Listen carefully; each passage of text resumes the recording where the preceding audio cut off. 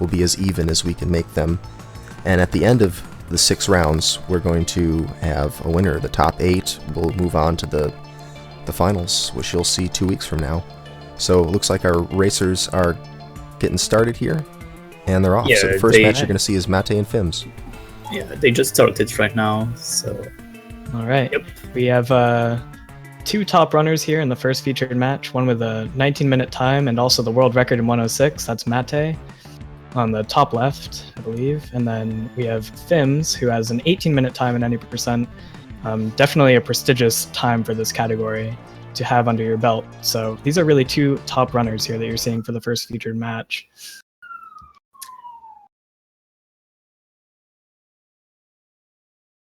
And I think we're still sorting out some technical stuff right now, but there we go.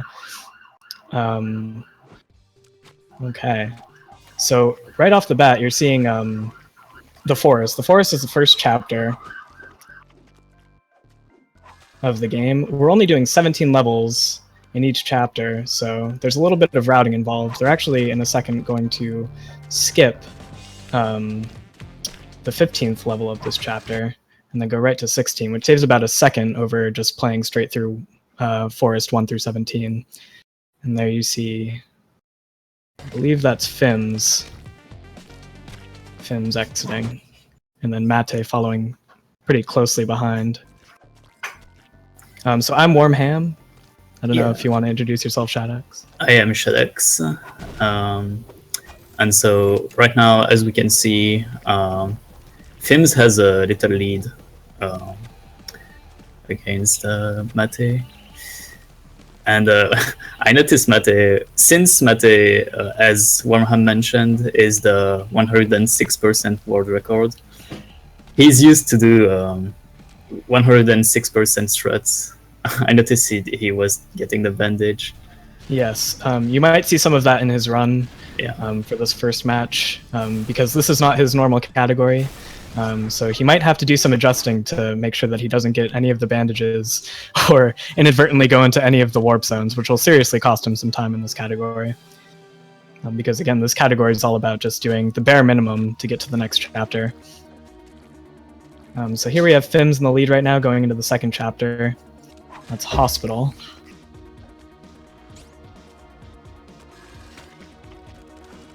And Mate taking a death on 2-1 there. That might cost him a little bit of time.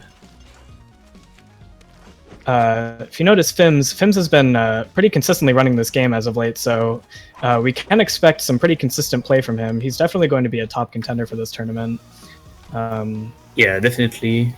As you mentioned before, having an 80 minutes PV in this game shows how good you are in this game.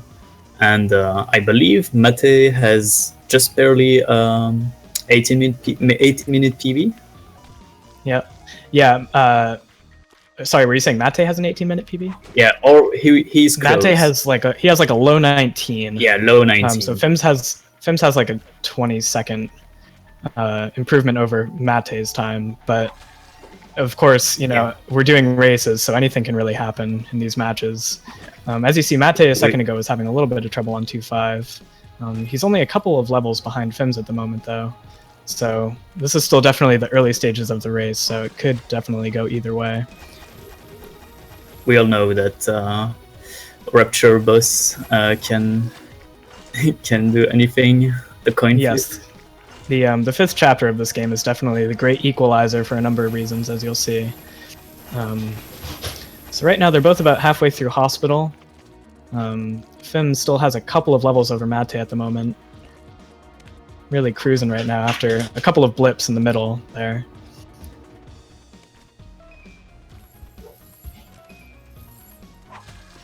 Yeah, Mate has definitely gained a little bit of ground on Fims.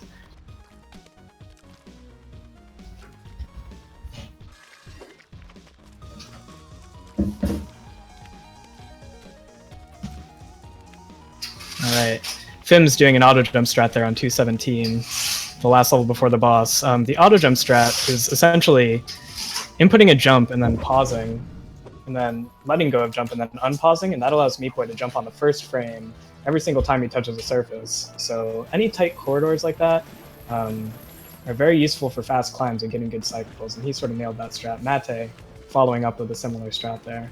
Now we see Fims going through Chad. He managed to get the skip there. The skip, you have to go out of bounds for a few seconds, and then get the second key in the level a little bit earlier than the game expects you to, which allows the blood to keep rising, and basically, yep, Mate gets it too. They both cruise to the end of the level without having to wait for the blood to continue rising.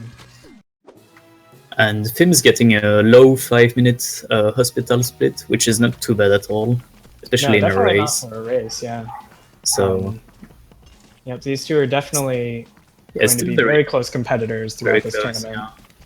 yeah. This is a small tournament. We have about 12 entrants. It was initially going to be something like 20, but we had some people backing out, so the top 8 finals, it's going to be highly contested now with only 12 entrants, because 8 of those are going to make it and then only 4 will be eliminated. So there's going to be a lot of vying for those top 8 seeds for the finals in a couple of weeks.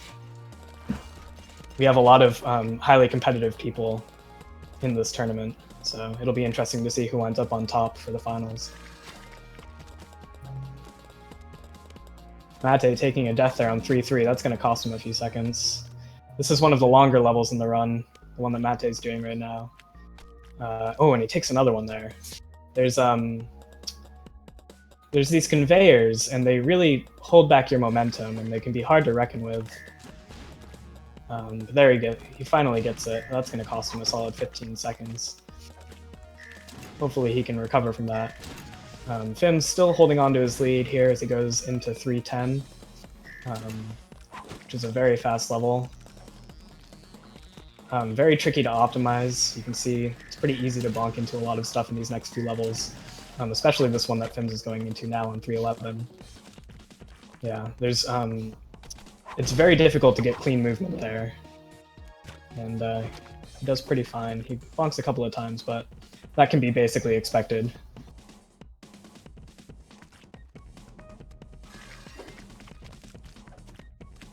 Alright. Mate looking like he's starting to recover a little bit after a couple of bumps in the road. He is going to have to work a little bit to catch up to Fims now, and Fims is going to have to start making some mistakes really to equalize this a little bit. Both have some of the cleanest movement in the active speedrun, Super Meat Boy speedrunning community right now, so. Ooh, and Fim's getting the 3-8 in fast strat. Yes, that's another auto jump strat there. He basically uses auto jump to get over the top of the level and access the end about 6 seconds earlier than he was expected to. Now he's going into Brownie. Normally you have to fight this boss by chasing him, and here he's going to do a skip where he again goes out of bounds. Struggling a little bit there. He takes a death. He's still struggling. Alright, there we go. He finally gets it. That's going to help Mate a little bit. He goes around the edge of the level, does something called a sprint jump, which allows Meat Boy to cling to a wall a little bit sooner than he normally would with a regular full jump, and avoids hitting an out-of-bounds salt pillar to go around the edge of the level and cruise to the end of it. That still saves about, what, 15 to 16 seconds, Shadow? Yeah, around it, yeah. Alright. It's one of the, I wouldn't say like most recent skips, but it was discovered in like late 2014, so I guess it's still pretty old, but one of the major skips in this game. We can credit Control Alt Delicious for that one. Yeah. Alright, Fim's not going for the fabled Hex skip. Which is totally understandable, because it's one of the hardest skips. One of the hardest skips in the run. Later on, you might see a couple of runners going for it, maybe Vorpal, maybe Silver if he's feeling really adventurous. Saves about 3 seconds. You basically dodge having to land on a platform at the end of the level. Let's see if Mate goes for it. I don't know if he's going to really be feeling it. I know that he probably feels like he has to do some catching up. He is going for it. He nails it. Wow. Mate with the Hex skip there. That's really impressive. Nice. That could have really cost him. If you mess that strat up, it costs you about 7 seconds, so... now he's struggling a little bit on 4-5, but that was a very impressive show right there by Mate. still trailing by just a couple of levels at this point. Anything is still possible. We're really getting into the harder levels of this category. Lots of crazy strats coming up that people can go for if they so choose. We'll definitely see Vorpal going for some crazy stuff when we get to his featured matches later on in the program. But those strats can very easily go awry, and there are a couple of players here who are very consistent, don't necessarily go for the fastest stuff, but their consistency might help them edge out some victories over Vorpal, so it's going to be really exciting to see who comes out on top here. What are you seeing right now, Shadox? Right now, I just started the second featured race that we'll be seeing after this one. Yes. Yes, that will be Uber and Owning Death we'll be seeing in a few minutes after this match wraps up. Yes. Yes. Alright, Fims coming down the final stretch of hell here, going into 419. He dodges some Maws, and interesting setup. He's not taking it safe, which could have dearly cost him. Yeah, it's definitely a very dangerous level where you have to take things like carefully because of those things. Yeah, the Maws, those big chomper guys. They'll come and get you if you're not very careful. There is a way to dodge it. We'll see if Mate goes for the safer setup on 419 when he gets there. Still running into some difficulties. I don't know if he's feeling the nerves right now. I know that this is not his main category, so he might not feel like he's in familiar territory at the moment, and that could be causing him some issues. But we'll see how his play evens out later on in the night. Fims finishing up Little Horn right now, the fourth boss. Yeah, Little Horn, the fourth boss, very well known to be like the break of this run, where you can just drink a little coffee. Yeah, you just have to jump a couple of times, and you can stand in the same position and you will never get hit. Yeah. All of these bosses were designed in about a week, so there's a bunch of interesting workarounds like what you're seeing on Mate's screen right now. So Fims right now is starting Rupture, which is one of the most, and if not the most difficult world in this category. I would say definitely. Yeah. Unless you're going for like the most optimal hell strats, Rapture will get you and cost you the most time consistently, run over run. You want to talk about the repulsor Shadows? They're bad. They're bad, yeah. They're just in a bad. word, they're bad. They can fling you across the map, and they can really mess with your momentum in pretty hazardous ways. Fims handling the repulsors with relative ease right now. Ooh, struggling a little bit, yeah. Yeah, this skip is definitely one of the hardest. It's really hard to get the wall jump on this little part of the wall. Yeah, that's definitely one of the harder strats that most runners tend to go for. You really just have like a one block area to deal with to get that jump, which is a very precise trick. Mate still just a few levels behind Fims. This is definitely a race where Larry could decide the outcome. Larry being the boss at the end of this chapter, which we'll talk about in more detail when we get to him. Fims skipping 5-8 here. Yes, there's... go ahead. Which saves, I think skipping 5-8 and doing 5-18 instead saves about 1 to 2 seconds, but I'm not too sure. Yeah, well, you have to get the fastest cycle, or one of the fastest cycles on 5-1 in order for it to save time. Yes. So if you mess up the strat, which involves basically a blind jump at the beginning of 5-1, you're going to be losing time with that route. So very risky move on Fims' part. Yeah, 5-8 is definitely one of the easy level to do. So it would be safer to do 5-8 instead of 5-18, but he probably got this. He's been doing that for a long time now. Yes, this is he's in his element right now.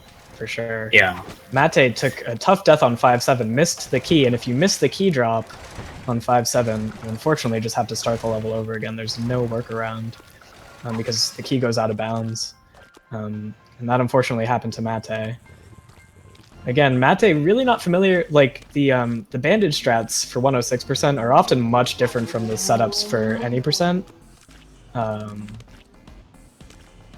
So he's still adjusting to that right now. He is the he's the 106% world record holder, so he's definitely a top player in a lot of ways. It's just he does a lot of these levels with the character Nyja, which we don't use in any percent. Nyja's the character that you unlock after 50 bandages and 106%. So much different play going on, and he's still definitely holding his own. Would you say, Shadox? Yeah, it's still going pretty strong. And Fims is about to finish 518, so about to enter Larry, so the 5th boss. Yes. And we'll see how it goes for him. So as I mentioned before, I call this boss coin flip because basically it's all luck based. Each time Larry is divided in 3 like worms, and each of them have to jump into the souls and suicide basically. And Fims actually got really good luck. Fims got good Larry. Yeah, so the thing is, Larry can jump or cannot jump. So if he never jumps, you just sit here and wait for him and just lose a lot of time. But Yes. Fims definitely got a decent luck. Yeah, he's on a mid-19 pace run right now. Yeah, definitely. It's like sub 19 is definitely good in a race. He's putting on a very strong show right now in the bottom right-hand corner. Mate still holding his own. You know, this is his first race in any percent. Probably the first time he's done an any percent run in some time, given his focus on 106%. Yeah, that's And, actually possible. He still looks like he's on pace for a sub 21 right now with a good end and a good Larry. So we'll have to yeah, watch. should be possible actually.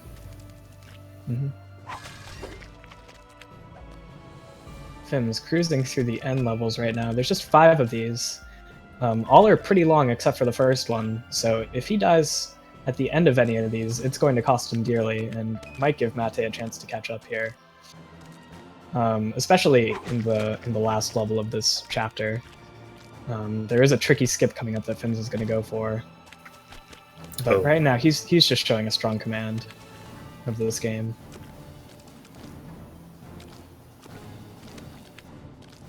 Mate. Oh, getting the nice... was that a 2.5 cycle? No, actually, I think he got like 4, I believe. I was... Nice. I'm not too sure. I think it was 4. Sometimes... But yeah. and Sometimes Fims Larry's really cooperative. And Fims, yes. Fims getting the keyless strat there. Nice. Yes. Normally, if you get the key at the end of that level, it costs, what, Shadox? Like 3 seconds? Yeah, about 3 to 4 seconds. Getting that key in that little structure on the top. But you can skip it. It's immensely risky, but he went for it and did it anyway. Yes. Yep.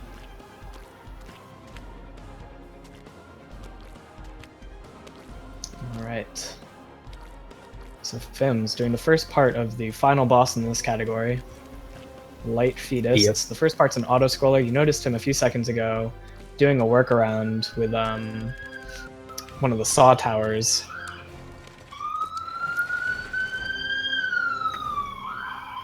Police. That's the sound of the police. Whoop, whoop.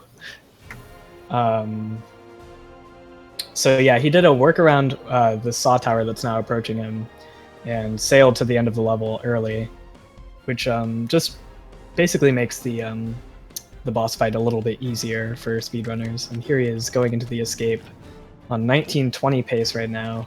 Fims. If everything goes well, he will Looking get... like he's going to come out on top.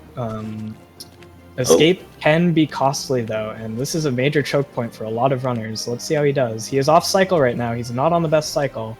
Yeah, but taking it safe at the end, which is a good decision, and still making it nice. Nice. 1924. Incredible show for the first run of our Super Meat Boy Any% Swiss tournament here on twitch.tv/speedgaming. Yeah, definitely. Something worth mentioning also is this is our first Super Meat Boy tournament. There has never been a Super Meat Boy speedrunning tournament before, so that's a first for us. Yeah, it's really exciting. Yeah, Fims getting a sub 20 is definitely a good thing. Oh, okay, so yeah, we are now switching over to the second featured match, Yes, which Uber is and Owning Death. Yeah, Uber versus Owning Death. Definitely a good matchup here. This is going to be a close race, I think. Yeah, both of their PBs are really close. I think they are 20 seconds apart. I'm not too sure. Uber has like a low 20, and Owning has, I think, like a mid to low 19. I want to say like it's a 1930 or something. Yeah, pretty much. So these are very close competitors. Uber recently been taking a break from the game. Owning always on his periodic grind. So these two are both very passionate about the game in their own way, and I think both want to put on a good show today. So let's see the action here. They're really they're just about a level apart right now. Maybe a couple. Uber struggling a little bit on 4-8 there, but I think he should still come out okay. Yep.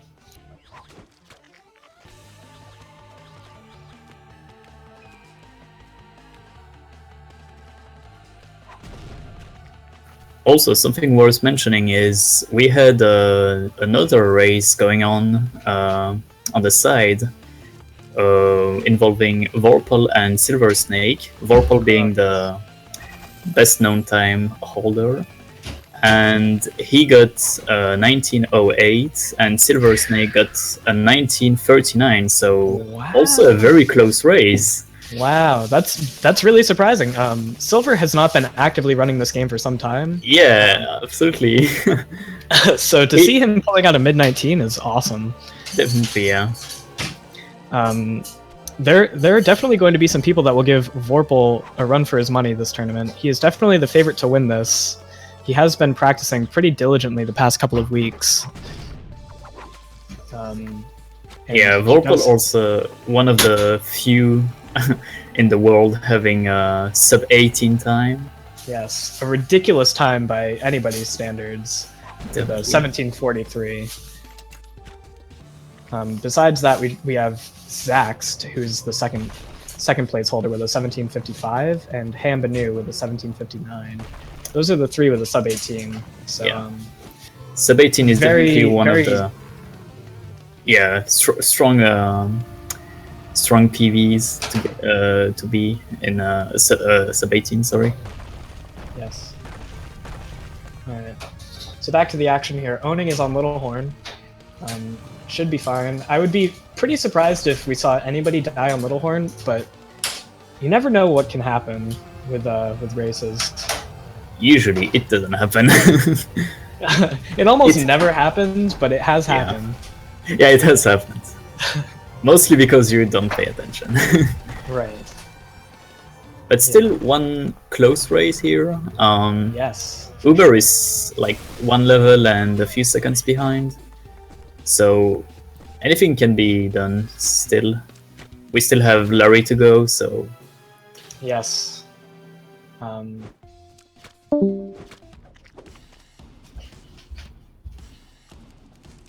Yeah, Owning has a bit of a lead right now. Not sure what happened at the end of Hell for Uber, but it does look like he was struggling a little bit there. Which gives Owning fairly commanding lead, but it's not one that can guarantee a win for him right now. Yeah. Also, something worth mentioning is that both Owning Death and Uber are well known for being Neja players. So, yes. As Wormham mentioned before, Neja is a different character you use in 106% category, and she can make like the category go much faster than Meat Boy, so I wouldn't say Yes. that Neja like makes it like so that they're not used to Meat Boy, but maybe there's rust Yeah, from well- Uber. That can be.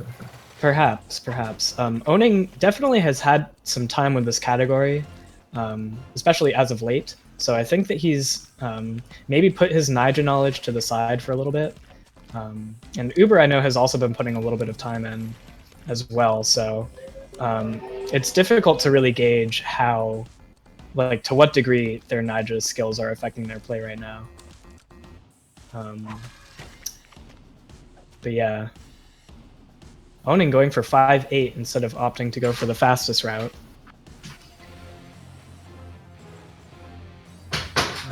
Optimally, that costs him a second, but he is in a race mode right now, so he's probably just thinking about, like, what can I do that's the most consistent thing?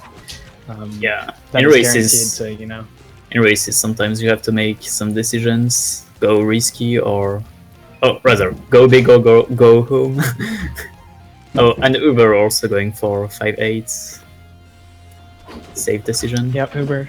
Yep, Uber is a definite supporter of the 5-8 inclusion in the Rapture route for this category.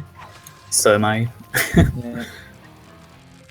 Yeah, I mean, 99% of the time, the other route will end up costing you time. So these guys are both definitely thinking about the path of least resistance for sure. Because most of the time, Uber taking a tough death on 5-9 there. Yeah, it was actually a fancy dodge, but then he died. Yeah.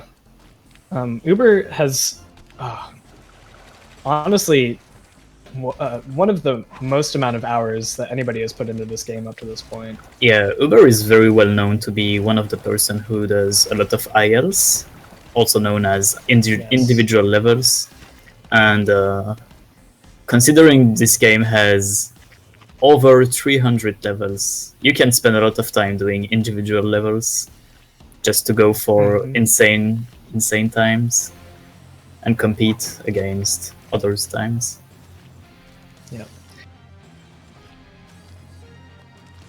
Yeah, that's most of Uber's experience with this game. He has done some full game runs, very briefly, a mid to high level competitor in 106%. And then he got a sub 130, which is a respectable time in that category for sure. Yeah, definitely. Owning still holding on to his lead by a few levels. Yeah, and about to enter coin flip. Yes. Going right into Larry here with a 1645. Oh, that's 2 cycles right now. Yeah.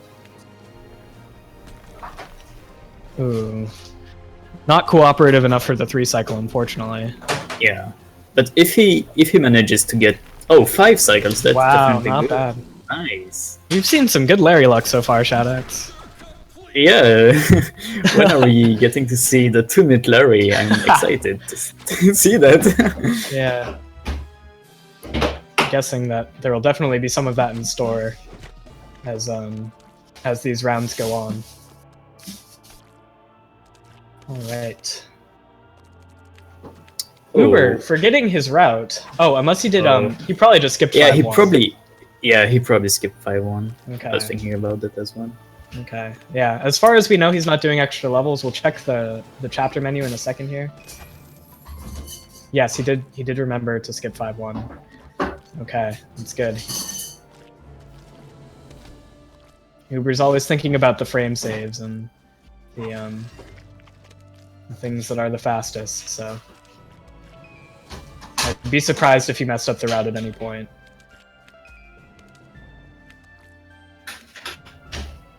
Owning going for an auto jump setup on 6-3 there. You notice that he paused the game briefly to activate the auto jump glitch. It's actually a tight wall jump he did, and Yes. just to make sure he gets the wall jump, he used the auto jump glitch. Yeah, that just makes things a little bit easier.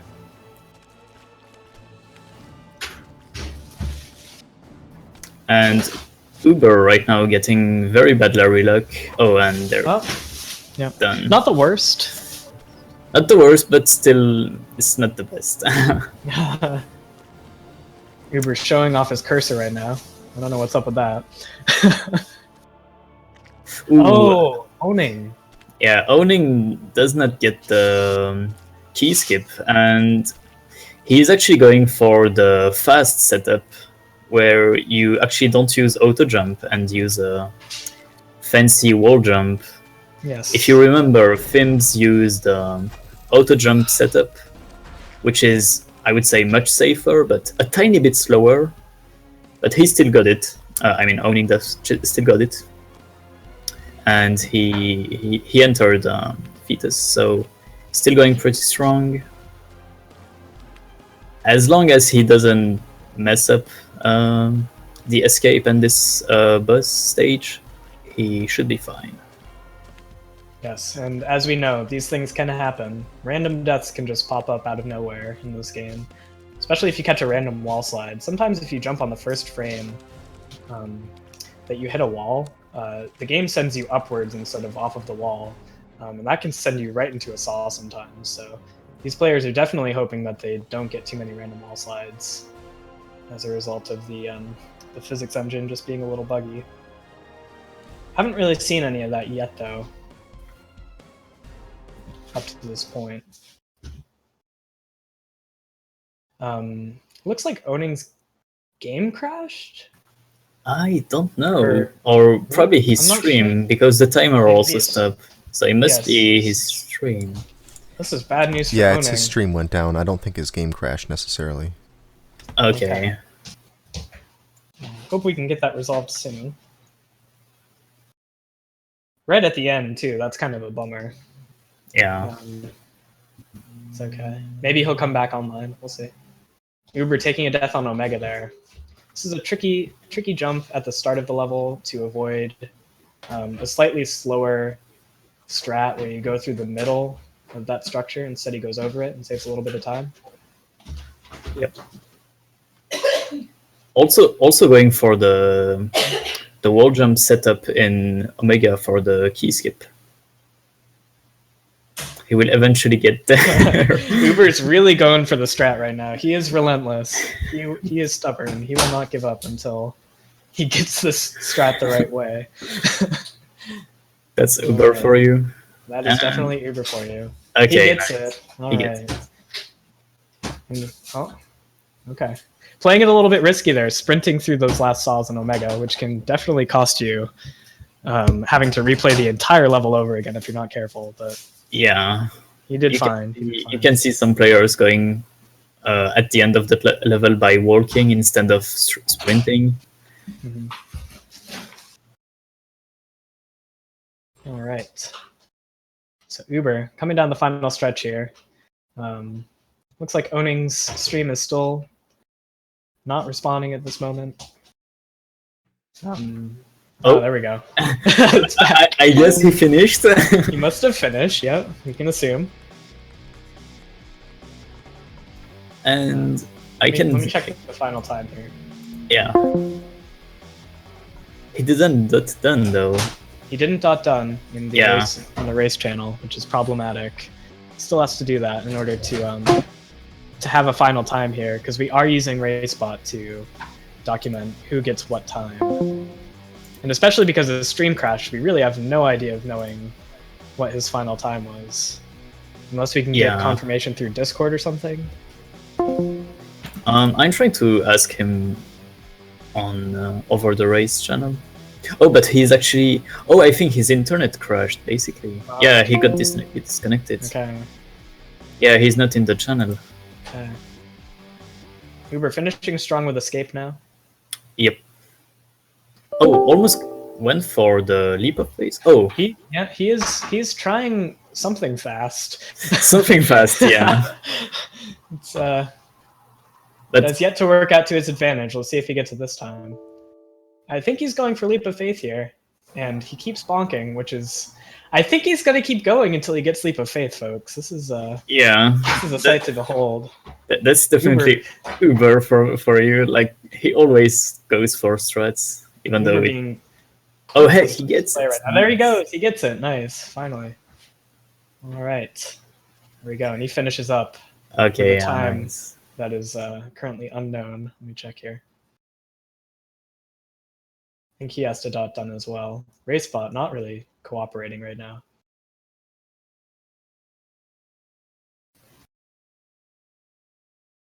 All right, so we're gonna get the final time squared away, and then we'll get going with the next round.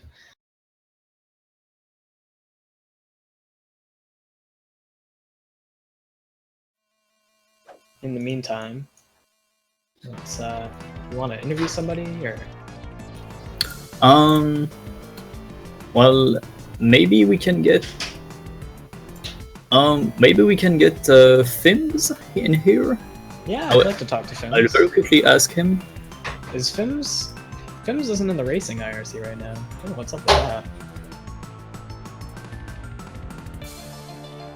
If not, we'll pull somebody else in. That's fine. I'd love to talk to anybody right now.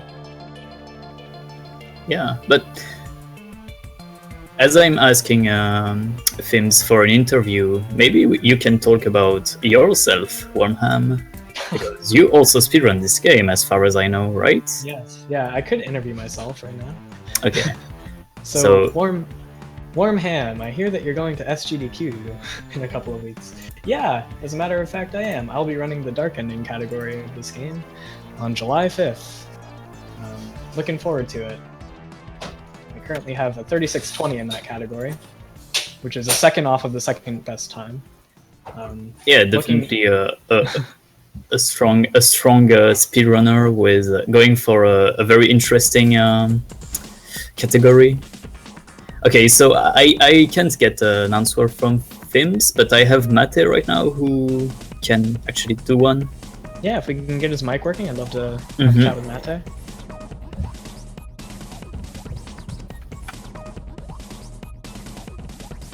Alright. And Shadax, you also have some experience with this game. Yeah, definitely. I've been... Well, I say I've been. I'm not really speedrunning the game these days, but I've been speedrunning the game for... Well, since 2013 now, and I've run most categories, and this is my first speed game, and I have to say it's one of my favorites, even though I happen to spit on it a little bit because of the lag, Larry bus and stuff like that, but it's still a game I love a lot. I love speedrunning a lot. Yes. And right now we have Mate in the channel. Hello, Mate. Welcome.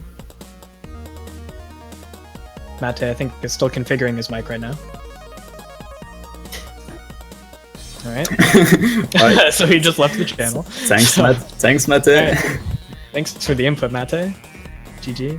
Shadax, what can we expect to see from you in the coming weeks here? Oh, from me? Yes. Well, right now, nothing from Super Meat Boy, but I will be going to the ESA Marathon, which is the European GDQ, if you want. And yeah, basically, and I will be speedrunning two games, but they are not like related to Super Meat Boy, so if you're interested, just stick around. I'm Shadax1. Yeah. Shadax will be running, what, Carol Blaster and... Carol Blaster and Toho Fan Game. Alright, good stuff.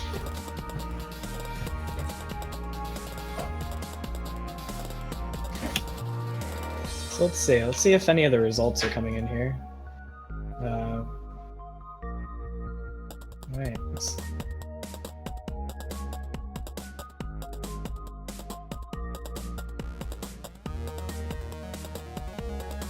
Okay. So that should... Okay, I can edit that right now. That's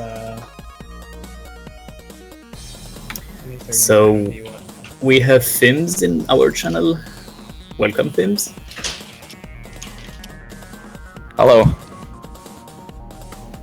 So Fims, how are you feeling about your win against who was it? I forgot. Mate. It was actually an okay run. I only died 3 times, I want to say. Yeah, I didn't see much death from you. So it's definitely a strong performance, so congratulations. Thank you. I mean, I also got a 5 cycle, so there's that. Yeah. But Actually, both of you had a really decent Larry, so that was the good parts. So, tell us about you and Super Meat Boy. When did you start speedrunning, and how did you get into speedrunning that game? well, I had played Super Meat Boy casually, and I always wanted to get like 106%. And at some point, when I was getting 106%, I looked up some videos on YouTube to find out how to do some of the levels I was struggling with. And I saw Vorpal's world record run, and I watched it and I thought it was pretty neat. So after I got 106, I tried, I thought I'd try this 70% speedrun thing. And from there, just kind of, that's the whole story really. And That's where I it think all that, started. yeah, that's where it started. That was 8 months ago. I did my first run, maybe 9 months ago. Yeah, something I actually wanted to mention during the race is Fims is actually a fresh player. Very well, I wouldn't say new, since he now has a very good time, but still one of the most recent speedrunners in the community. So it's actually really surprising to see how fast you have improved. So Yeah, I don't know. I don't know. This game just, I guess, clicks with me. I don't actually have like that many hours played or anything, and I did take a pretty long break from running it after I got like a PB. So I don't know. yeah, and if you were to advise somebody to speedrun this game, which advices would you give to them? The first thing is definitely the biggest would be to try to get 106% casually if you can, because doing all the levels, even the ones that aren't involved in any percent or whatever category you're interested, will help your mechanics get really good. Yeah, most definitely. Other than that, I would say just if you're at the point where you're already learning the run, just try to minimize your deaths as much as possible, because your strats don't really matter until you get like a 20-minute or like a 19-minute time. Yeah, that's also something I usually advise people is never go for insane struts if your time is not close to 20 minutes, I would say, or sub 20. So okay. So right now we are getting our new race channels ready for the next races. So as we are getting that ready, maybe Wormhan or Fiesel, maybe we should interview somebody else.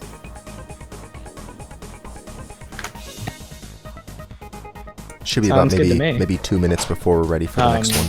It's looking like the featured matches for this next round are going to be Savade and T7. We're going to have Mate versus the legendary Mudkip, and then we'll see what the third featured match is going to be. All right. So That's still being figured out right now. Okay, so we have another speedrunner in here called Silver Snake. He was in a different match we didn't see on stream because of a few streaming issues, but here he is. So welcome, Silver. Do we have Silver on the line? Hello, Silver. Alright, it's looking like Silver's having a little bit of connection issues right now, so Yeah. hopefully we'll get that sorted out. The featured matches have been confirmed. Again, it's Savade to 7, Mate versus the legendary Mudkip, and then Vorpal versus Owning Death. 3 very interesting matchups. What do you think you're going to see in this next round, Shadox? I'm definitely interested to see how, for example, Uber is gonna do against Silver. That's definitely one match I'm interested to see, and how the 7 is going to do, because the 7 is one of the old speedrunners of Super Meat Boy, and I actually haven't seen him around for a long time. So I'm excited to see how he will perform against Savade. Savade being one of the newer speedrunner, I believe. Yes, Savade, most known for his Dusk Force SS All runs. which will also be treated to. Okay, can you hear me now? SGDQ. Hello, Silver. Oh, hello. Hey. So you played against Vorpal earlier, and I saw you got a sub 20 time. Yeah, it was a surprise. Yeah. So how did the race go? Yeah, pretty smoothly. I didn't die on Chad. I thought I was going to, but apparently Vorpal died instead of me, so I'm happy about so that. Nice. Yeah, and, he did. Go ahead. He said he did a pretty bad run, obviously, since he did 1912, if I'm right. I think he got a 1906. Still a strong time for a race, but yeah, for Vorpal it's not a good time. Yeah, obviously, it's not a sub 18. It's super bad. It's super bad. No, but I was like, I was hoping for a sub 21 because I didn't do a single run since something like 4 months, maybe 5 months. Okay, so the rust was there. Yeah, indeed, and I got everything right. Like every skip was going well. Of course, I had some death. Like I got some six death, I think 6 or 7. I'm not sure because I did some tests with my mid boy. Okay, so your death count wasn't accurate. Yeah, again. and since my stream is not working, so I don't have any trace of how many death I did. But it was pretty good. It was pretty okay. That's nice. Yeah, I know you're a very consistent player. So Silver Snake here, who's also a very old Super Meat Boy speedrunner who I remember coaching before for... You coached me? Wow! Oh, that guy! Of course I did. And yeah, obviously a very strong player who has a PB of 18... I forgot, 18... 1826. 26, nice. That's a very, very good time. Yeah, I was really surprised when I got this one because I wasn't really how you say that grinding the game at the time. So the run was going good, and I didn't die a single time, and I was to Larry, and this is my best time when I entered Larry. So I was like, yeah, okay, Larry's gonna destroy everything, whatever. And yeah, everything, I didn't die a single time on this round, and that's the reason why I got a very good time like this one. But obviously I didn't try all the fancy strat like the kill S and everything, so that could have been better with a little more strats. But yeah, I think that's the best I can do. So we hope to see sub 18 soon from you, Silver Snake. Yeah, I will not expect that at your. All right. It looks like we're almost ready here to start the second round of the tournament. Here we have Vorpal and Owning Death streams up, so it should be interesting to see what this matchup looks like. Oh, Vorpal against Owning Death. Nice. Okay. Yes. Vorpal again, obviously the favorite to win. He does have the world record in this category, but I'm sure that we're going to be seeing some upsets as this tournament progresses. Yeah. Again, Silver almost edged out a win over Vorpal in this first round, so... Super Meat Boy is a unpredictable game, so anything can happen. Larry can happen. Yeah, I can't happen. Got a perfect Larry, by the way. Oh. Obviously, yeah. That might have helped you a little bit, Silver. Yeah, maybe. And Vorpal was like, yeah, of course you got a perfect Larry. That makes perfect sense. Like, oh my god. But yeah. Okay, so it's a shame I can't stream. I don't know why, but my OBS only stream display a play button. I don't know why. So if someone have the answer of this problem. Happens. So thanks, Silver, for the little Welcome. for the answering my questions, and good luck on the next race. Yeah, thank you. Vorpal owning starting in 10 seconds here. Alright, here we go. Round 2. Big stuff on the horizon. You'll notice that owning has an input display in the bottom right hand corner. Ooh, Vorpal is the top left. yeah, probably worth mentioning. Vorpal plays with a controller, and Owning This plays with a keyboard. Yes, owning rebinding some of the default key bindings to something that's probably a bit more comfortable than the kind of unwieldy default key bindings that I prefer to use. But you know, it comes down to preference. It comes down to what you're comfortable with. People will tell you that when it comes to playing as the character of Meat Boy, you can really use either controller or keyboard pretty competently. Yeah. I guess when you're using Nyjah for 106%, people generally advise using a keyboard. Yeah. And looks like we just lost Vorpal's stream for a second there. Okay. All right, so now we get treated to some nice gameplay by Owning Death here. It looks like he was going to try the auto jump strat on 111, but that fell through, so he went for the backup. Vorpal is really going to be a treat to watch here. Yeah, so again, Vorpal is known for being the world record holder with a 1739, if I'm not mistaken. Yeah. And so we can definitely expect a good show from him. Yes. Owning definitely holding his own right now. Looks like he's only trailing by a couple of seconds over Vorpal at the moment. So he's definitely holding his own in this first chapter. Yeah. Looks like the timers might be a little bit desynced right now. Yeah, it looks like they are tied, but Owning This is like 3 to 4 seconds behind.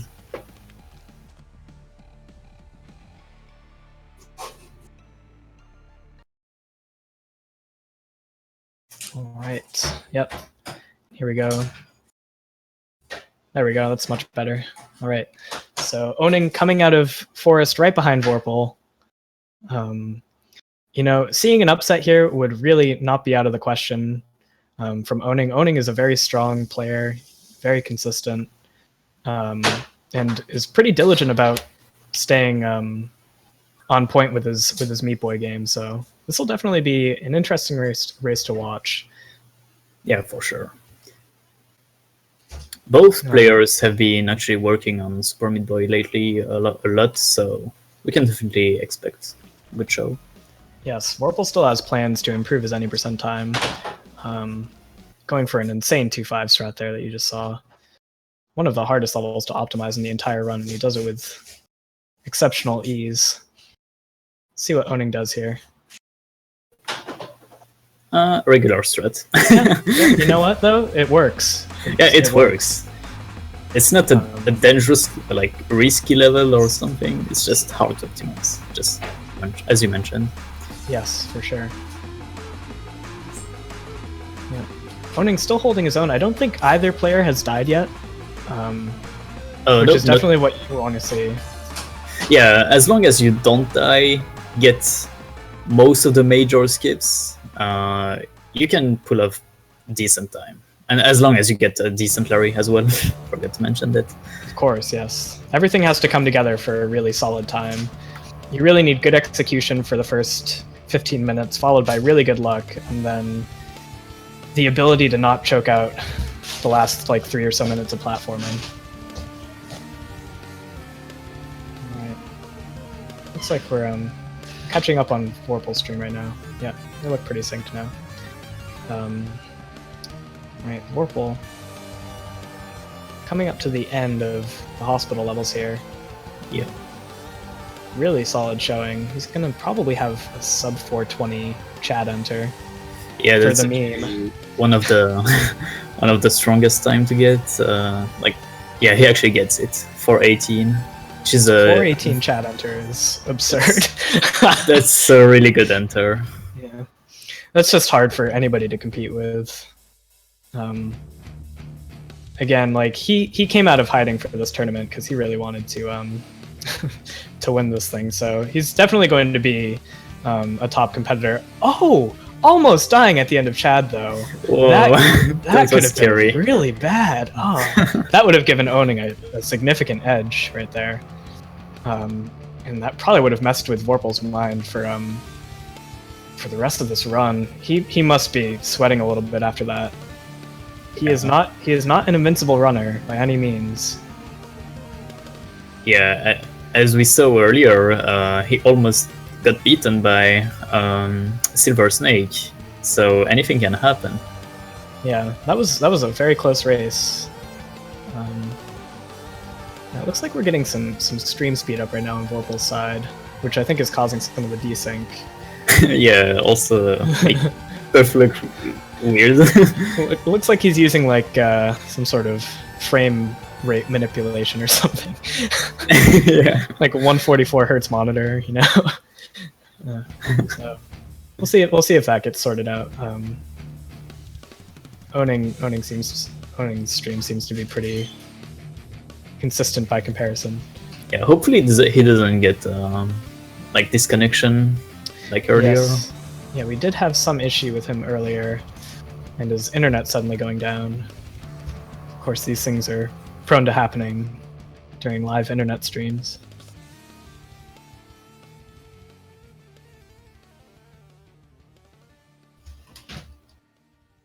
All right, Owning missing the fastest strat there on 3-5. Really, at the present moment, just a few levels behind. Yeah, Vorpal. still doing decently. He's putting on a very good show right now. Like if I were in owning this place, I would be happy if I were able to pull off a sub 20. Sub 20 Yes. would always be my goal time in races. Oops. I know Vorpal always goes for well, not goes, but he like usually thinks that sub 20 is now considered as bad for him, which is totally understandable since he he goes For a for Vorpal time right now. Vorpal going insane. Becoming the speedrun time master and manipulating time itself to progress through the speed game. Oh my goodness, I love what's happening on his stream right now. This is really interesting. It's a little distracting, to be honest. Yeah, I think he's only got one death in 3-8, I believe. Yeah. So he still has a decent time right now, and owning death is not too far behind, honestly. No, not at all. Vorpal's entering Hell with about a 7. That was probably a 7:45. That's about par for the course for Vorpal on a given run. Owning hanging on for sure. He's definitely putting up a good fight, as he also finishes up the end of Factory and prepares to do Brownie Skip. Again, probably one of the most substantial skips in the entire run. And you just wrap around the edge of the map here. He gets it first try, effortlessly, and saves about 15 to 16 seconds. Oh, and Vorpal getting Hex Skip. You just saw it. So this is the skip that involves skipping the moving platform and saves about 3 seconds, I believe. Yes. Is that correct? Yes, about 3 seconds. We can expect Vorpal to at least go for that every single time. Yeah, and he's so consistent probably at get it. it most of the time. Not going for double rickets. I know that he was practicing that earlier. I'm not surprised, to be honest. It's Yeah, and I think his faith might be a little shaken after almost dying on Chad, so I don't think he's pressing his luck. He knows that Owning is definitely a competitor that will take advantage of any major mistakes that he makes, because Owning really goes for things that are safe and fast. He really seeks to strike a balance there. And Vorpal just goes all in. He's like a no-holds-barred player. Yeah, for sure. I know Owning Death is a very consistent player. When I watch his stream, I know he usually goes for no reset runs, so doing that usually allows you to get to practice the end of the game as much as possible, so that's a good opportunity for him to actually like be good at, most of the game. Yeah. Hell is definitely one of Vorpal's strongest assets. He's going to be doing a bunch of time savers here that basically nobody else really tries in their runs, which will probably give him the advantage of a number of seconds by the end of this chapter. Yeah, still having the speed up issues, but I'm sure that'll be fixed as the tournament goes on. So that's not a big deal. Owning Death, still hanging on. He's probably only died a couple of times at this point. Yeah, I think I've seen him die 2 times, but I'm not too sure. Also, I just noticed Vorpal just died to 419. Yes, Vorpal took a small death there. Yeah, small death, but... Oh, and Owning Death dying in 414. One of the most technical levels and one of the most impressive levels to look at, where you go through, like between the laser and the platform. Yep, it's a lot of very tight dodging of lasers. You have to know the cycles pretty well in order to do that strat consistently, and Owning got it after a little bit of a blip on his second try, which, you know, that happens. That just happens on that level sometimes. But he is still definitely holding his ground. It looks like the streams are finally synced up and Vorpal's stream is under control for the time being. I don't mean to jinx it. Let me knock on wood there. But yeah, right now it's looking good. And so right now Owning Death is about 50 seconds behind. I believe the whole Little Horn section is about 50 seconds. So yeah, roughly 55 seconds. You notice that Owning was entering as Vorpal was leaving, so that's Vorpal has almost a minute over Owning at this point. Larry might change the game entirely though, and Vorpal takes a death on 5-1 there. He is going for a very fancy strat that involves something called a ground sprint jump. Oh, never mind. He reverted back to his old strat there. Oh yeah, I remember the stream when he was practicing the ground sprint jump. Yes, going for a sub 13 time on that level is pretty ridiculous to do in RTA attempts. But that's Vorpal for you. He tries to do everything. He's not going for PB or anything though, so he is not necessarily doing. He's not putting all of his cards on the table. I can say that. He's holding back a little bit just for the sake of consistency. Owning going into Rapture now, doing 5-1. Going for a slower cycle here, probably a good call. Yeah, that strat is really tricky. Going for the regular strat in 5-1 is wise decision, honestly. Yeah, almost took a death there at the end. Yeah, very close. Also, Wormham, something probably worth mentioning is Vorpal is the person who actually has beaten EXO. EXO being very well known to be the world record holder for about 3 years before, and he held a time of 1839, which is still considered as one of the best run of Super Meat Boy. It's still a very clean run. Yep. Yeah. And he didn't know about a lot of the things that we know about now.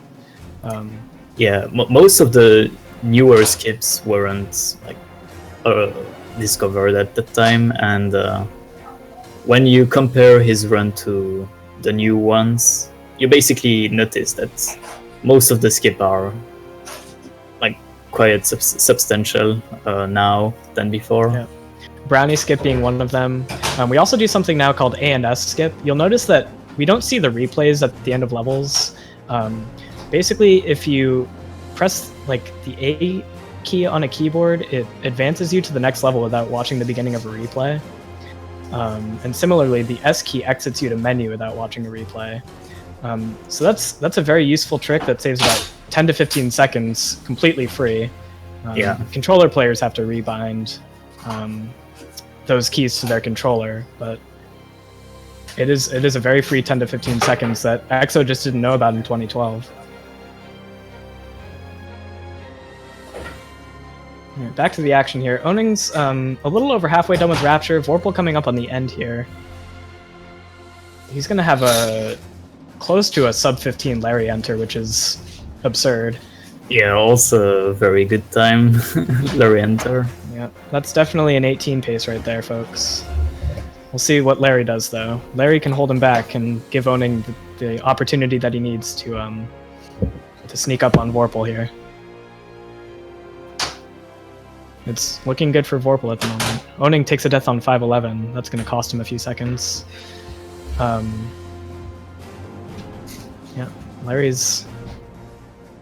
Larry cooperates once again. We see Vorpal advancing. That's really nice. And yeah, if Vorpal can manage to get a decent end world, he can probably get a sub 1830, I think.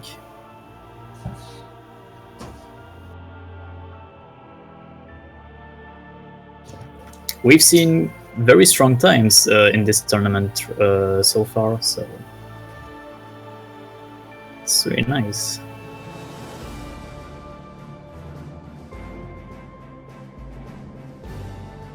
Who is refurbishing a bathroom in the background? That would be Girlham.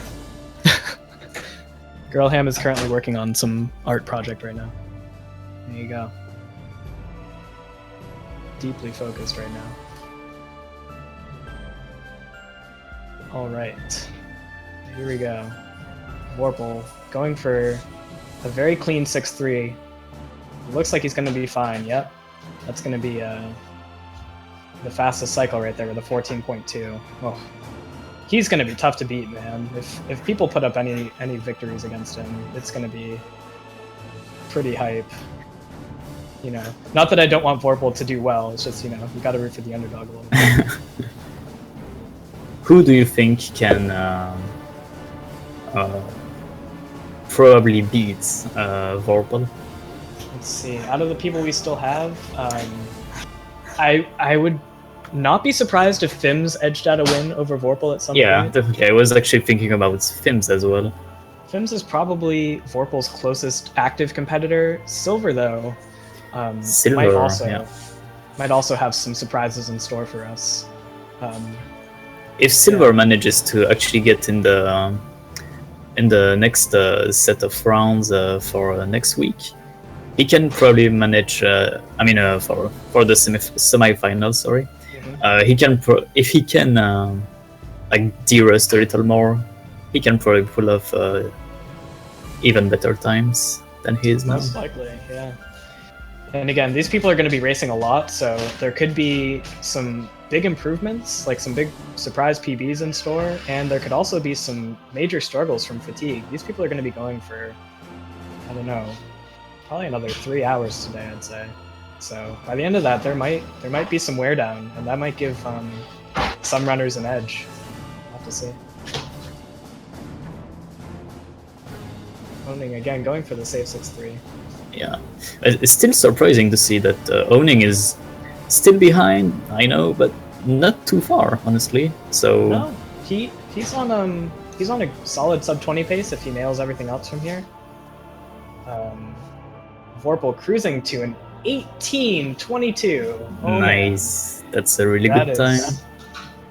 For reference, everybody, that is tied for the 6th best time by a person ever. So, and we have over 300 entries on leaderboards right now, 320 at the moment.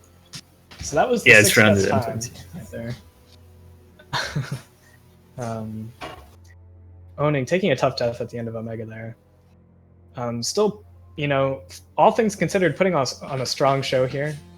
Definitely showing, you know, what a human being can do with this game as opposed to what Vorpal can do. Yeah, you can notice how Vorpal has put his time into this game. It's really insane. Yeah, Vorpal has, I think, a little over 3,000 hours. I would say 2000. I think maybe? he has a lot of time offline as well. I don't know. I think he, Oh, I think he okay. was last quoted as saying 3,000.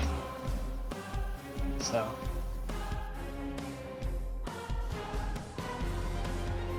Yeah, Keyless Omega is definitely a sight to behold. It's also one of the most costly mistakes that you can make if you take a death there. Alright. Looks like we're not going to see the end of Oning's run. We're going to instead switch over to the next featured match. Yep. Which That is the 7. 7. And... Dun, dun, dun, dun. I don't know. I think it's Sivade. Yeah, Sivade. Alright. 7 has quite the lead right now. Sivade, again, being a newer runner to the fold. Recently just posting his first sub-25 run. So we'll probably see at least one PB from him by the end of this, if I were to wager. Obviously no guarantees. But Sivade, again, one of the top Dust Force players, has sub 1 hour in the SSL category in that game. So he has a lot of 2D platforming experience that he's bringing to this tournament. Really just wanted to try this out for fun, and I don't know. Looks like he's definitely holding up right now, which is pretty cool. Yeah, being in the same world as his opponent, which is...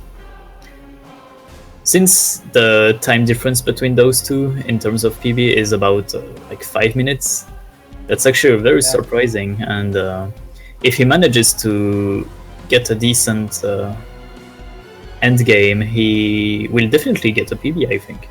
Oh yeah, this is certainly PB pace for Sivade at the moment.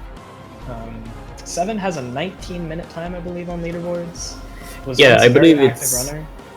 Yeah. But he's been inactive for quite some time, so it'll be interesting to see how his play stacks up today. Looks like he's doing pretty well so far, though. He's gonna most likely have like a 17-minute exit from Larry.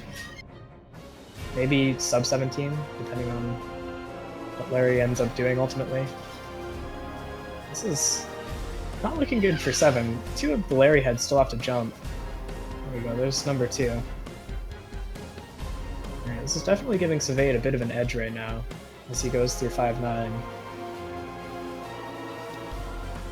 Avoiding So the, Larry can... Go ahead. Larry can last for about over 2 minutes, I think, if you're lucky. He can technically go on indefinitely. It's just like the odds of that happening are essentially 0. Oh, okay. Yeah. Yeah. There have been 60 cycle Larrys before. I think I've heard of that happening. 60. Yeah, 60, 60, not 16, 60. Okay, 60. Oh. Yeah. Okay. And that's probably upwards of 3 minutes. Highly unlikely that we'll see something of that caliber. Most likely, Larry usually averages to like 7 or 8 cycles. 7 picking up the speed a little bit here. Going through 6-2. Dodging those saws at the end, which are one of the most hazardous elements of the whole run, because if you die there at the end of 6-2, that's going to cost you a solid 20 to 25 seconds, depending on your level of play. So. Yeah, depending on the way you dodge the saws, and at the end of 6-2, it can be very dangerous for you. If you're nervous, then... Yeah. Well, there is a safe setup where you just wall jump and just stay on the wall. But I saw 7 going for like the multiple wall jump setup. I don't know if you see what I mean. Yeah. The more optimal, I guess, way of... Yeah, the more optimal way. 7 definitely has some knowledge from this game. He's bringing back today. Ooh, that's actually an interesting key setup, but unfortunately wasn't able to get it. It looks like he was doing like a bufferless setup that normally requires the buffer. Is that? Yeah, right. He just stood now there he's just not and bothering.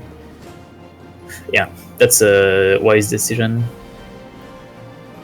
If you keep messing up a key skip, it can cost you just a minute or something. Buckets of time, yeah. Yeah. Especially if you haven't really hammered out the consistency of that strat, it is one of the most costly time sucks of the whole run.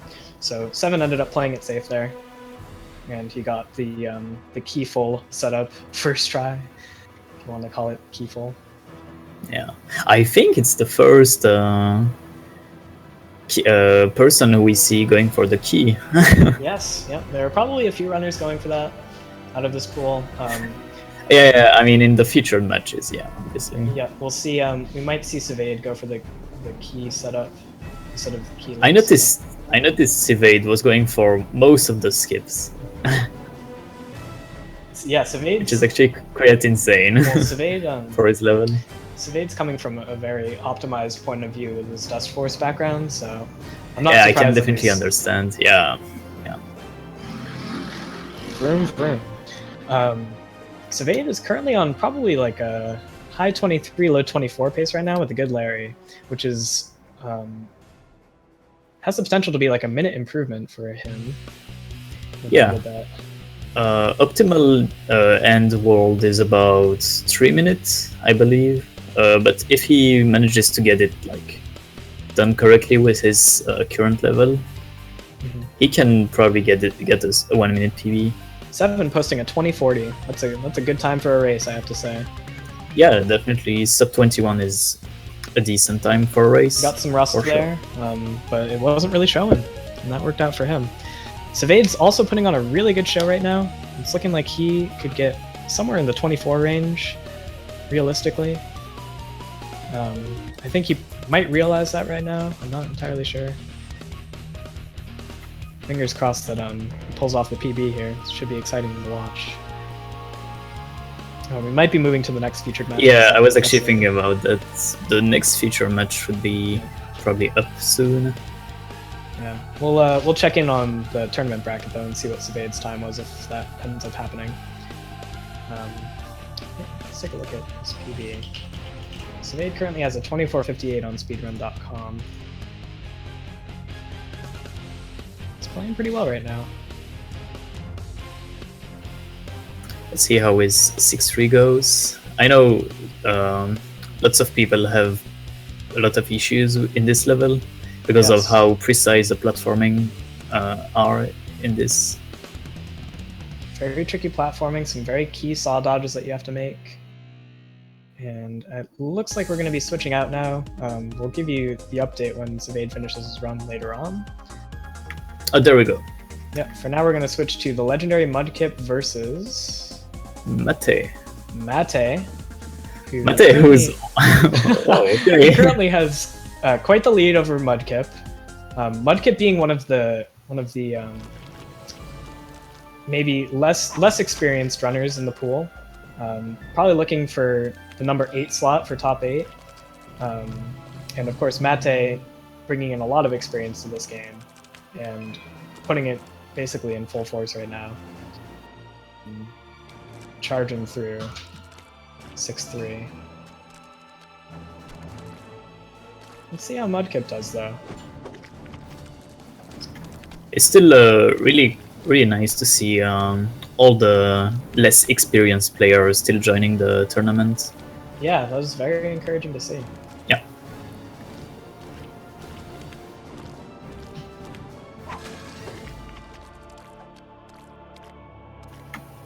So, do you think he will go for a key skip? Mate? Yeah. Oh yeah, I would be surprised if he did not. And Gets he nails it, it. nice. Uses the auto jump setup to ensure a first frame landing on that block underneath the key structure there.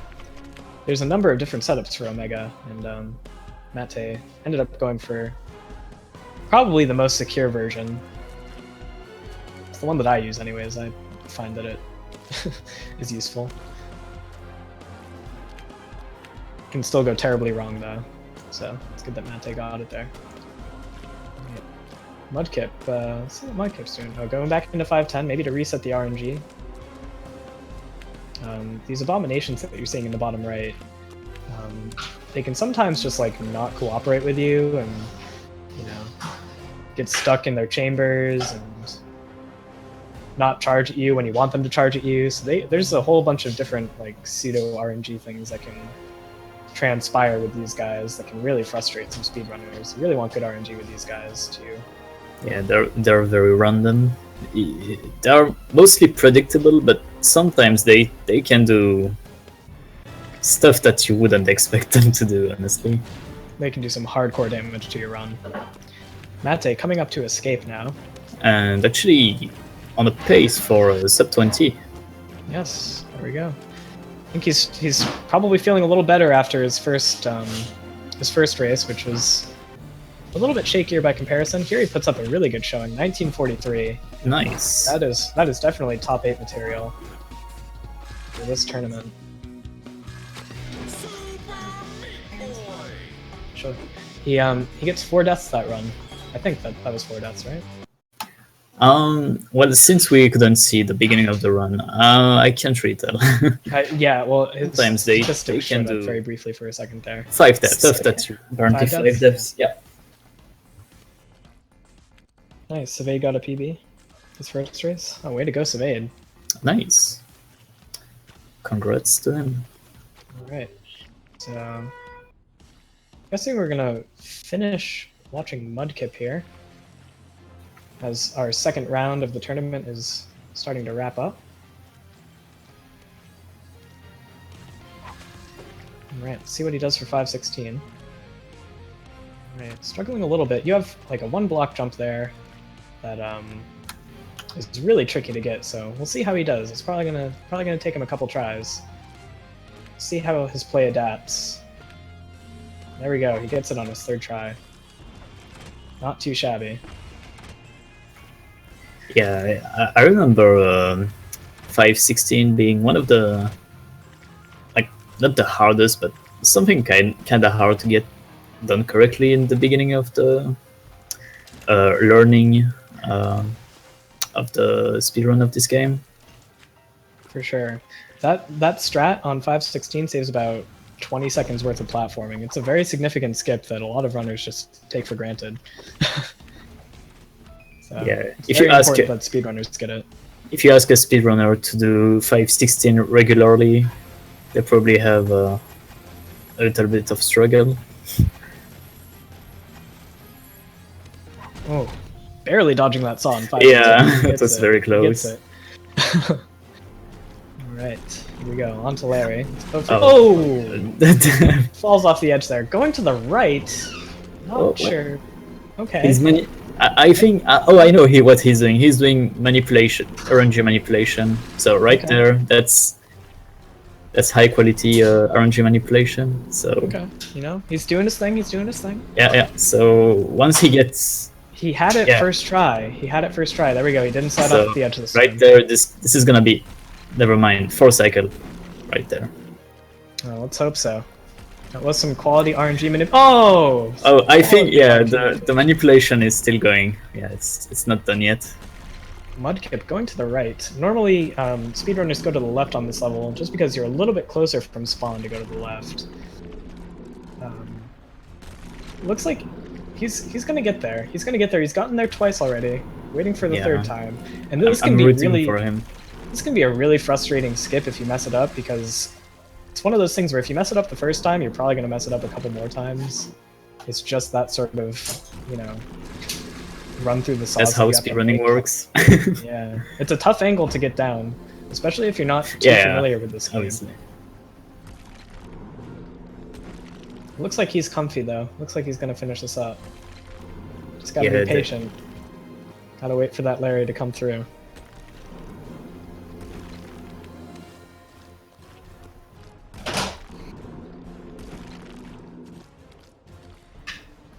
Alright. Larry is not cooperating now that Mudkip has finally made it to the other side of that saw wall. There we go. There's the 3rd cycle. There we go. Okay. Okay, so we might probably see time around 26, 27. I'd say probably 27, given Mudkip's background. Not that that's a bad thing. I think 27 is still a respectable time to post for a race when, you know, you're not the most active runner. I think that's definitely a good showing. Yeah. Mudkip going. However, maybe he's frustrated. He might be a little on the frustrated. Yeah, maybe. I'm not sure. Not sure what he's up to anymore. I think he probably doesn't know. I think he probably doesn't know we're watching. I think he's maybe getting his rage on a little bit. You know, watch me rage. Watch me rage. But yeah, for someone who's probably like somewhat new to the category, he could be posting a good time, but he's just messing around right now. I'm not sure what the deal is. This could still be like in the 27 to 28 range if he put his mind to it. And instead, it's just, I think he maybe resigned to the fact that he took a loss. But you know, in the event of a win-loss tie, these times are going to matter for the final standings. They are factored in the event that you have the same win-loss record as somebody else. So he is really potentially costing himself a position in the top 8. Who knows, though? I'm sensing a lot of frustration, a lot of pauses at spawn, a lot of completely unnecessary deaths. But you know, he's just gotta get his mind out of the hole and just finish strong at this point. That's all that we can really hope for.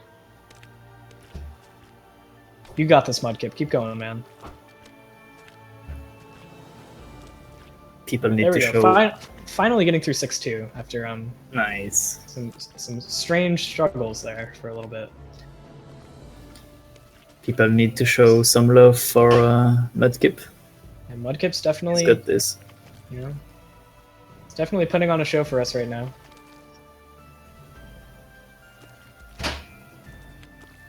Just gotta believe, man. He's gonna get there. We will get to the end of these credits.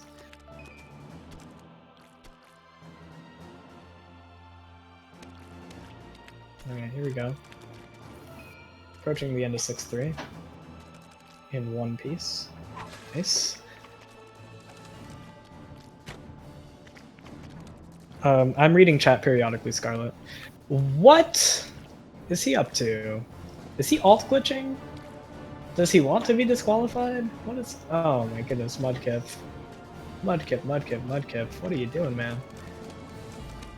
Alright. Getting the sillies out. He's getting the sillies out. That's okay. Alright. Here we go. Coming down the stretch. Really just being a jester right now, you know? Just playing around. Here we go. Alright, what's he gonna do that's funny on Omega? Is he just gonna play the level normally, or is he gonna... Does he have something up his sleeve? Let's watch. Alright, looks like he's trying to beat the level conventionally. That's good to see. Ooh, going for the key skip. Interesting. Interesting setup as well. You know, he almost got it though. He was really close to nailing that setup. Can that actually work? I'm not too sure. I don't know if that setup's possible, but it certainly looked like it was close. Mudkip maybe giving us some new ideas for Omega setups.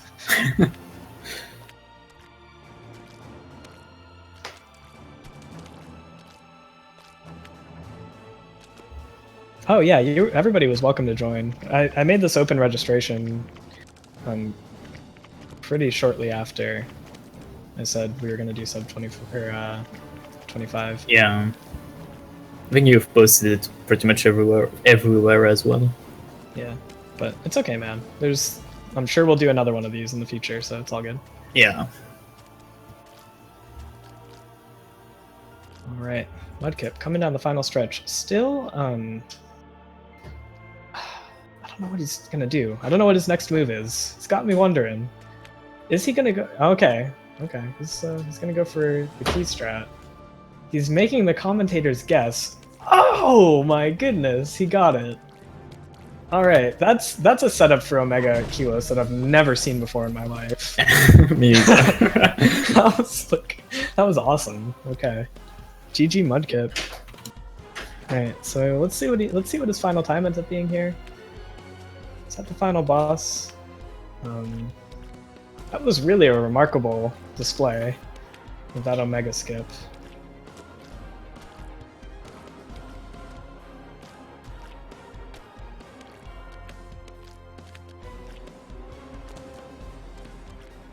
Can this actually be sub 30? I'm not too sure. I don't think sub 30 is possible at this point, but we could No, maybe I be think looking at a 30XX. Actually, I think sub 30 is possible. Unless he keeps dancing around. We'll see. He'll have to first try escape and get a good cycle. Yeah, it's possible. Like, It is. barely it's gonna be. Oh, you're right. No, it is. It is. Ooh, it's going to be very down to the wire here. Entering escape at 29.35 puts him at a 29.55 if he first tries it. With a good cycle. If he hesitates, it might still be sub 30. Oh, So- yeah. Oh, yep. He's stuck. He's stuck. What's it going to be? What are we looking at? Oh, that's too bad. It was looking like it was probably going to be like a 30OX. Alright, again, this is the last matchup of the second round of the Meat Boy Any Percent tournament. We'll be setting up for round 3 momentarily. In fact, it's probably already in process.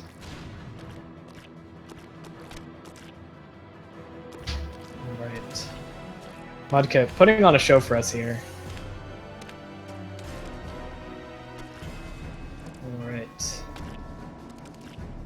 And with that, Mudkip posts a 30-35. 30-35. Congrats. I hope Yeah. this is a PB. I don't know what's your PB, but congratulations. That was it. So let's see what we're looking at. It's probably going to be like a 30OX over in the bracket. Maybe in a moment.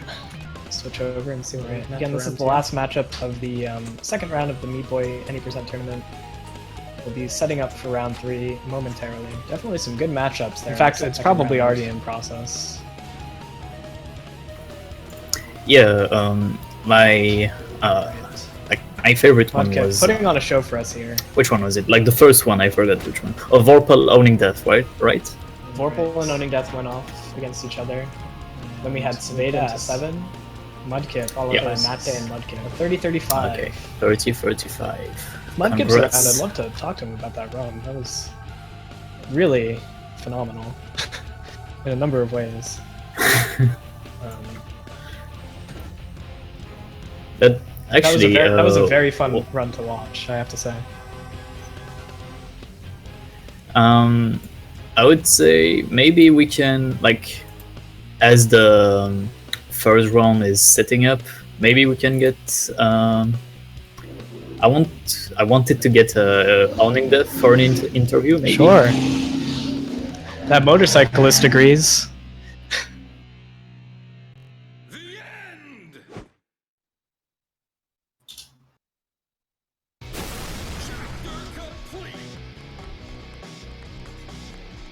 All right. We need more sirens. More sirens. That's King Shrooms on the line there. Okay. Let's see here. Round 3 is all set up in the bracket. Alright, round 2, final times. We had Crew Crux edging out a win over Akuter. Fims edging out a win over Avitix. Uber Nuber taking a slight loss to Silver, losing by only about 50 seconds. Okay, 50 seconds. Savade ended up getting, let's see what that is. Ooh, very interesting matchup coming up. Vorpal versus Fims. Yes, that's going to be a match to watch, I'd say. That's the one we want I don't to think see. we've seen Fims on stream yet, so that should be good. No, we have actually. We have first one. No, that was. Oh yeah, you're right. You're right. So, do we have owning death in here? Yes. Hello, welcome.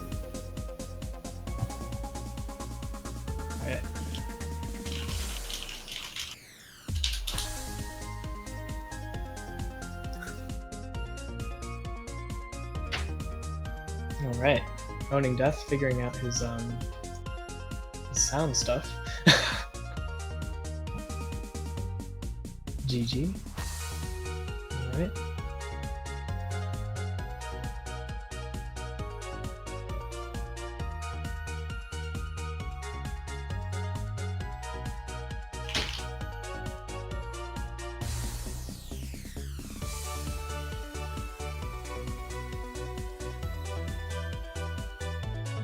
Alright, so as we're getting these next featured matches set up, it looks like we're just starting to get there.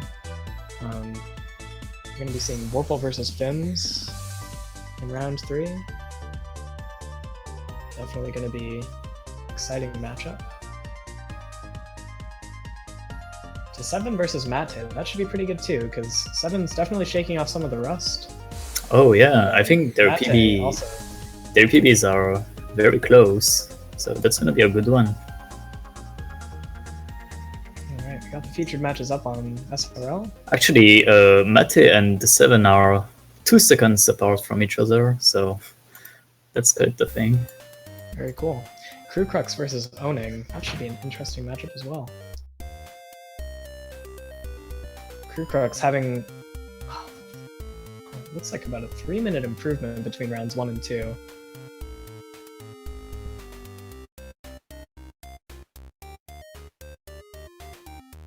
Alright. Looks like we're about to jump right into round 3 here. Got folks jumping into their respective matchups. We still need the general any percent race to go up on SRL, but I'm sure that'll go up shortly.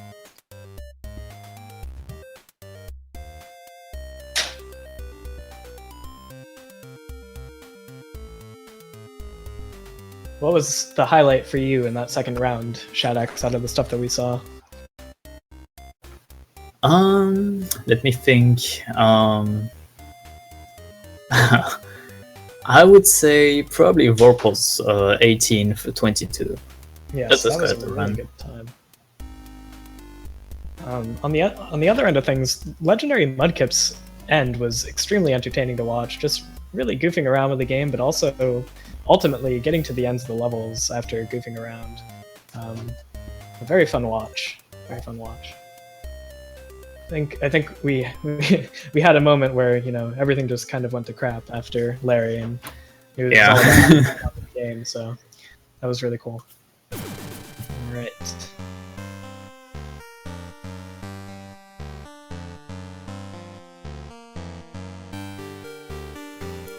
So there's still the general race. I think it's up. It's up. Okay, cool. So we just need to get the layout switched up, and then I think we'll be ready to start round 3.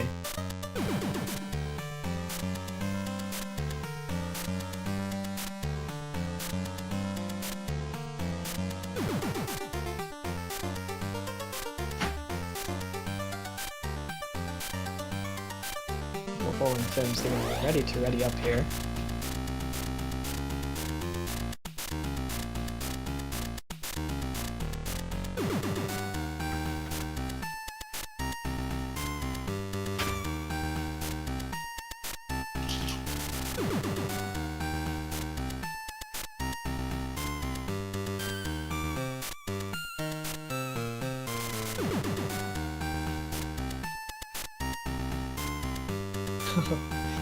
Uga was not, unfortunately, around for registration, but maybe in a future tournament.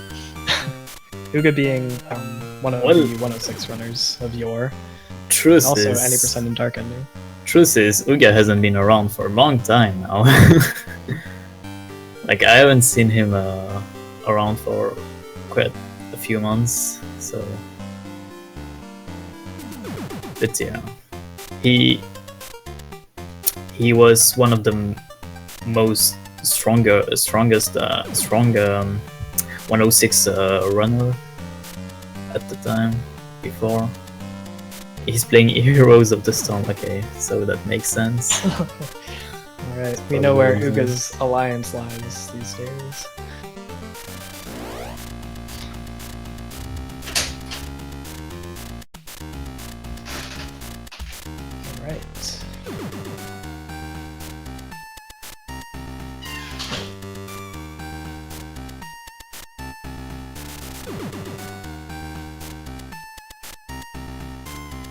Aha, looks like we're changing things up a little bit here.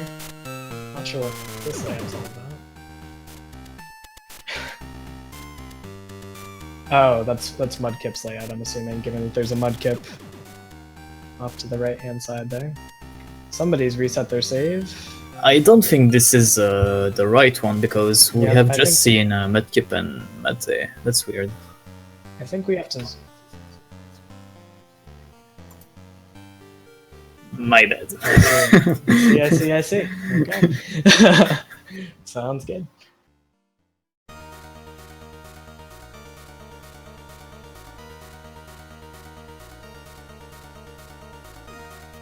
Okay, Shadox will be right back. Again, this is the Super Meat Boy Any Percent Tournament. We're hosting the first round today on June 12th, and then the top 8 finals will be 2 weeks after. 4 people will be eliminated today, which will leave the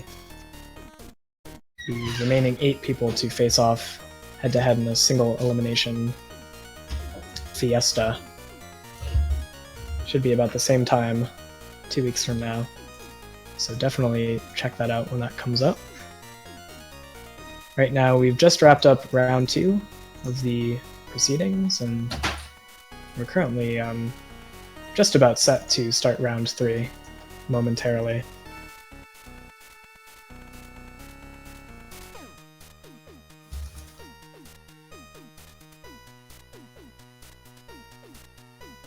All right.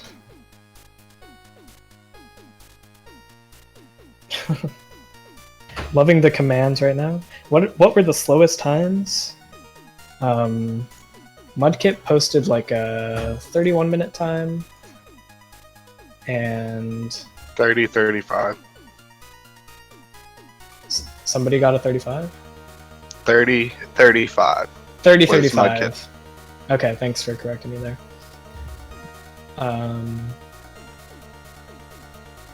Yeah, for the most part, there have been some good showings today. Vorpal posted an 18:22. Let's see, 7 is shaking off the rust pretty quickly. It's looking like he's gonna come through in the next rounds, maybe in a big way. Might see some wins there from 7. We'll see. Who else? Savade has posted some good times. Savade's already pulled off a PB today so far, with a 23-minute time. So lots of cool stuff has been going on so far. Very excited to see what the next round will bring. And looks like the 3rd round is currently in progress. We have Vorpal about halfway through Hospital right now, and I'm sure we'll get Fims' feed going in just a second as well. Sorry, we had a bit of a miscommunication. Definitely hyped up I these think two we as got runners to watch up to this point.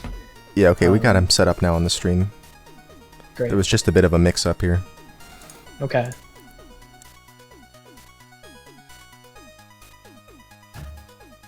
Okay, and there's Fims' feed. Alright, so here we go. These two are currently neck and neck. Wow, this is pretty cool. Vorpal, maybe about a second ahead of Fims at the moment. A second or two ahead. Again, out of the active runners right now, if anybody's going to give Vorpal a run for their money, it's probably going to be Fims in this tournament. But you know, any surprises could happen. Vorpal taking a death there on 217, and Fims edging out a small lead there after Vorpal dying at the end of 217 after the auto jump strat there, which allows for a fast climb, which basically allows players to catch a faster cycle there with the lasers. Now they're coming up on Chad. Vorpal struggled with Chad in the last round a little bit, which could have dearly cost him here. Oh man, Vorpal again struggling with Chad skip. I'm not sure what's going on with that today, but lo and behold, he still manages to barely not die again. So shouts out to Vorpal for having the backups necessary to avoid taking a very serious death on Chad, which would have given Fims quite the lead over Vorpal. So Fims still ahead by a couple of seconds at the moment, going into Factory. Again, like some of Vorpal's previous competitors, we'll see Fims Maybe going for some safer stuff, you know, than Vorpal will venture to try. Which will, you know, maybe cost them some seconds, but also might help them if Vorpal goes for the crazy fast stuff that might end up costing him some time. So let's see here. Fim's holding on to a lead right now. Fims has really been working on optimizing his strats as of late, so he is hoping to get a substantial PB soon. He just PB'd last night, I believe, with an 1847, bringing him to almost within a minute of Vorpal's PB. Vorpal struggling a little bit on 3-6 there at the end. Fim's really trying to get the mind the gap skip. Ends up costing him a couple of seconds trying to get the setup there. Vorpal gets it pretty quickly, and that's going to help him a little bit. Alright, I am Welcome here. back, Shadows. Hello. Hello.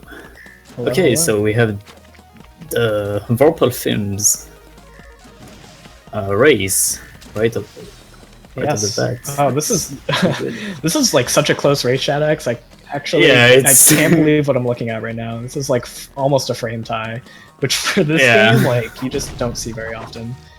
It's like barely 1 second. Fim's the underdog. Vorpal going into 13 there. That's going to cost him some more time to do that Ooh. menuing error. Ooh, that is not the route, and Vorpal knows it. He's probably swearing at himself right now. A little bit. Or saying hello. His patented hello. Fim's taking... Hi, hello. having a little bit of a struggle there on 315. Vorpal's going to take advantage of that and edge out a tiny bit of a lead there. Alright, they're both on mono. Any little mistake... Oh! Vorpal dying on mono! Fim's getting a lucky slide on mono and not dying. Yeah, Oh that's- my goodness. That's is- very costly for Vorpal. This is quite the matchup right now. Oh my goodness. They're just trading off first place right now. This is nuts. We're only halfway through. Don't Alright. worry, Baron. I still use 13 in my route. Yeah, Like still the a lot new of- Soul Factory route is still quite insane to me. The new route involves getting 318 done correctly, which is something I just cannot get. Oh, Fim's really It struggling involves with using there. actually Vorpal catching Vorpal up. takes the lead Wow. again. These two are just trading off right now. Hell is going to be really interesting. It's Vorpal's most optimized segment, probably. Save a couple of strats that he doesn't do. And that might give him a very competitive edge here in this chapter. Or if he messes up these strats, Fims might definitely take advantage of that and But as we know, again take the lead. hell is quite the world for Vorpal. Yeah. If he Vorpal does and Fims. Hex Vorpal's skip- going for Hex. yes, Vorpal, ooh, barely gets Hex. Fims, not comfortable doing Hex yet. That's going to be a 3-second deficit for him. And now Vorpal has about a level lead over Fims. It's amazing what faster strats can do for you in this game. Fims really just playing the long game, though, hoping that his consistency will assist him. He has been playing more actively recently than Vorpal. Vorpal just coming back really for the tournament. And then maybe coming back to do some Dark Ending. I think he wants to get a 34 in Dark Ending at some point. Maybe improve his 106 time. He definitely has plans to come back to this game. yeah, for sure. But I think his main project is any percent Yeah, as of now. yeah. We'll see. I know that he's really really not feeling his Dark Ending PB though, so that might be something that he tackles soon. We'll have to see. These two are just frame tied right now. This is this is phenomenal. He has to buff the ham in Dark Ending. Well, that's not too hard to do. You have second best time, right? I'm a second behind Ham's time, which is a 36:19. Okay. And I want a 35. Hopefully, I'll pull it off eventually. Vorpal struggling a little bit on 414. Fim's almost taking a death there. Now Fims has the lead. Still has the lead even with the struggle on 415, but Vorpal has some really fast setups coming up that will probably save him some frames over Fims. Fims barely holding on to a lead right now as we're approaching Littlehorn, the 4th boss. This is like nail biting, constantly nail biting. Yeah. Look at these two, just like completely on pace with each other. It's been this way since we basically started watching around 210. Now they're going into the end of Hell, and it's still like anybody's race right now. Fims is definitely pulling the underdog card right now. Undergod card? Underdog card. There we go. The God card. The God card, yeah.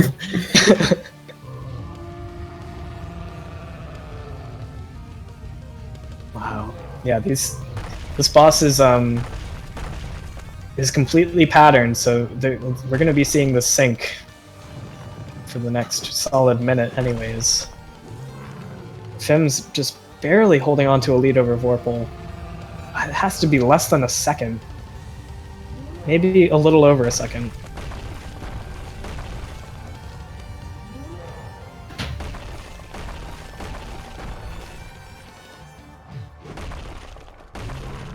Alright. Fims getting to the white screen. It's an 1150 chapter complete versus Vorpal's 1151. Alright. Coming up to Rapture. I have no idea who's going to win this. I guess Larry will decide, unless Rapture decides before. You watch them both get 3 cycles though, and then it'll really... Yeah, that would actually be really good.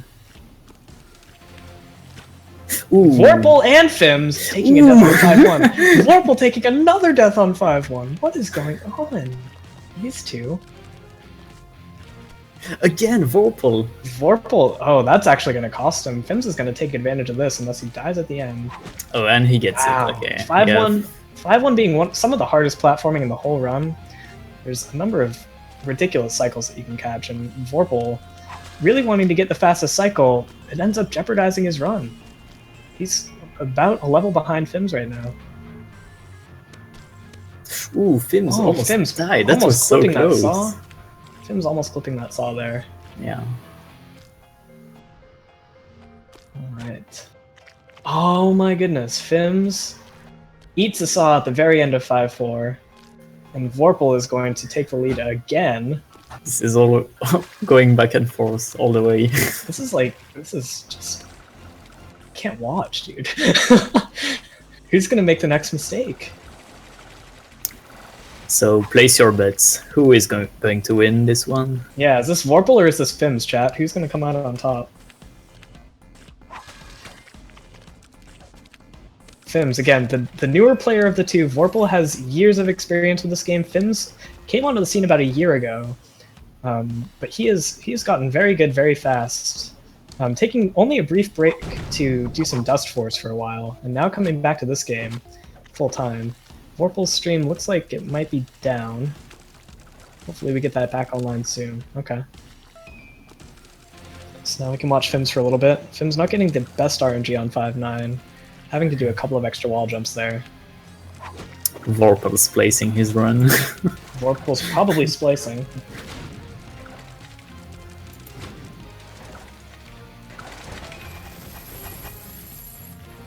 The viewer wins. Oh, good call. Alright. What a time for Vorpal's stream to go down. What a convenient time for Vorpal's stream to go down, more like it.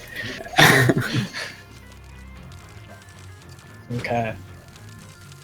We'll see Vorpal come back online soon.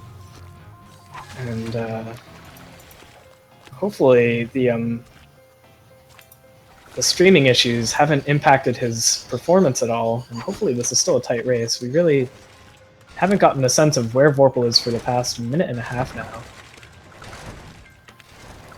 Hopefully they are still tied.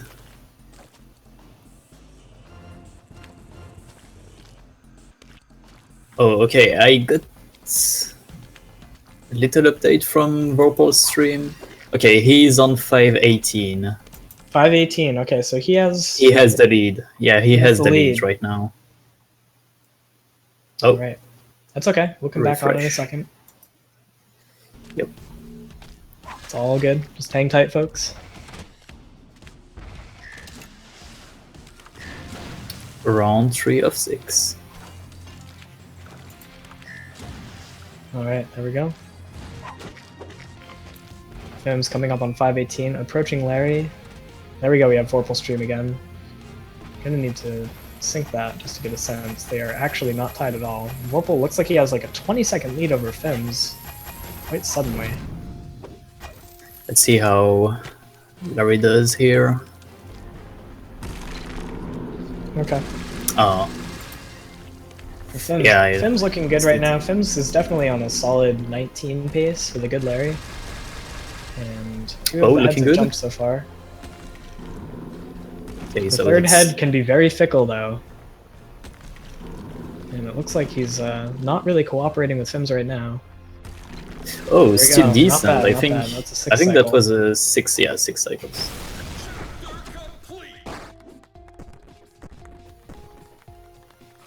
Alright, still have some high quality action going on Fims' side right now.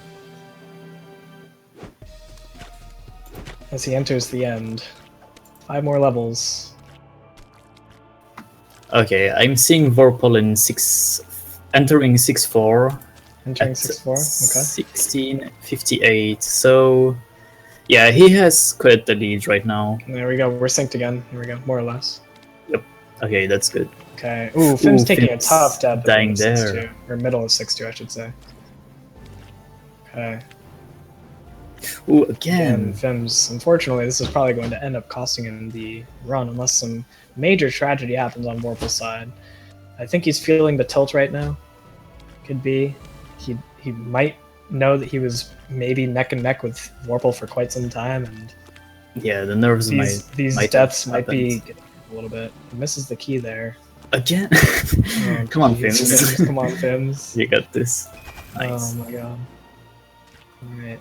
Seeing some nifty speed up going on Vorpal's side again. Again, manipulating time. Look at this. Whoa. Wow. Like Some triple sick- speed. 6 speed runs. Yeah, sorry, that almost happens because his synchro. stream is dropping a lot of frames. So it should Oh, okay. it should fix itself in a second, I hope. Okay. Alright. I think we're just about there. Yep. Fingers crossed. Right. Oh, that's too bad. That's really too bad. Alright. Duly noted. It's okay. Alright. Well, Remember Fims- to never get Vorpal in a tournament next time. Fims is going to have a second place finish here, it's looking like. Yeah. Um, Unfortunately, maybe no, not sub 20. this is no longer a it's sub not 20 true. run. Yeah, But yeah. man, did he put up a fight in that first 12 minutes, dude. That was for sure. up until Yeah. Rapture, that was his race to win. 5-1 was quite the level, I would say. That was his race to win. And then 5-1, yeah, that's really where the trouble started for both of them. Vorpal managing to keep more of an even keel, I guess, and just dying a little bit less. Alright. Alright, Vorpal on the top left. Saws are going to come up real quick. Oh, we lost the stream. Okay, that's all good.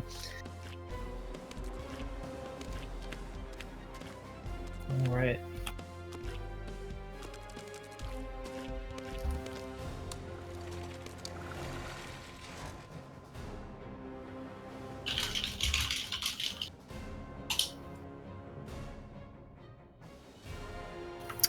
Alright, so as this race is finishing, we'll slowly move on to the next one.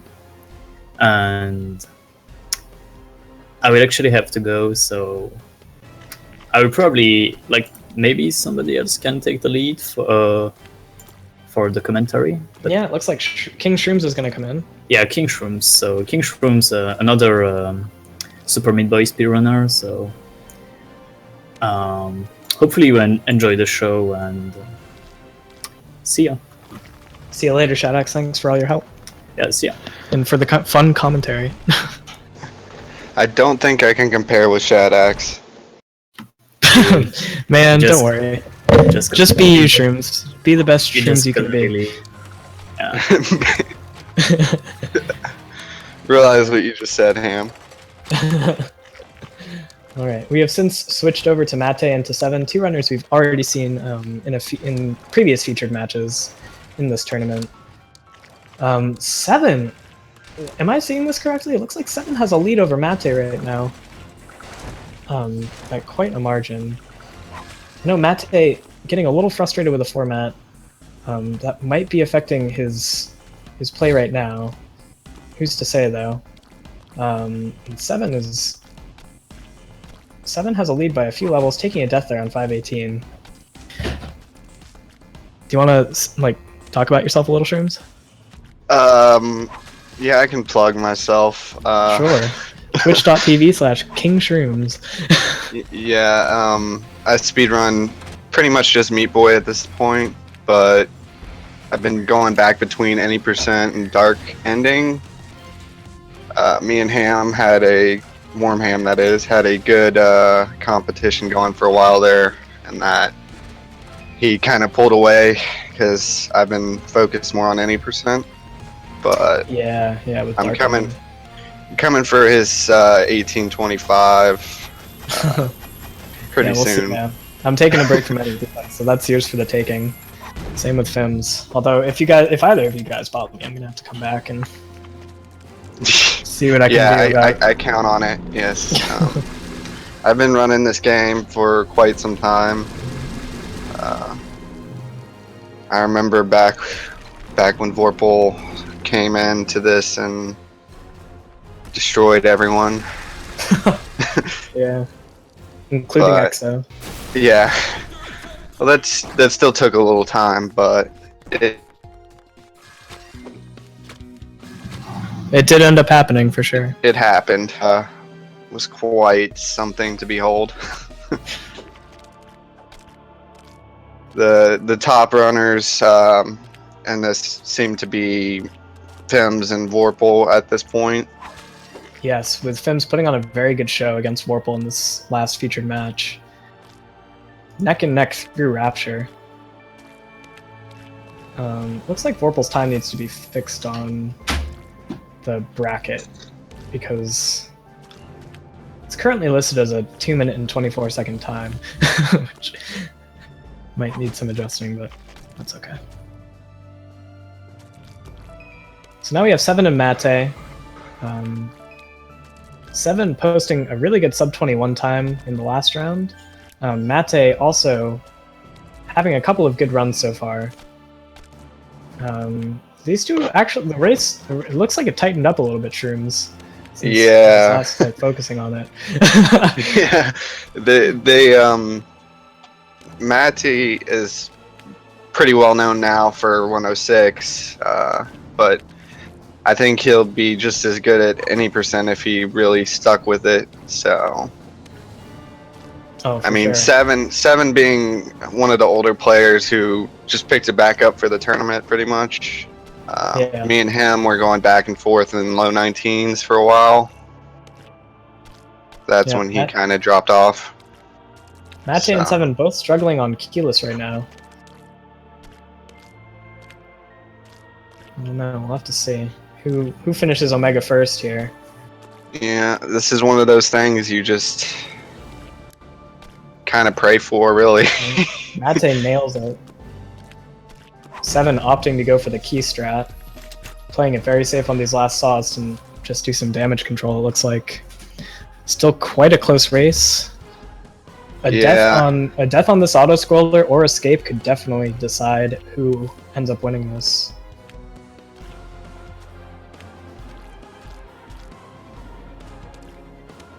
Some really good races back to back, though. Yeah. Oh, it's a shame about Vorpal's stream going down. Yeah, he's not really known for his ISP.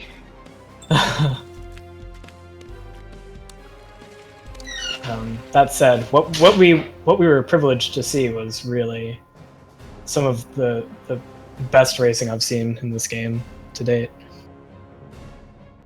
Just very, very tight gameplay and close racing. Seven really struggling with that button there. Finally gets it though. Almost clips to his death. But he's safe and secure now that he's on the button. And yeah, this is still anybody's race. Definitely. Mate with a sub 20 escape enter, 7 just barely over 20 minutes. Either of these Any death could die. call it. Oh, 7. Mate! Oh my goodness. Oh, This is tough. These guys are... Oh, is it going to be 7? Will it be 7? it looks like it It's could looking be. like it might be 7. Unless something goes terribly wrong here in the last seconds. And it's 7 with a 2034 to Mate's Yeah. 2036. Wow. What a finish, dude. Oh my god. That was so close. That was really close. Oh my god.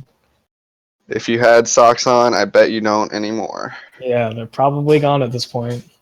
Halfway to Tennessee.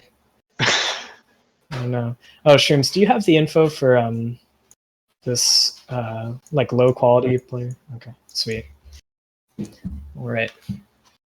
In any case, now we have Crew Crux and Owning Death. Owning Death on Larry right now. Looks like he's waiting patiently. Crew Crux about halfway through Rapture right now. Bringing up the rear. We'll see what happens though. I think it's at this point it's going to be hard for Crew Crux to pull off a win unless Owning. I don't know what it would take, but looks like Crew Crux is trying his best right now, just trying to put up a good time. Definitely some good movement in these past 2 levels in Rapture. Owning took a death there on 6-1.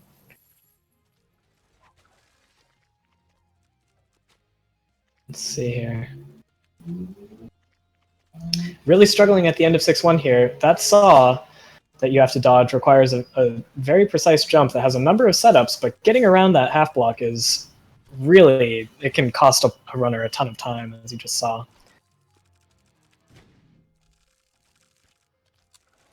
Six-1 has killed more than one of my runs for sure. I don't know if you feel the same, Shrooms.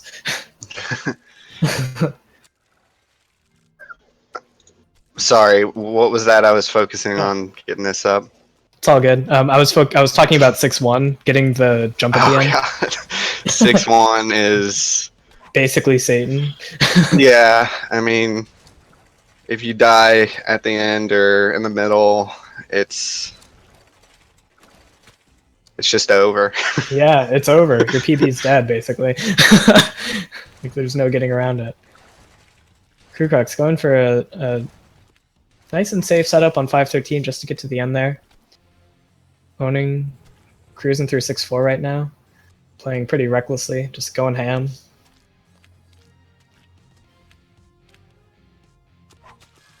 Owning is not one to wait around. He just kind of goes in for things, and if they don't work out, then it's too bad. Took a death there on the saw tower. He's going to need some major chokes on these next 3 levels for Crew Crux to have a semblance of a chance. And knowing Owning, he's probably going to end up posting somewhere in the 20 to 21 range with this run. Crew Crux still holding it down, finishing up Rapture.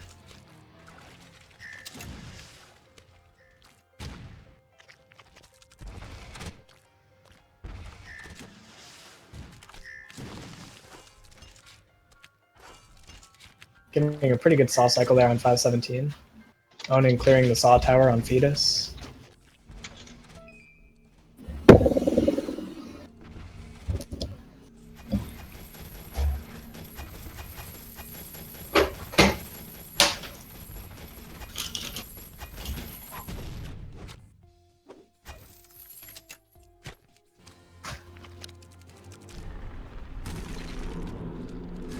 Alright, Owning hit the button. He's doing a fancy little trick with auto jump there. Again, auto jump's the trick where if you pause the game and jump and then let go of jump and unpause, you jump on the first frame every single time that Meat Boy touches the surface, and there Owning was just messing around with that a little bit. It's very important that he winds up on the button when the saw tower passes through, though.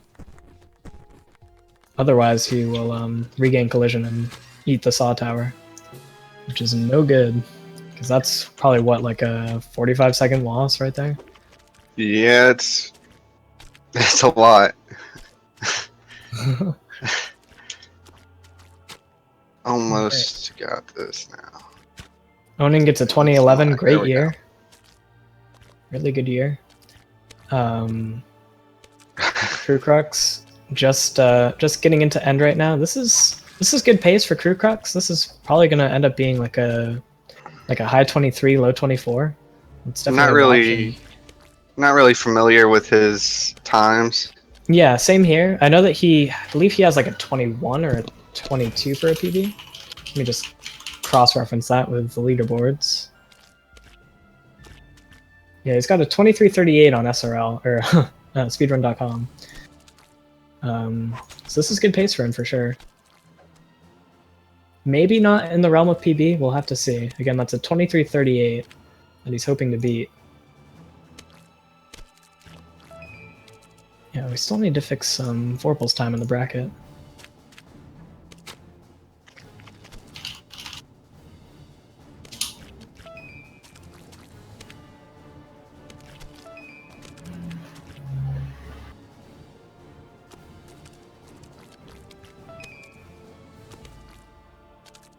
To clarify, these are 1v1 matchups in the tournament. So we don't really have a distinct winner for each round. It's just like 1v1 matchups for 6 rounds. And whoever has the nice owning. Whoever has the best win-loss record advances to the finals. We have 12 people in the tournament now. It's looking like 8 people will be advancing to the finals 2 weeks from now. And that'll be single elimination. Best of 3 for each round.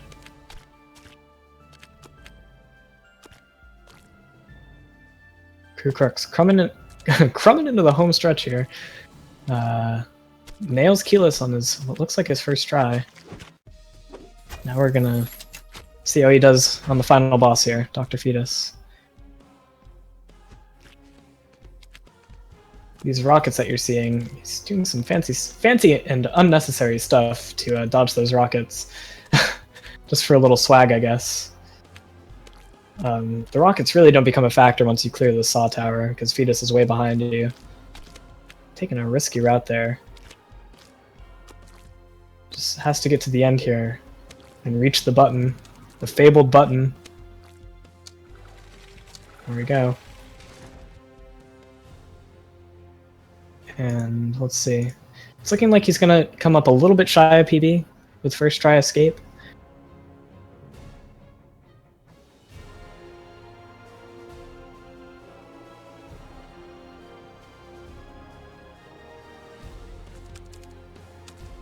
Alright, here comes that Saw Tower.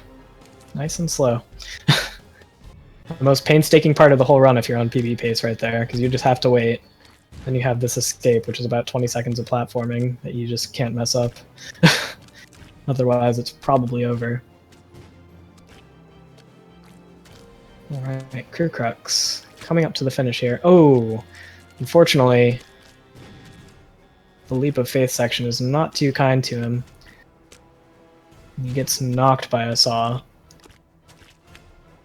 Let's give it a second try, see how he turns out. Alright. Lands on the bottom platform, wraps around the edge.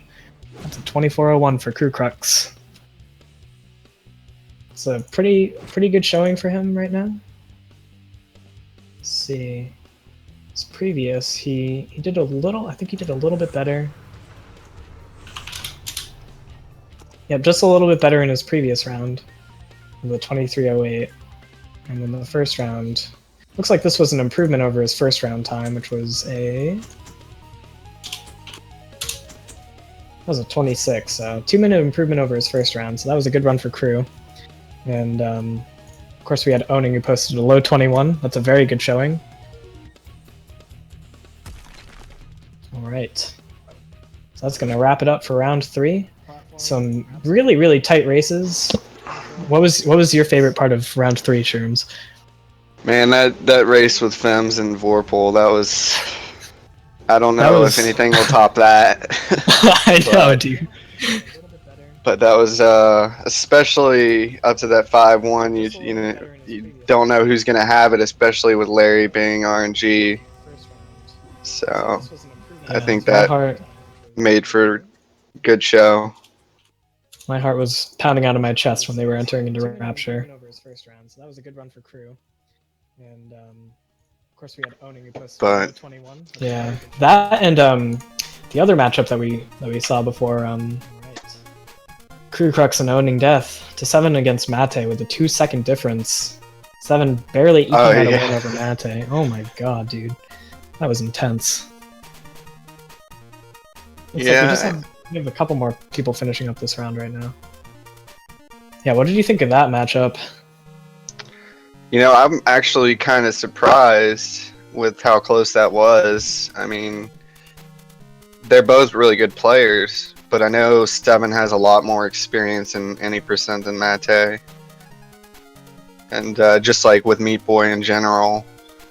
So, I mean, I think that just goes to show you that it could go either way with some of these players, even though some of them are quite new. Yeah, I think although we haven't seen too many major upsets, I think that it's still definitely something to look out for in the next 3 rounds. I would say that 7 edging out a win over Mate might have been a bit of an upset, given that 7's been somewhat inactive with this game for some time now. Mate He's been completely inactive. Yeah. So. And Mate has he's been working hard on 106. So. Yeah, just cranking out world records. Yeah. So let's see. Yeah, we have a couple people still finishing up right now. Avitix and Legendary Mudkip still finishing up their runs right now. Wow, Uber gets a really good time in this round 3. He gets let's see what that converts to. Uber posts a 1915 or something in that territory. Only a few seconds behind Warple's run in this round. That's really impressive. And Silver... That's OD's PB, I believe. And 1 second off 7's. I'd say that that's definitely a PB for Uber, if I'm not mistaken.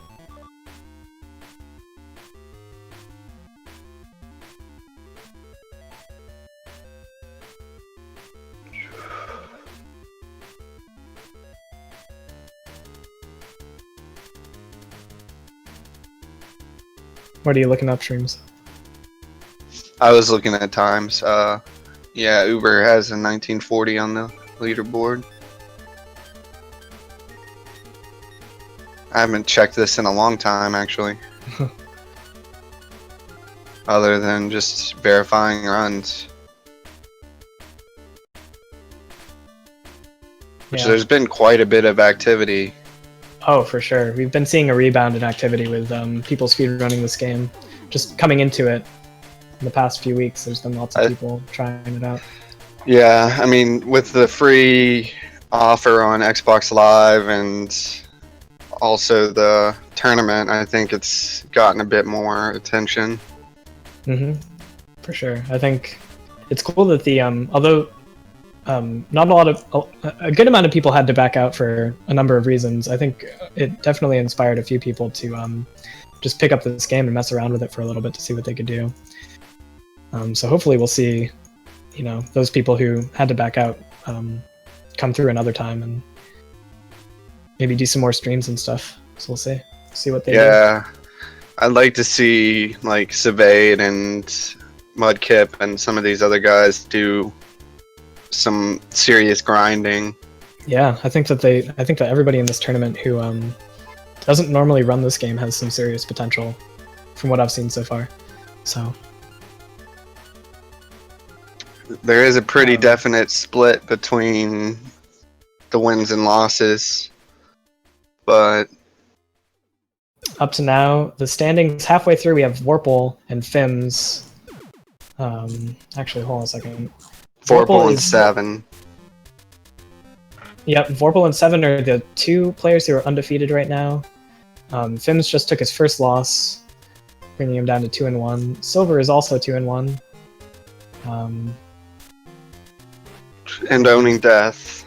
Yeah, I think it's still anybody's game for top 8. It's probably going to come down to cumulative time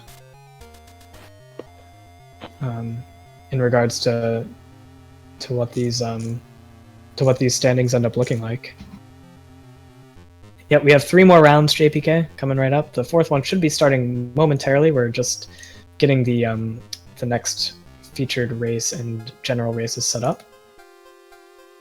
And Mudkip finished. Mudkip just finished. So we'll be seeing the next round starting in probably, I'd say, 5 to 10 minutes at the latest, but more likely 5. So we're just, talking about stuff that's been transpiring up to this point. Very exciting tournament so far, some very cool races. Another run of note from this past round, which we didn't get a chance to see in a featured match, Savade against Silver Snake. Savade posts a time that, I don't know, is that a PB for him? That's a 22, like 10. I think that's definitely a PB that's for definitely. Savade. He killed it, dude. That's an insane time. Especially for like a newer runner. Good for Savade. The other time of note in that matchup is Silver gets an 8, like a low 18. Yeah. Oh my god. Silver, even though he's kind of like one of those players that just picks it up randomly, he's always been consistent ever since I've watched him. Wait, he gets what looks like an 18-21? It's pretty close to his PB. I think that might have been a PB for Silver. Yeah, his is 18-27. I think Silver got a PB. Let me confirm this over the Discord.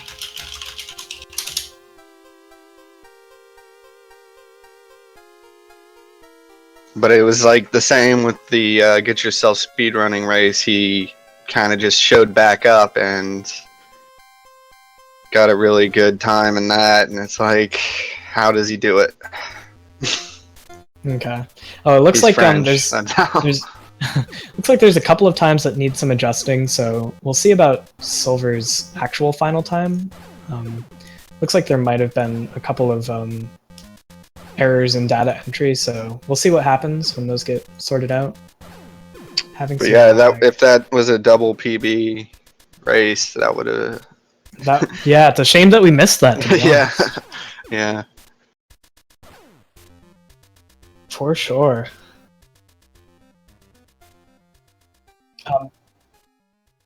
I think it's the just time. the I think. No. It's just times, yeah. Okay, cool. Oh, that's cool, Carrie. You do you. Is the time based off a race bot? Or how are they entered? Yeah, then they might be like a second or two off anyways, so.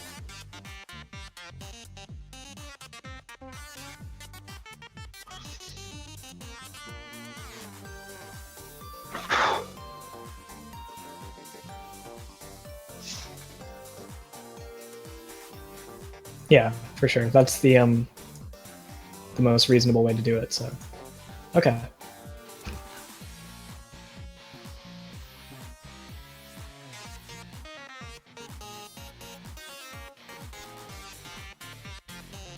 So what are we looking at for featured matches this next round? We have Ubernuber versus Akuter. I know a couple of people in chat have been talking that up as a potentially really good race between those two. Akuter has somewhere in the territory of Uber's old PB. It's like a low 20. Mate and Owning both have 19s, and we'll have Krukux and Avitix. Both in the 23 to 24 range, so that should also be a really good matchup.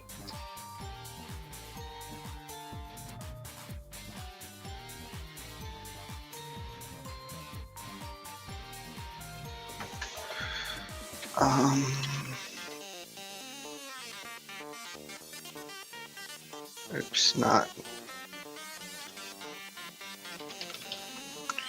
The Cooter currently has a 21-18. 21-18. Oh, I thought he had a sub 21. He might have if he hasn't updated. Yeah, I thought I remembered him getting like a sub 21. Yeah, he said low 21 here. But still it's should looking be. Like, it's looking like the person doing data entry will have the time sorted out by the end of the next round. That's a-okay. This is definitely a new experience for everyone involved, so I think we're ironing out the kinks as we go, which is, you know, just fine.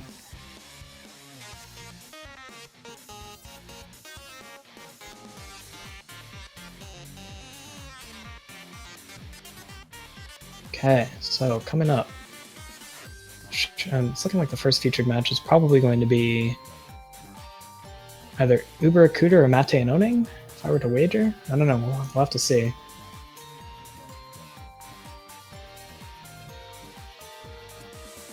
Looks like some people are resetting their saves right now, getting ready for the next round here. A lot of activity on Speedruns Live right now. Oh yeah. In terms of like other stuff going on, yeah. Like, Yeah, dude, everything. that's Sunday for you. That's Sunday. Yeah. Wow, like a ton of races.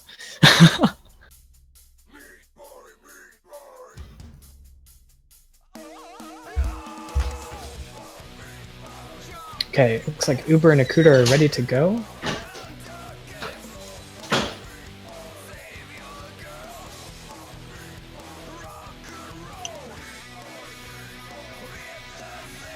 Yeah, this should be a good matchup. Oh, for sure. This is definitely anyone's race. It's gonna look like. All right, let's see what we got here. We have Uber in the top left, and in the bottom right, we have Akuda. Eventually. Yeah.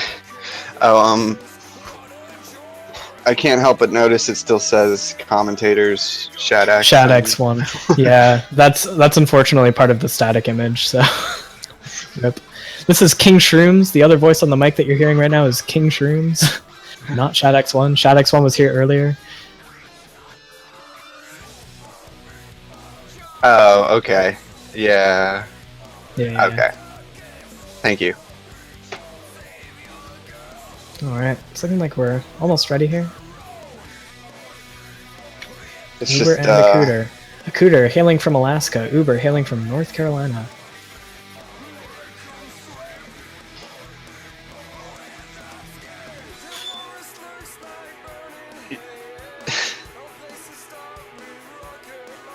King Shadex. Yeah, that's not confusing. Pretty much.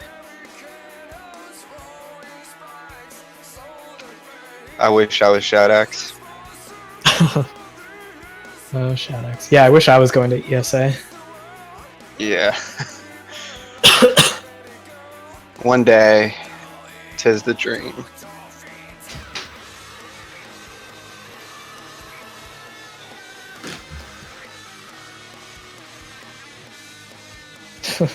That is very true, Alright. Finger Boom. Yeah, nobody's arguing with that. All right, and they're off.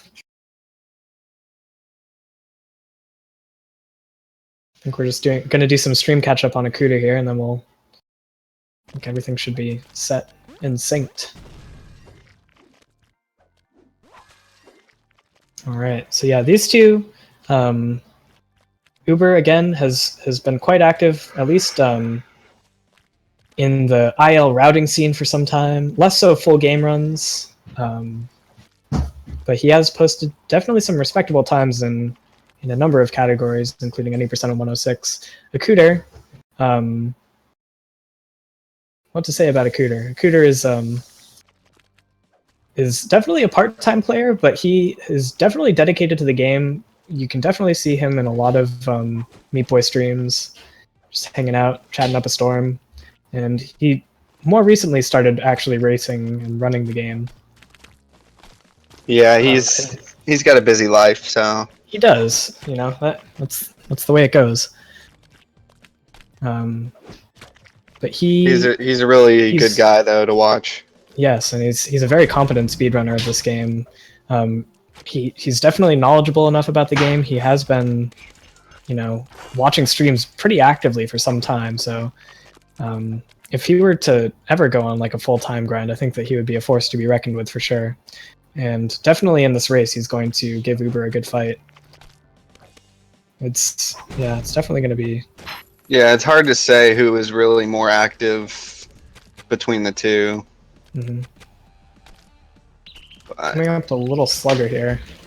First boss in the game. Friendly little auto-scroller, takes about 30 seconds. It's rare to see top-level players die on this level, unless you're watching Vorpal. I die on this a lot. Yeah. Yeah, it's basic platforming just to make sure that you know how to play the game going forward.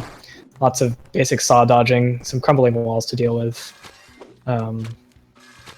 Really not a major threat of a boss. The first major threat of a boss really comes up with our boy Chad at the end of this chapter.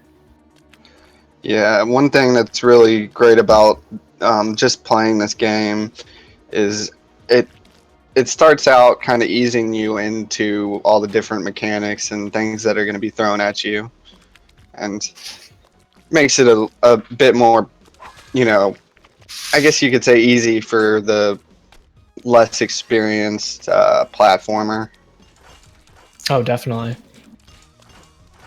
Yeah, it definitely eases you into the game, which is useful for learning the speedrun as well. Because you can get a lot of quality time in with Forest and just really get used to the mechanics. Yeah, and if you speedrun, you'll get lots of quality forest time. Oh, yes. We don't call it faux reset for nothing. These two are very close right now. It's looking like It looks like a Cooter might be a little ahead. Cooter has a bit of a lead. If the streams are synced, which as far as I know they are at the moment. Yeah, this chapter is really just about consistency. These are very bite-sized levels still. We really don't get a lot of the big levels until the later chapters. So deaths aren't too costly. Like they won't necessarily kill the race for either of these competitors. But they have to make sure that they're not dying, because any death that either of these players make is going to end up costing them. Yeah, in a game that's this short, it's every second counts. So. Yep, and every death is significant. And these two players are both consistent, so I would be surprised. Just keep it low. Yeah.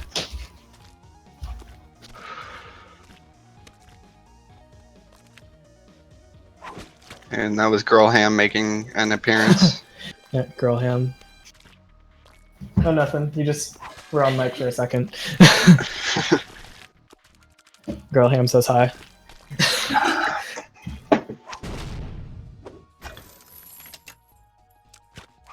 One day we'll be a top tier Meat Boy runner. Yeah.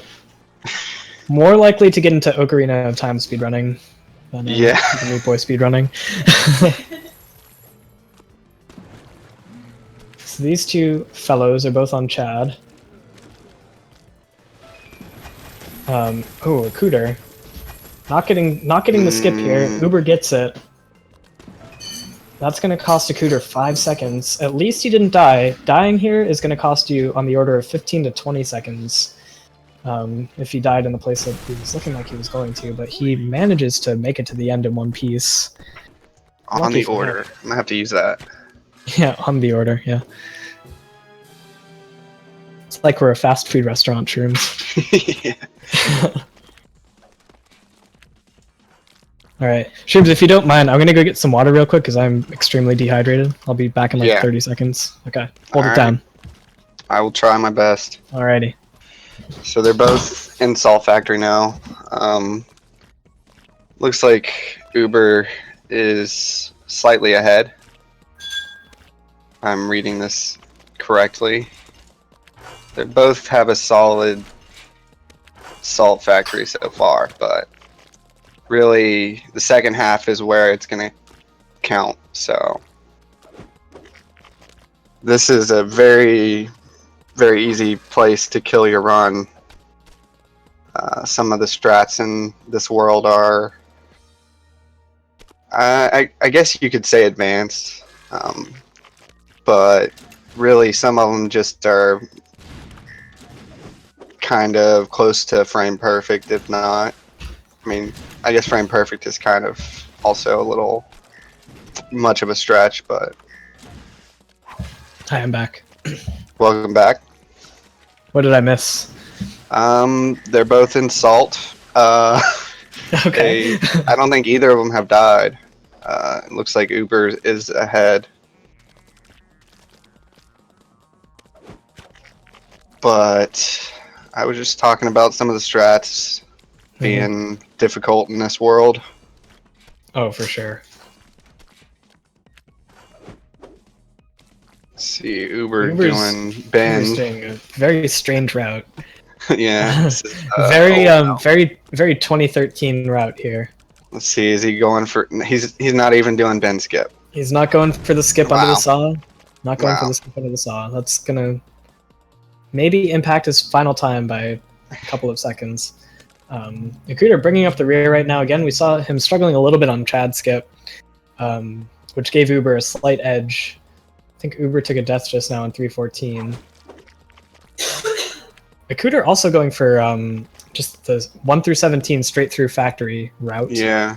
I think they both don't really like the idea of going for the 318 skip, which is admittedly very risky. It involves a pretty precise auto jump, so I don't blame either of them for taking this route in lieu of the other one.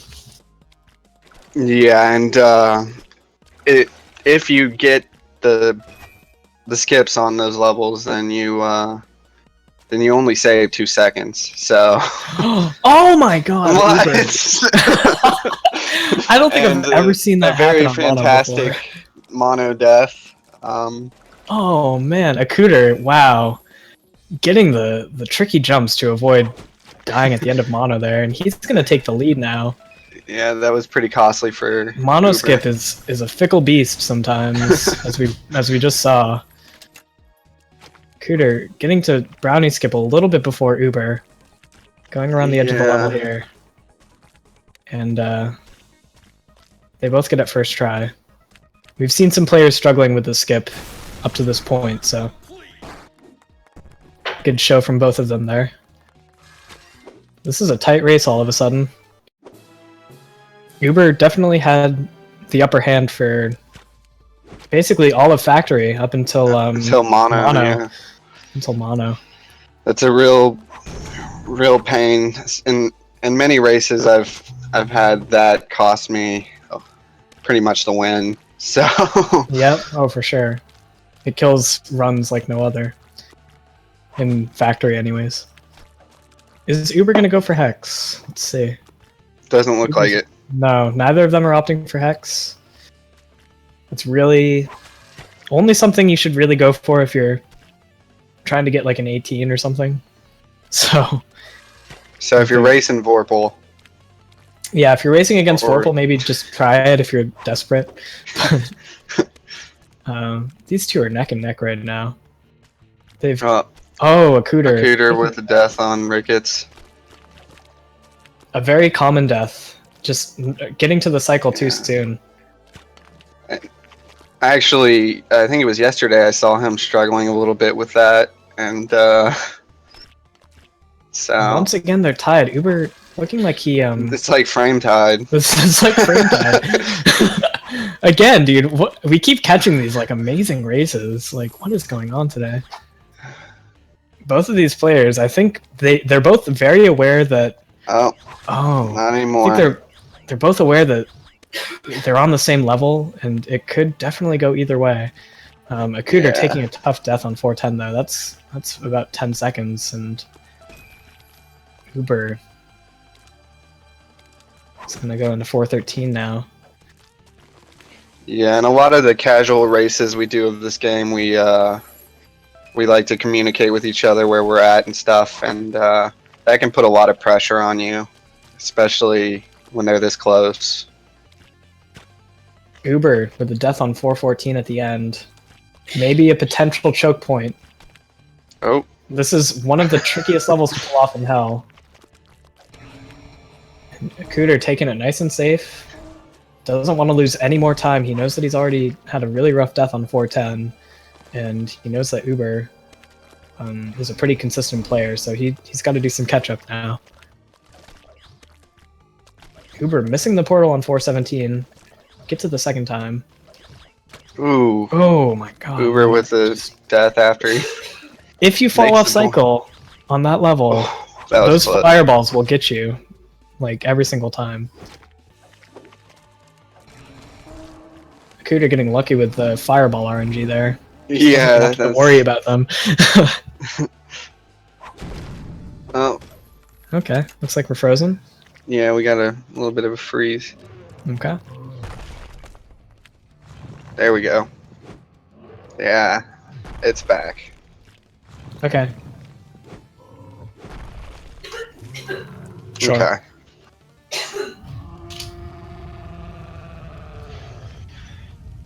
Probably wouldn't be a bad idea to do that between races either. Alright, I'm just gonna take a second to get set up again.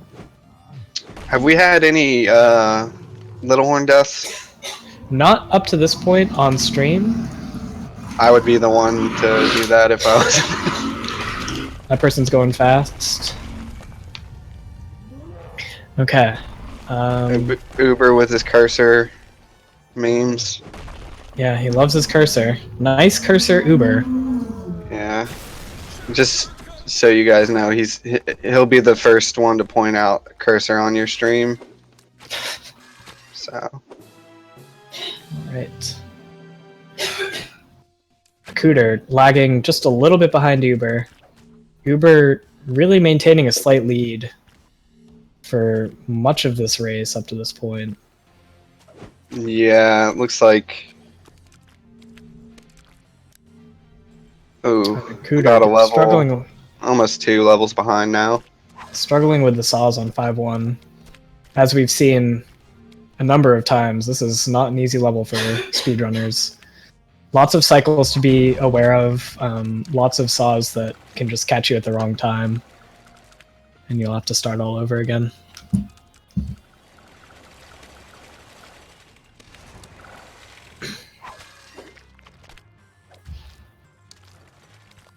Of course, this could all come down to Larry now. Oh yeah, it's this is definitely a race where Larry could decide things. Cooter with a slide at the end of Yeah, Akuter gets a 5-3. very nice random wall slide to his advantage. Yeah, they normally don't go that well, but No, occasionally normally you get they, one. normally the random wall slides send you like careening into a saw, but here it helped Akuter out. And Uber's about 3 Uber with the levels 5-8. Yeah, Uber definitely taking an outdated route just for security purposes. He Did he skip 5-1? Because I know that's He- one of his things sometimes. I believe that he did. I believe that he did. So really, the lead isn't quite as it appears. Right. Yep. Because these two are doing Rapture in slightly different ways. Akuter going with the more traditional 1 through 17 route, and then Uber, I believe, 2 through going 18. through 2 through 18.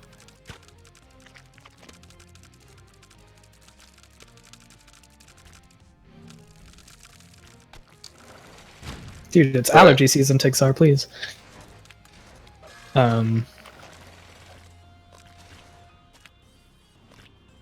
Okay, where are we at? Uber's still holding on to a lead. He really has to mess up at this point for Akuter to take the lead over Uber, leading up to Larry. And then in Larry, it's anyone's game. It's anyone's game, yeah. Hasn't really affected too many of the outcomes up to this point from what we've seen in the featured matches. Larry's been mostly cooperative with people, except for that one time with Mudkip. Mudkip struggling with Larry for several minutes just because that wasn't so much RNG as well, it was a mixture. He got bad RNG after all of his messing around. Yeah, so, know, it was like a double whammy. It was a double whammy for sure.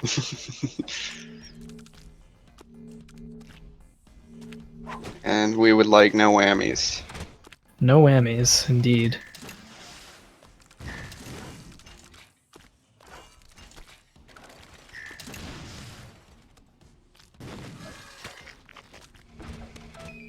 And it looks like Uber is about to enter Larry. Just finishing up 18.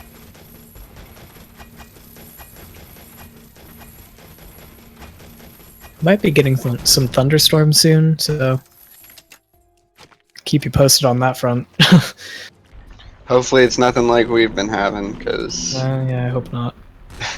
I got pretty scared there the other day. In the middle of your stream and lights start flickering. Oh my god. Stop. Yeah. It's definitely a sign that you should like unplug everything. Alright.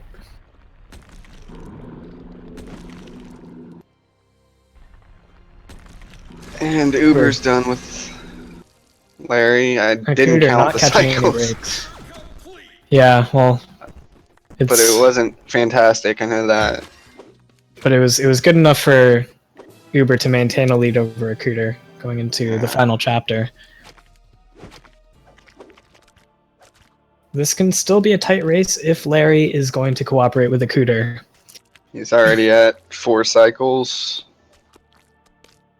Definitely slow going so far. We may have jinxed Cooter with the RNG thing. I think we just doomed a Cooter, yep. Oh, he got a 7 cycle. Nice, yep. So, that's alright. Uber's ahead by about 30 seconds right now. Omega still has to happen. And then we have Fetus and Escape, which again, a death on Fetus. Yeah.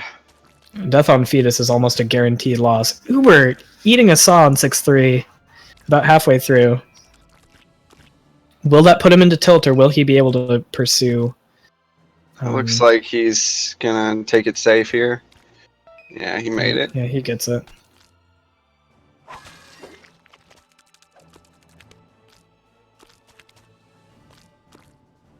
The fast cycle on 6-3 is arguably one of the hardest. 6-4, nobody does. Yeah, that's some IL stuff right there. Uber really having a tough time with 6-4 right now. I don't know how this is going to affect the rest of his run. Uh-oh, and the Cooter with the is death all on about the cycles. And 6-2. Yeah, they're both struggling a little bit right now. Both a little tilted. Both feeling the pressure of having a really good matchup. Yeah.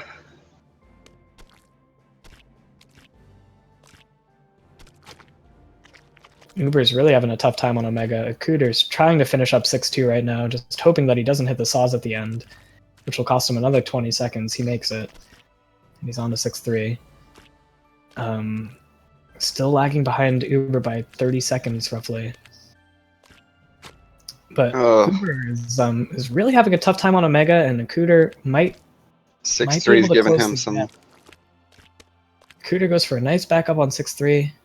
Just needs to make it to the end here. He does. Uber gets keyless finally.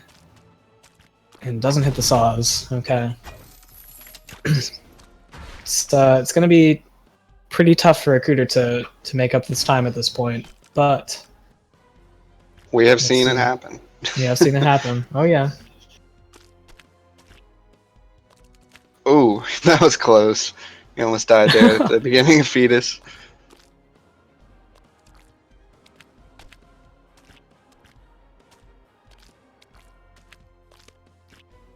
Taking it safe.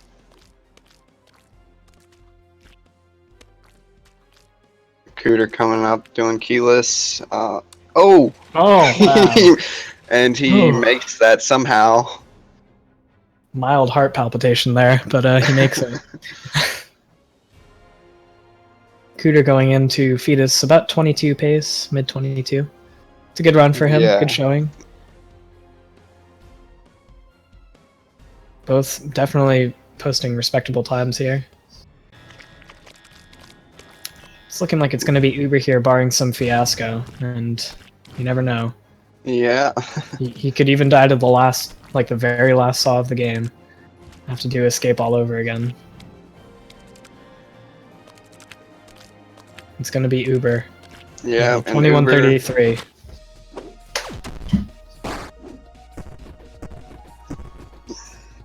Pretty strong performance by both of them.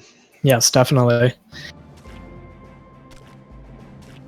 Alright, we're gonna switch right over to Mate and Owning Death. And they're both in the final stretch. Yep. This is a pretty Looks tight like race at the moment. Mate is ahead by probably about 10 seconds. Well, even less now. Yep. Owning really has to make sure he doesn't hit these saws. Ooh. Oh, and he does! He hits a saw at the very end of 6-2. As soon One of as you the- say it. One of the longest deaths in the game right there, unfortunately. There's just, there's very little you can do to come back from that. He's just gotta hope it doesn't happen again. Looking like a little bit of lag going on Owning's side, but oh, maybe just some catch-up going on. Okay. So Mate has about a 2-level lead, exactly a 2-level lead over Owning Death. And Mate is a pretty consistent player at this point. He's in his element right now. 106%, you have to play these levels as Meat Boy. It's the only character you can use for these last levels. So he is familiar with this type of stuff. He's just going for it. That was a very impressive keyless after a little bit of a struggle there. Owning catching up just a little bit, but it might not be enough at this point. Yeah, it looks like don't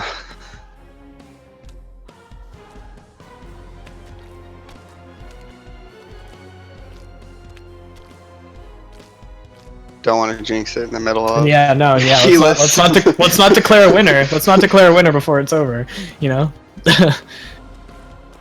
All right, Owning, going into keyless, nails Makes it. Bufferless, beautiful. It's not something you see every day. Who needs to pause, right? I do. Yeah, I do too. I will admit. I'll take the second, half second, whatever loss. Oh, same. Any day of the week.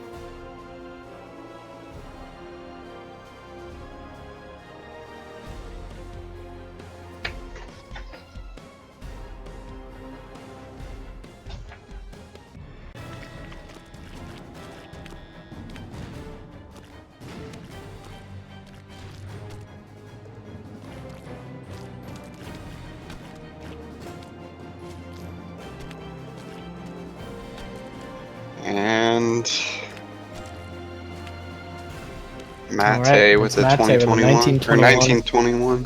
1921. 2021. That'd be a big difference. That would mean Owning. Yeah. won. Yeah.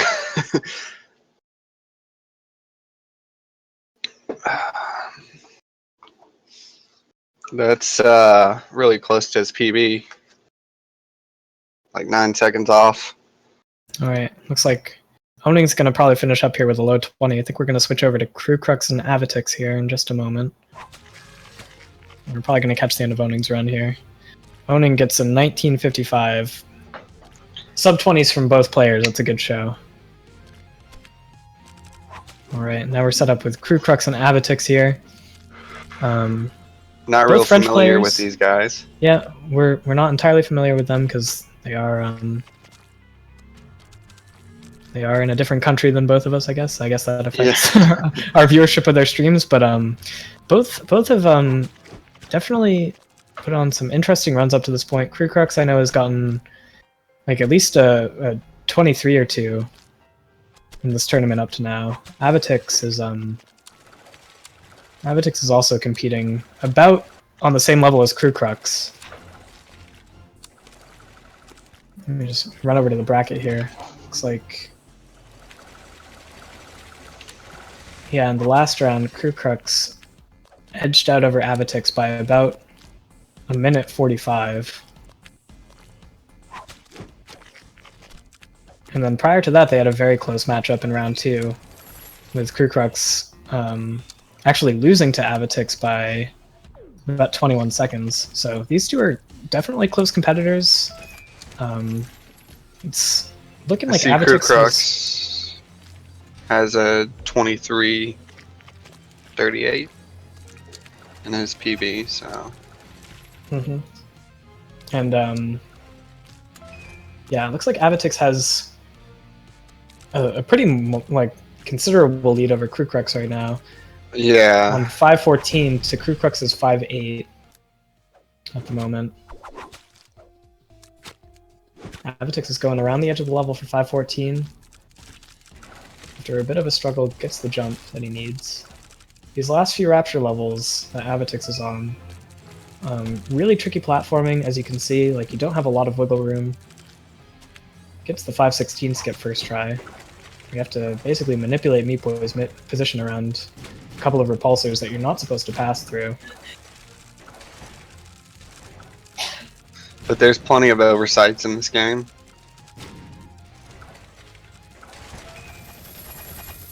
Alright, Avatix entering Larry with 17:14.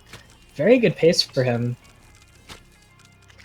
Has the potential to be a 20XX. Yeah. With a good Larry.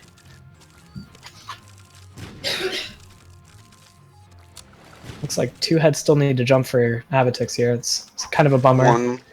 We have one more. This could still be a pretty decent Larry for him. Oh. Just needs that last head to jump. Alright. Not too bad, not too bad. Definitely very high 20 territory, maybe 21. Avatix could... This could be a PB for him. Could definitely have a PB on his hands here.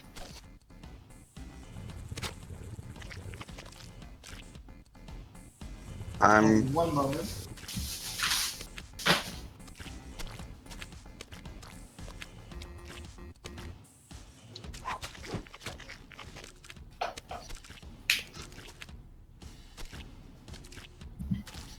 He's playing pretty smoothly still.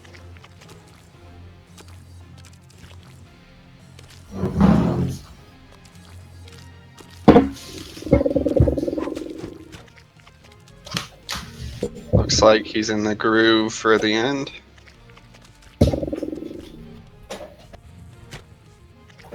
Crew Crux still struggling in Rapture. 5:16. This looks like Avatix's win, maybe the PB as well.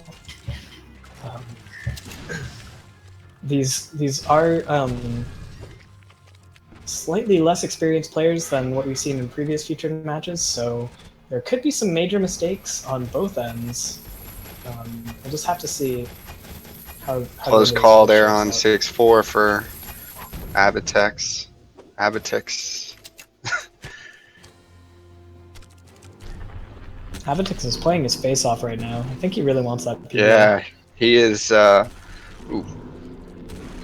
It's the first kind of mistake I've seen him make, pretty much, in the end.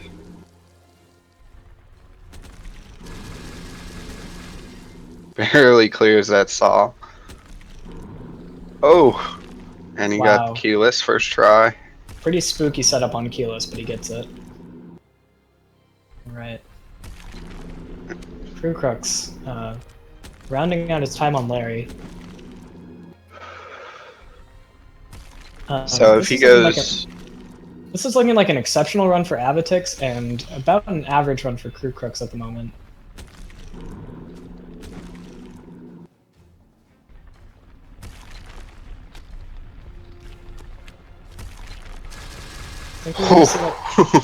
Man, the dodge. That was... Yeah. Avatix is just really... If he makes it, he'll PB by about a minute. Yeah. What's he got right now on speedrun.com? Like a 22? 22:28. Wow, this has the potential to be very substantial for Avitix.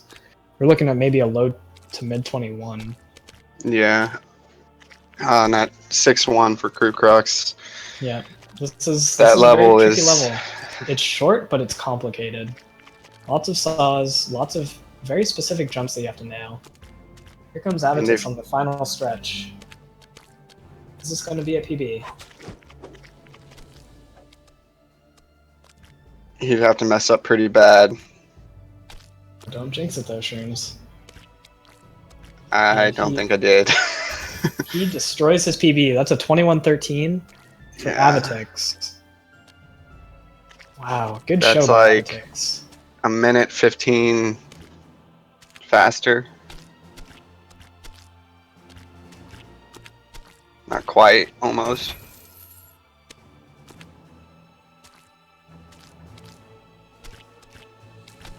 Way to go.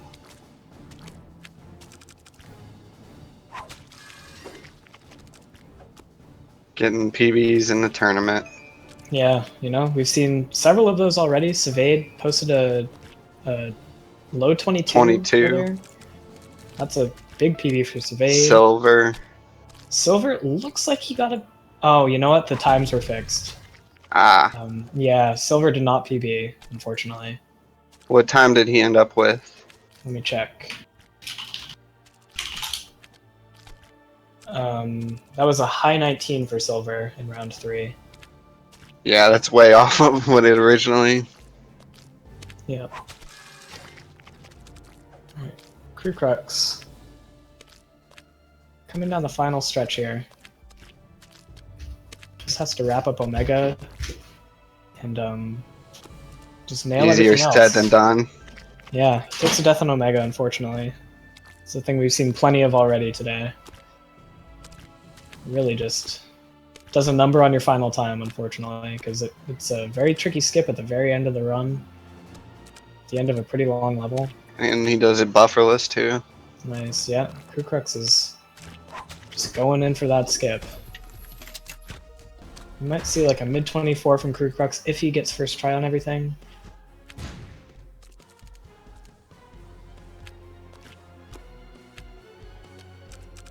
Just has to make it through these saws for the next minute and a half, and you'll have a mid 24, which is definitely by the standards of this tournament, a competitive time for some people for sure.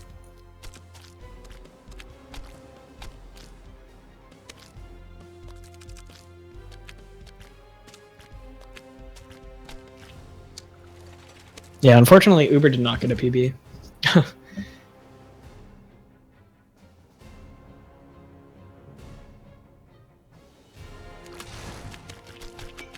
Alright, so we're gonna have 2 more rounds after this.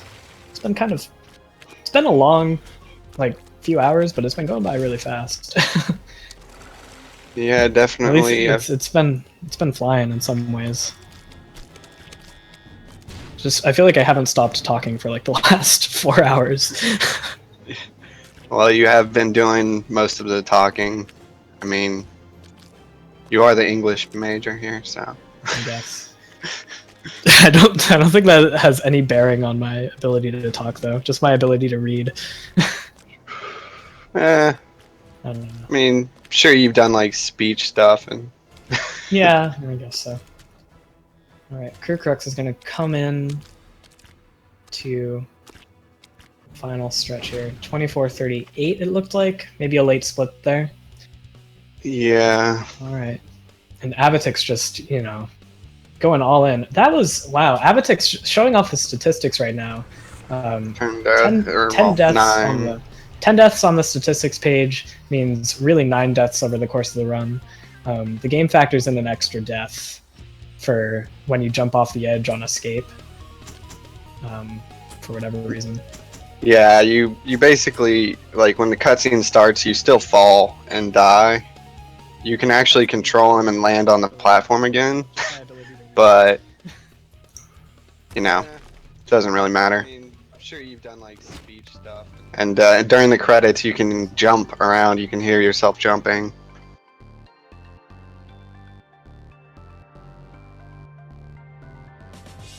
All right. So what were some highlights there from round 3?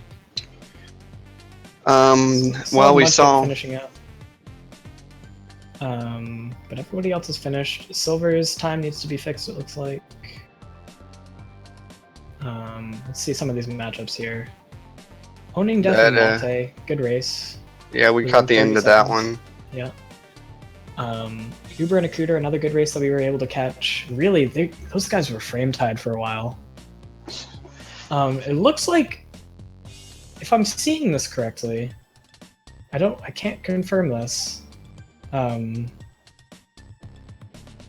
Mudkip might have just barely eked out a win over Savade by like 4 seconds. I don't know. It's coming up as a loss here. I don't know. I think Let's see once there's it's still adjusted. still some data entry being finagled right now. It says a win now.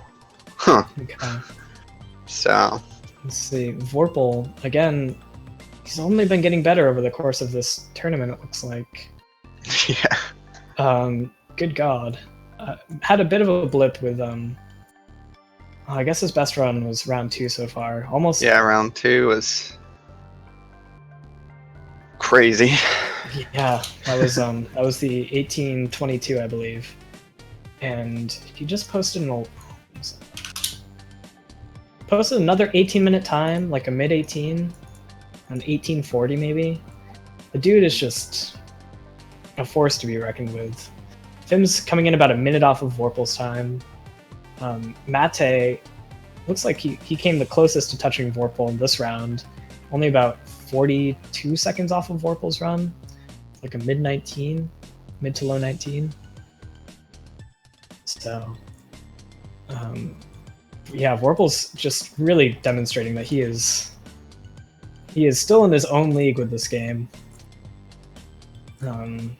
And I don't know what it's going to take for somebody to stop him at this point. Yeah, I gotta say that I expected nothing less, but you never know with these things how they're gonna go. Yeah. I mean, we all, well, most of us have seen Vorpal's GDQ race, so. Yeah, that was definitely an example on the extreme end of just things not going as planned, but that's what happens, you know? Yeah. All right, where are we at right now? It looks like the featured matches are being set up for round 5. I think Twin Person is currently determining featured stuff. Round 5 matchups have been generated. What are we gonna be excited for here in round 5, Shrooms? Let's see who we got matched up. Fems and Owning, that should be pretty interesting. That's gonna be neck and neck. I'm calling it now. Yeah, Savade and Uber, that could be quite interesting as well. Yeah, we'll see. We'll see. We'll Well, Savade. Looks like Savade had a little bit of a struggle in the last round. So he's going to need a better performance this time around if he's going to be able to compete with Uber. Yeah. Uber's had some good times so far today. Vorpal really and close to his Mate PB. coming up too. Mate is Vorpal's like other really close competitor, it looks like. Maybe Silver and Fims as well have a chance of dethroning him. But I think at this point Vorpal's already basically secured a spot in the top 8. I'd be surprised if he didn't at this point. 7 looks like he's going to be in, even with the loss he just took against Vorpal. He's going up against Silver, so that should be quite a challenge for him. Yeah, we'll have to see. It's gonna be It's an interesting round. It's gonna be a hotly contested 8th seed for the top 8. I think Savade, Akuter, like any of these guys can really just end up snagging that 8th seed if they have a couple of good runs. Yeah. Savade's really, really putting on a show so far, though. Putting up some formidable times. Featured matches this round. We have Fims and Owning, Uber and Savade, and Avitix and Akuter. Alright. All Looks good should to be me. good. Yeah. Fims. I'm glad that we're seeing some more Fims. Fims really has been He's probably one of the most active right now. He's been really embroiled in a lot of exciting races so far this tournament. Uber and Savade, that's going to be that could really go either way. I think you're right, Shrooms. I think if Uber falters and Savade really steps up and maybe snags another PB, he could upset Uber here. Let's see. It would be an Uber upset. It would be an Uber upset for sure.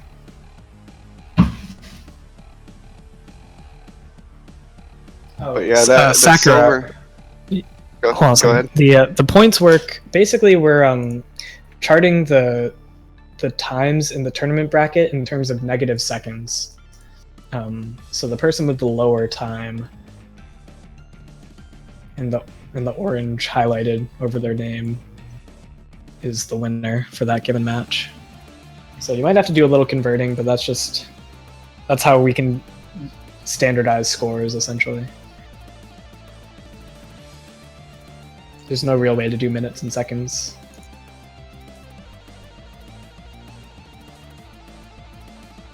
Okay.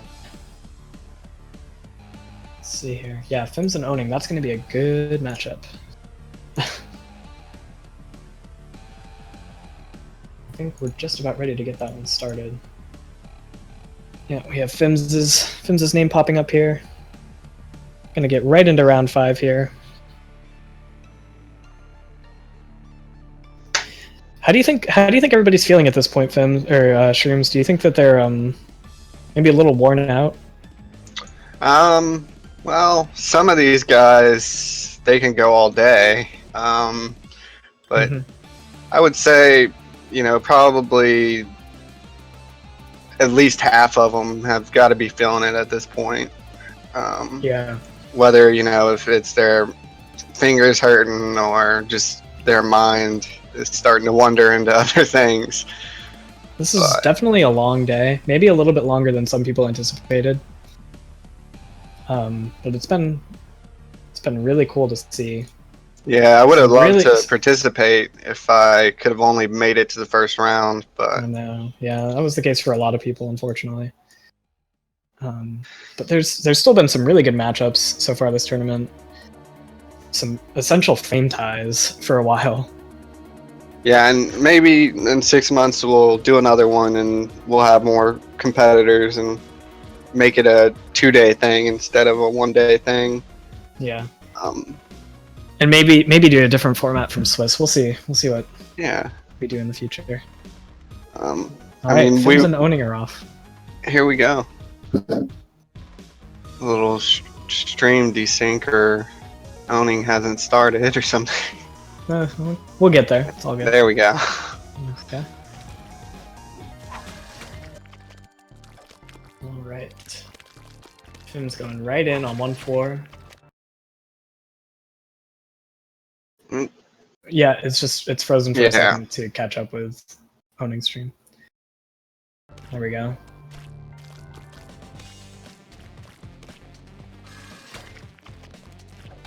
Okay. Yeah, these two are going to be neck and neck, I'm guessing. Definitely some top-level play coming out of both of these guys. Really smooth movement. These guys know a lot of the optimized strats. And also when to back off and just go for something that's a little bit safer. Very pragmatic runners, the two of them. They know what they like and they know what they don't like, and the stuff that they don't like isn't included in their runs. Yeah, and for the most part, both of them go for pretty much every fastest strat. So, excluding Ricketts and a few of the more advanced strats that very few players go for. These two are both still working up to Hex, I'd say. Yeah, I've seen Fims do some, and I've seen Owning do some Hex and runs, but just like me, it's one of those things you just gotta have a feel for, and during the run. Otherwise, you just don't want to do it. Often I'll get into the level and then be like, oh, I'm supposed to do Hex. And by that point, you're not doing it. So. Correct. Yeah. These guys are very close out of forest. Little Slugger is of very little significance to either of them. These guys know the run. Yeah. Inside and out, so. Still pretty much tied. Yeah. Fims just has a tiny little baby lead over Owning. Yeah, like maybe a second. Yeah. Did Fims just miss the bandage on 2-2? I didn't see. I kind of missed it. It's hard to tell. I'm gonna look at the stream. Okay. It'll be a second. That's one of those bandages that just happens to be in the way of the optimal path. Oh, he got it. Okay, you got it. We don't really need it for anything, it's just kind of there, so we just grab it. Yeah, it's just in the way, so.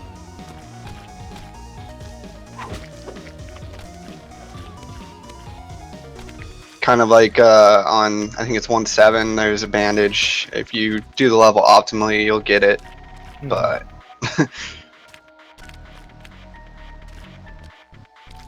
No real significance in it. Oh, Owning with a death on 2-7? What the hell was that? Yeah, that was I think that was 2-8. 2-8. Yeah. I know the dark level's better.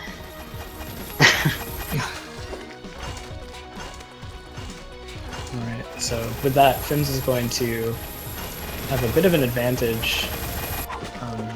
These runners are both prone to making at least a couple of mistakes over the course of their run, though, so it's way too early to say whether Fims will maintain this lead through the end. I would be extremely surprised if that were the case.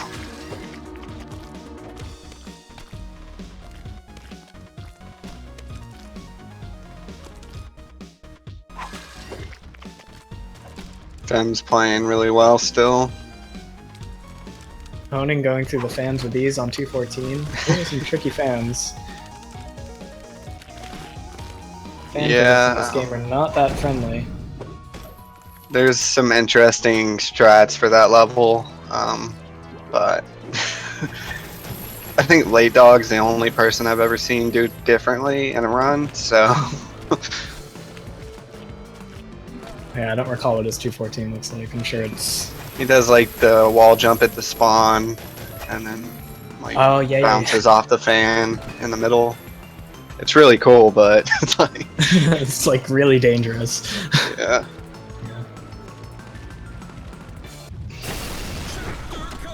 Alright. Fem's with a small lead here.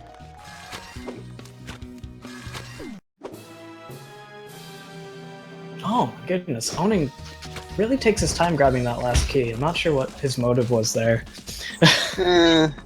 He may be like me. Sometimes I just am slow at reacting to it. Yeah, it's like, oh crap, I have to get this key, don't I? Because if Yeah. I don't, then it's all over. That, and you can, you know, sometimes you worry about grabbing it too early. Wasting like 5 seconds. Yeah.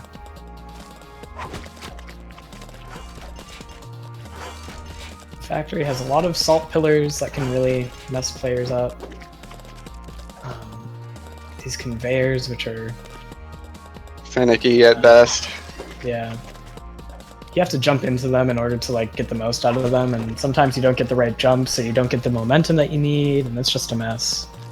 And we see on Owning Desk stream that Vorpal is playing Super Meat Boy. Must mean that the general race is starting soon.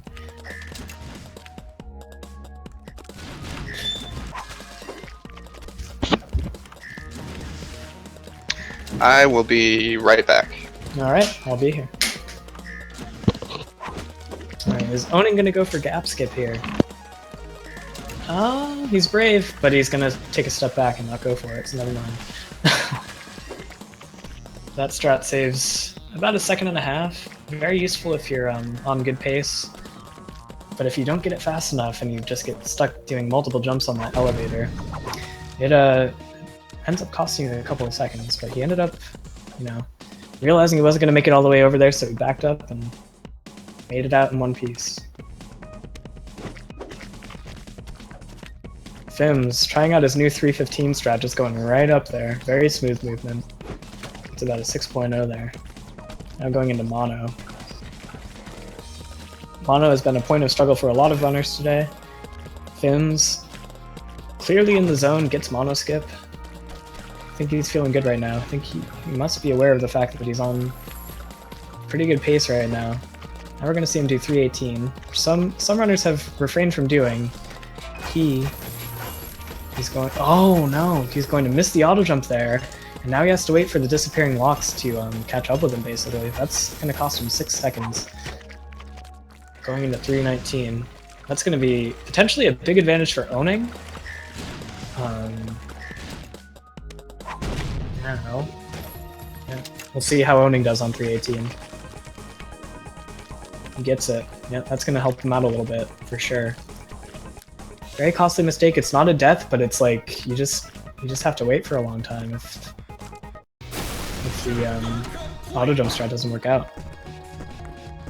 Alright, so Fim's getting, I think it was a sub 8 factory split there. Really good for him. Owning, bringing up the rear, maybe about 15 seconds behind right now. These next 2 chapters are extremely dangerous, very hazardous. See what it brings for these 2 players here. Fim showing off an auto jump strat here on 4-3, just bouncing off of everything, going up a tight corridor there. Fim's still not feeling courageous, not going for hex skip. I bet we'll see that in his streams in the coming weeks, but I just don't think he's there yet. Alright. Owning's close behind right now. Both of these players not... Is Owning going for hex? Owning goes for hex and he misses it. Oh, dude. That's too bad. He's going for it again. And he got it. He gets it. Nice. Second try hex skip for Owning death. Unfortunately, that's going to put him at a disadvantage. That did end up costing him time. But props for going for it, just being brave and giving it a shot. You can't hear the dog, can you? No. Okay, good. He's in the other room just sitting there barking. Guessing he's barking at my other dog, but...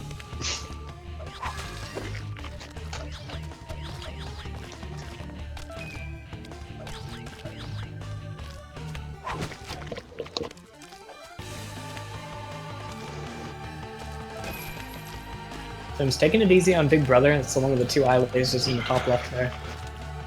There's a little secret skip you can do there. It saves about a second just by hopping out of that key cord and a little bit faster. But again, Fims just wants to be consistent right now. I don't think he's pulling out all the stops. This isn't like PB territory for him today. I think he just wants good times with very few deaths. Yeah, speaking of that, didn't Fims get a 2-second PB yesterday? He did. He got an 1847. Props. I think he was disappointed. I think it could have been a lot better. PB is PB. He's going for a top 10 time right now. Still working on sub EXO, 1839. Yeah, I can't hold on to my time too much longer, or else he'll be he's there. only a few seconds off of the Fims. Or Shrooms. Yeah. I keep messing people up today. Fim showing a very strong performance and how Owning, unfortunately, doing his thing, going for hex, but ultimately it did end up costing him a little bit of time there. And Fims is just a very consistent player, so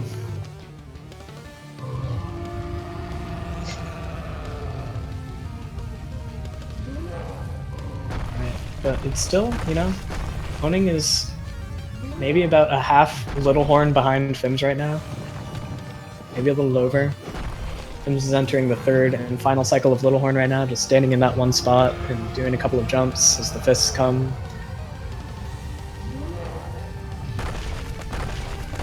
Owning now doing the same. Fims on his way out in just a second here. Nobody's taken a death yet on Little Horn. Thank goodness. Fims with an 1141 Little Horn exit, that's a good time. He's probably gonna, he might want to go for the 18 Yeah. here. Yeah, he's definitely in the 18 range. Just has to hope that Rapture cooperates with him, really. The Abominations in the middle of the chapter can definitely pose a potential risk. 5-1 here. Also, That was a little as we've scary. seen, 5-1 is a scary level, dude. He gets it, though. Lots of sauce cycles. Yeah. Though if you do take your time on it, it is pretty easy to get consistent. Like going for the faster cycles, that can be rough, as we've seen. Mm-hmm. Most notably, I guess, in Vorpal's run. Oh, yeah. Finn's getting some fancy fast jumps there. 5-4. Owning, playing it safe on 5-1. Definitely doesn't want to take a death at this point.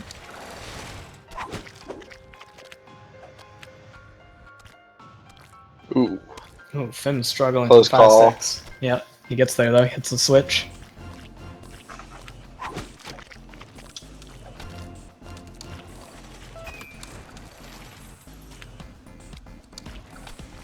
This has been a good race so far. Owning has had to play catch up for most of it.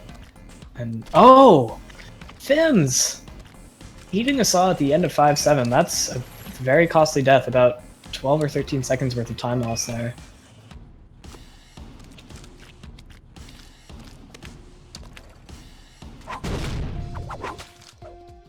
So Owning's going to catch up a little bit.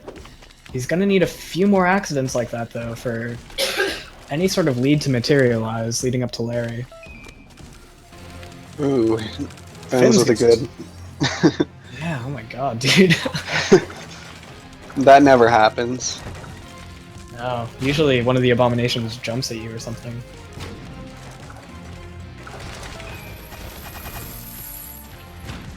Close call with the Burn Boys there, too. Mm-hmm. Very tricky platforming here to go for the fast strat, which Fims is doing. At the beginning of There's a 5-11. faster strat I do. There is, but it's risky. There is a little Just bit of to show RNG off. to the saw. Because the cycle could be faster. And yeah, that's a disaster.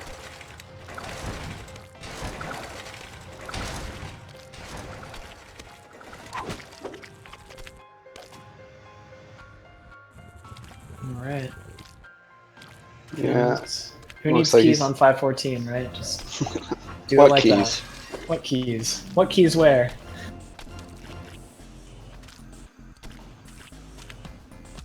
Got me thinking Ooh. about Zelda now. I know, yeah. This isn't Zelda. Wasn't there a 2D platformer that came out for Zelda at one point? There was what do you mean? I'm pretty sure there was like a 2D Mario style platformer that There's- came out for Zelda. I at one remember point. there's like a really bad adventure game for what's that system called? I can't even remember. But I wouldn't be surprised if someone made like a hack or something like that. Yeah. Shrouded for that pause buffer on 512. I mean, Zelda 2 is a side-scrolling. Yeah, I guess so. Yeah, Feasible, pause buffer I on believe, 512. You did just that. you do an auto jump input. So it's like you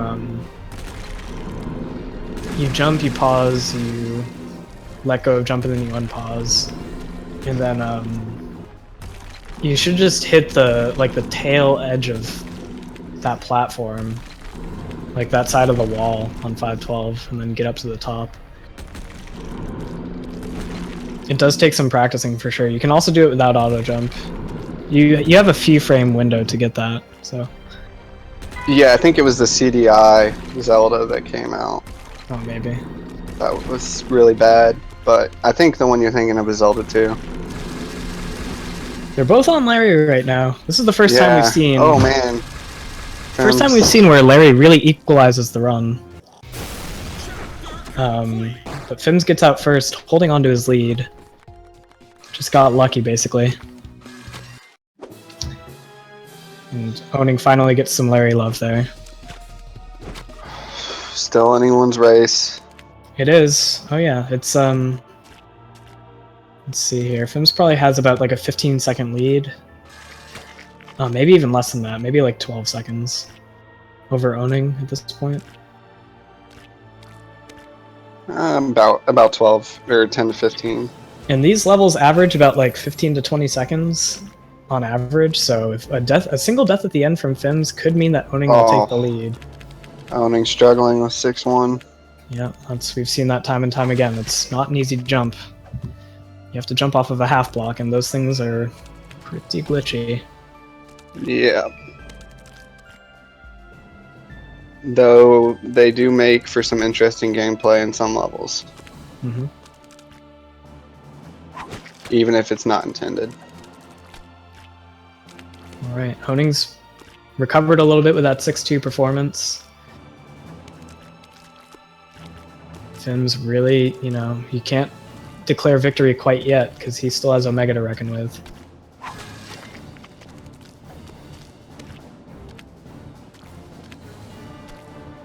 Let's see how he does. He's coming up to Keyless.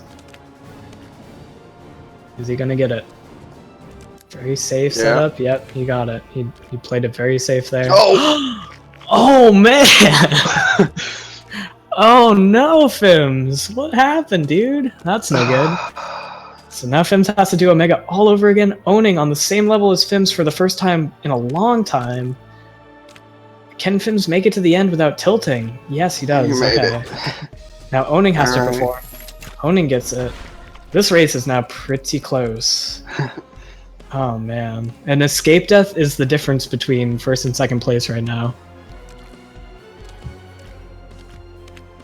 Any death, really.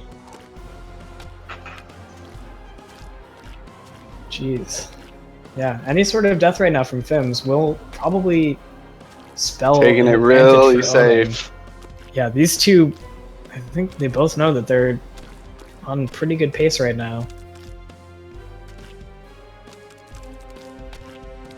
Fims is like 3 seconds, 4 seconds ahead. Fims hits the button first. Owning at 1925 hits the button. That's about 4 seconds behind Fims. Let's see what escape brings for both of these players. Fims can get like what, like 2002 here. First try escape, no deaths. You know that these levels are not. He's not doing everyone's strong suit. No, he won't go for leap of faith. Let's see what he does. He's got it. Yeah, unless he hits the saw here. That's victory for Fims. 20-03. Very good race. Owning put up a really good fight there. Trailing for most of it, but really just didn't give up. End. And without that Hex death, he probably would have won. Yeah, I mean, he probably would have won. It would have been extremely close. I mean, given the Hex death really only cost him about 7 seconds. That was the difference between first and second, though. Wow, very good race, very good show from both of these players, from Fims and Owning Death. Let's see where we're headed next. We still have a couple more featured matches. Did you have any final words on this run, Shrooms? Just wow. Just wow. I agree. That was quite a treat. Let's see where Sevade. Let's see if Sevade's competing against Uber. He's about six levels behind Uber right now. Yeah. It's not Could come over down yet. to Larry. Sevade again with a pretty strong showing. I don't know if this is going to touch his 22 pace, but this could certainly be.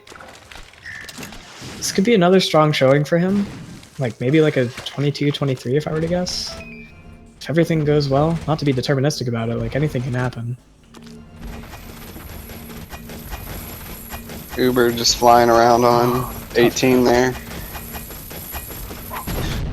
Yeah, that level, it's tough to get control over Meat Boy because the repulsors send him flying. He manages to control Meat Boy enough to get to the end there. He's already sailed to Larry. Alright, 2 of the heads have jumped so far for Uber. No real Larry tragedies yet so far. Sevade. Sevade's having a bit of a tough time. Costly death. That's tough to see. Couple of very late deaths there. Mid-rapture. Went a little robot there. I did? Yeah. Oh, my voice. Yeah. Am I back? Am I no longer a Yeah, robot? you're back. You're back. Okay. Huh. Maybe That's it's just strange. some lag on your Maybe. end, Shrooms. Yeah. I mean, I Discord. might be sounding a little monotone at this point. I've been talking for 4 hours now. I don't know. Well, I don't know. I don't know. I always feel that your voice is kind of slightly monotone anyways, so Yeah, well, not a bad thing either. you know, nobody asked you, Shrooms. Okay, sorry, it is a bad thing. Whatever, man. Alright. Anyways. Uber's just kind of... Casually going through the Yeah, end here. he's just kind of dominating right now.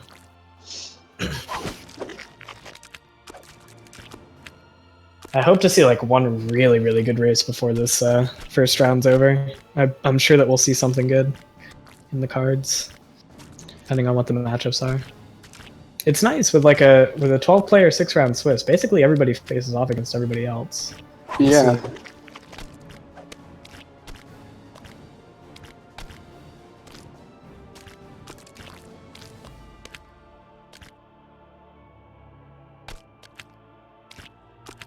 Sevade gets a really good Larry. This can be another PB for Sevade. With a sub-19 Larry exit. If his PB is a 22. Fans, we're very happy. No, I've loved every single race that I've seen so far.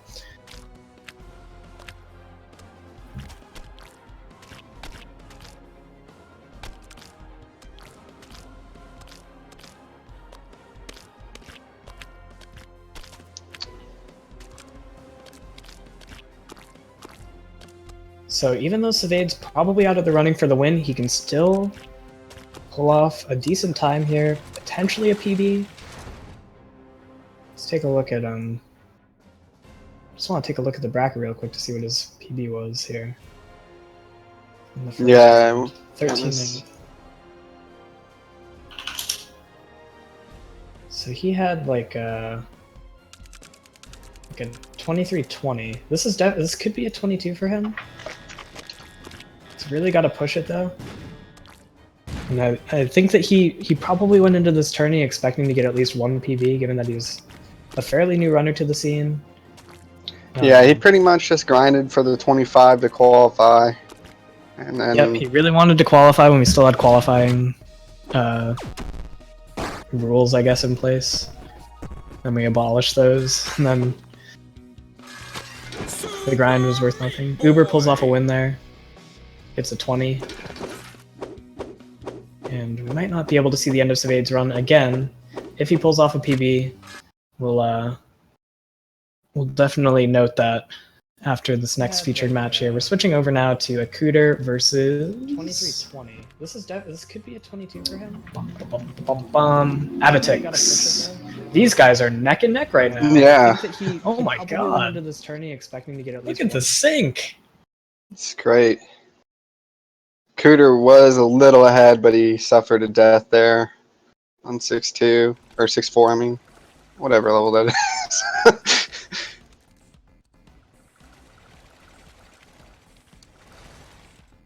Oh, this is a very close race. I'm glad that we're tuning into this one.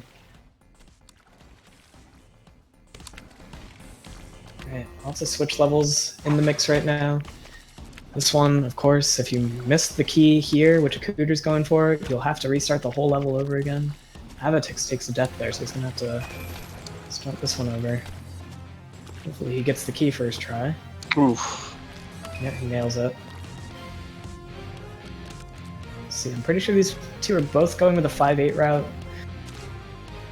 So we're gonna see them do this auto-scroller here, Descent. Still, even with that slight flub from Avatix, a Cooter takes a Cooter, 5-8. and I was just about to mention how that is the worst thing that could happen. That is why you don't do 5-8, my friends. That is Yeah. 17-second death. Oh no. So now Avatix is in the lead. They're just trading off right now. After we retreated to seeing them sync up at the very beginning of our coverage here. Yeah, Avatix has about probably like a 7 or 8 second lead over Cooter. The Cooter really needs to win here, I think, to stay in the running for top 8. He's running on very little sleep. He's told us several times that he had a pretty crazy night last night, so that might be affecting his outcome right now. We know that he's capable of like 20xx range times, and I think he might be a little frustrated with his performances today, because I know that he was very excited about this tournament.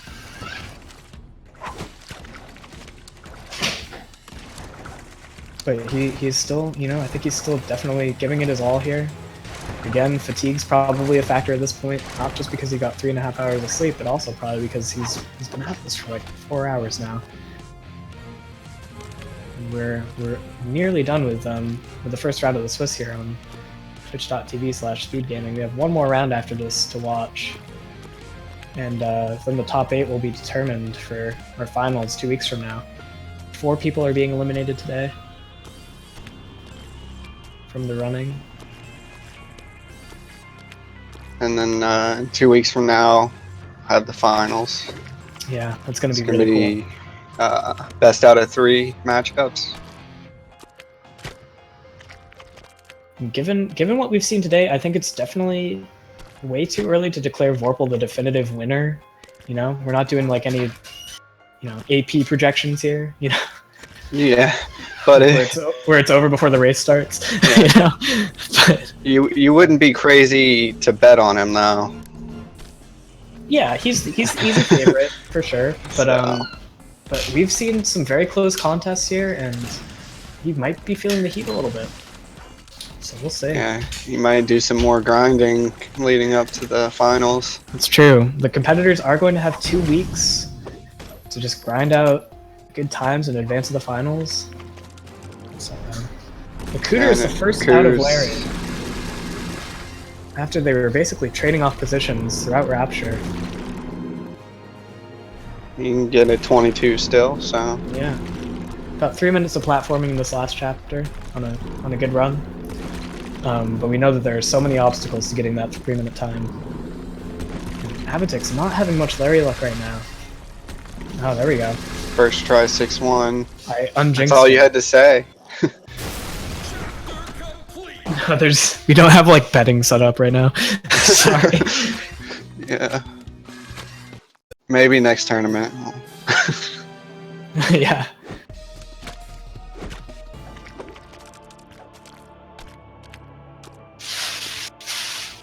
Alright, Akuta coming up to the final 3 main levels before the boss.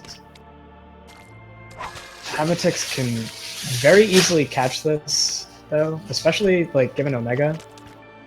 Cooter taking it really safe on 6-3. Both runners solid in their own right, but still aren't the most optimized in the pack, so we could maybe see some Back and forth still. some back and forth going into these last few levels. Cooter's Yeah, playing real Cooter's safe on really 6-4. trying to stay alive here, Yeah, just has to dodge those saws. which is a good idea. I mean, if I were him, I would be doing the same thing. So Seeing a little bit of lag on Avatix's side right now. It's hard to tell where he is right now. Cooter, by comparison, stream's still pretty steady. yeah, Oh, tries Keyless and misses it. miss. I was a little scared for that jump over the saw there too. Probably jumped at the last frame possible. Avatix pulling a Vorpal and warping time and space to proceed through this game. I can't believe what we've seen today on this channel. Another death from a Cooter. Yeah, this is giving Avatix more than enough of an opportunity to catch up with him. If a Cooter takes another death and Avatix gets this first try, He'll be in the lead. is gonna have a solid lead over a Cooter. Oh if man! Cooter takes another death. No! Oh, this is hard to watch, dude. Avatix, we've seen this before. Avatix is going not for keyless, but for the safer thing. Almost hits a saw there anyways, but gets out in one piece. Just has to get through these last saws here. Cooter is just feeling the tilt right now. I think. Yeah. He was really looking strong for a little bit in this end split, and now it's just. And I hate to see not just a Cooter, but any runner have to struggle with Omega, because as a runner, you know how that feels. Yeah. You're so close to just the final goal, and really want to see a Cooter finish with a strong performance here. He is a strong performer, so I think that he will ultimately get past this obstacle. It just looks like there's some mental block or something going on right now. He just has to get through it. Get past Omega. It happens. It happens to the best and worst of us, to be honest. Like, everybody gets affected by Omega in some way or another, and this is exactly what you're seeing right now. Just struggling to get over that saw tower now. Let's see if he can pull it off. Avatix looks like he'll be sailing to a firm victory here, barring some major tragedy.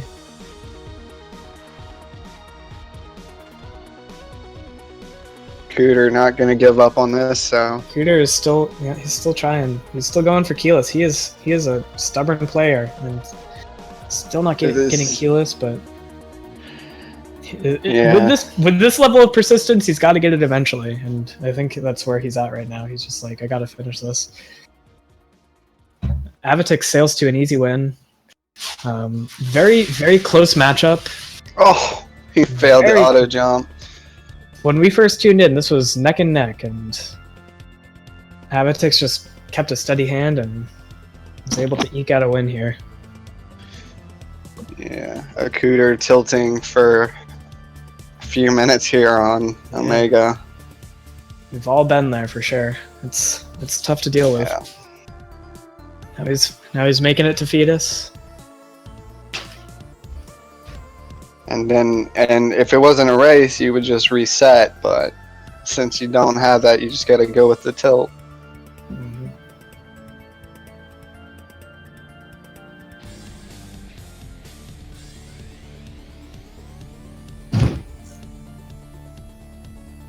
Finishing strong.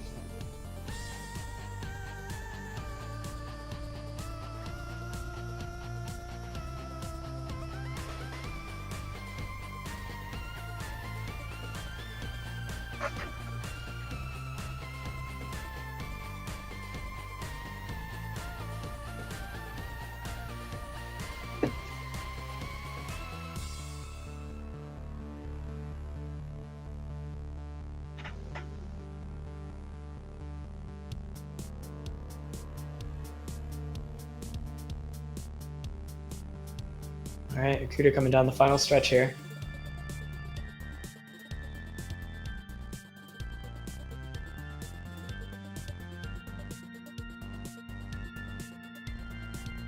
Alright, hopefully he first tries it. Except for a rather tough time on Omega. He's gonna get it first try. Nice. Good game to both runners there. Just Akuda just got stuck on Omega and that. Yeah, that was very unfortunate because he was putting on a really good show leading up to that, and it looked like he was going to actually win. Going into end, he had a commanding lead. Yeah, even with like 3 deaths on Omega, he was still in the lead, and then we all saw what happened. So, but good show from both runners. Let's take a quick look at what we have both on tap for the final round of the Swiss and also what we just saw in round 5 here.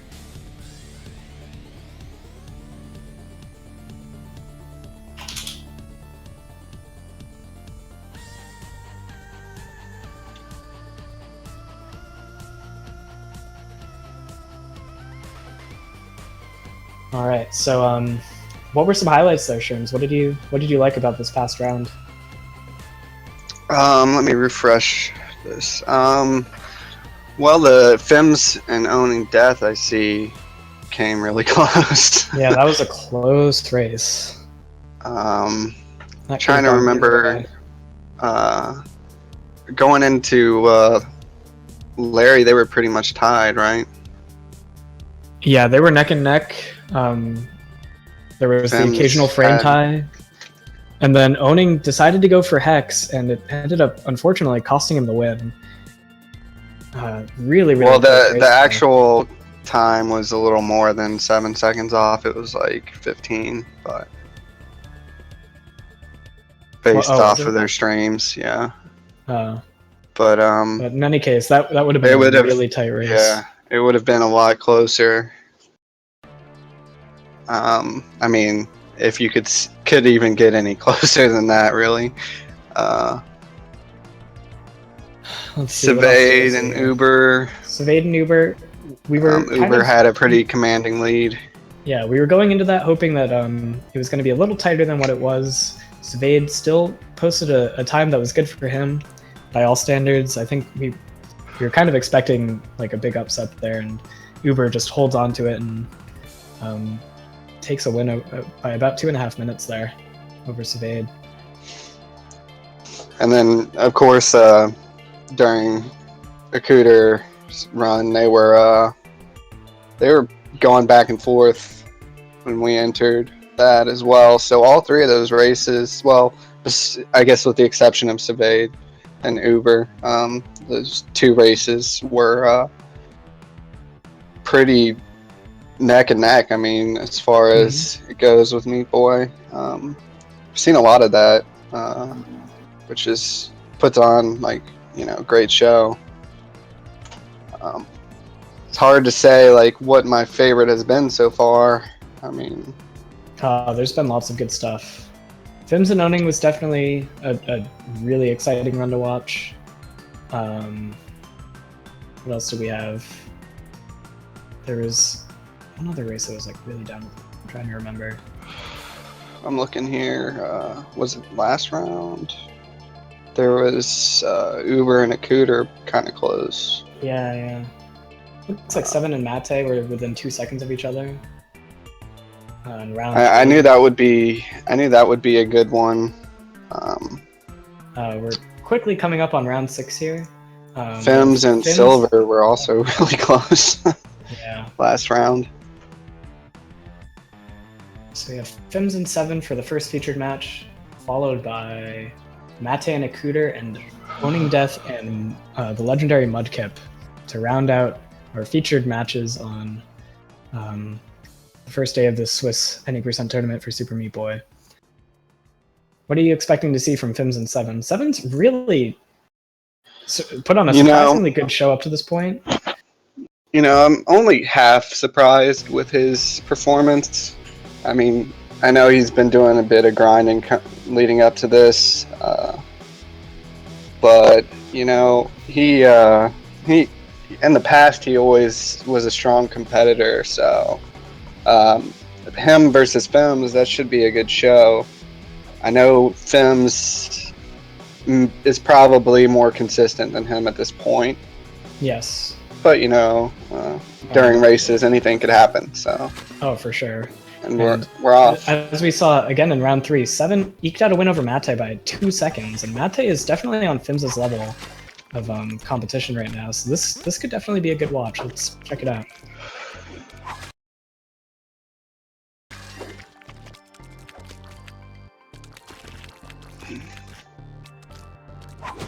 Right. Again, for those just tuning in, the basics of this category, we really we only need to do 17 levels to unlock the chapter boss for each chapter. We don't need any bandages, characters, or warp zones to beat this game as fast as possible. We've banned a couple of major glitches that just cut the run down by a very significant amount and sort of just fundamentally alter the way that the game is played. Wow, the voice cracks. So, yeah, those are the basics of the run. 17 levels per chapter. No collectibles, just go, go, go. Meat Boy only.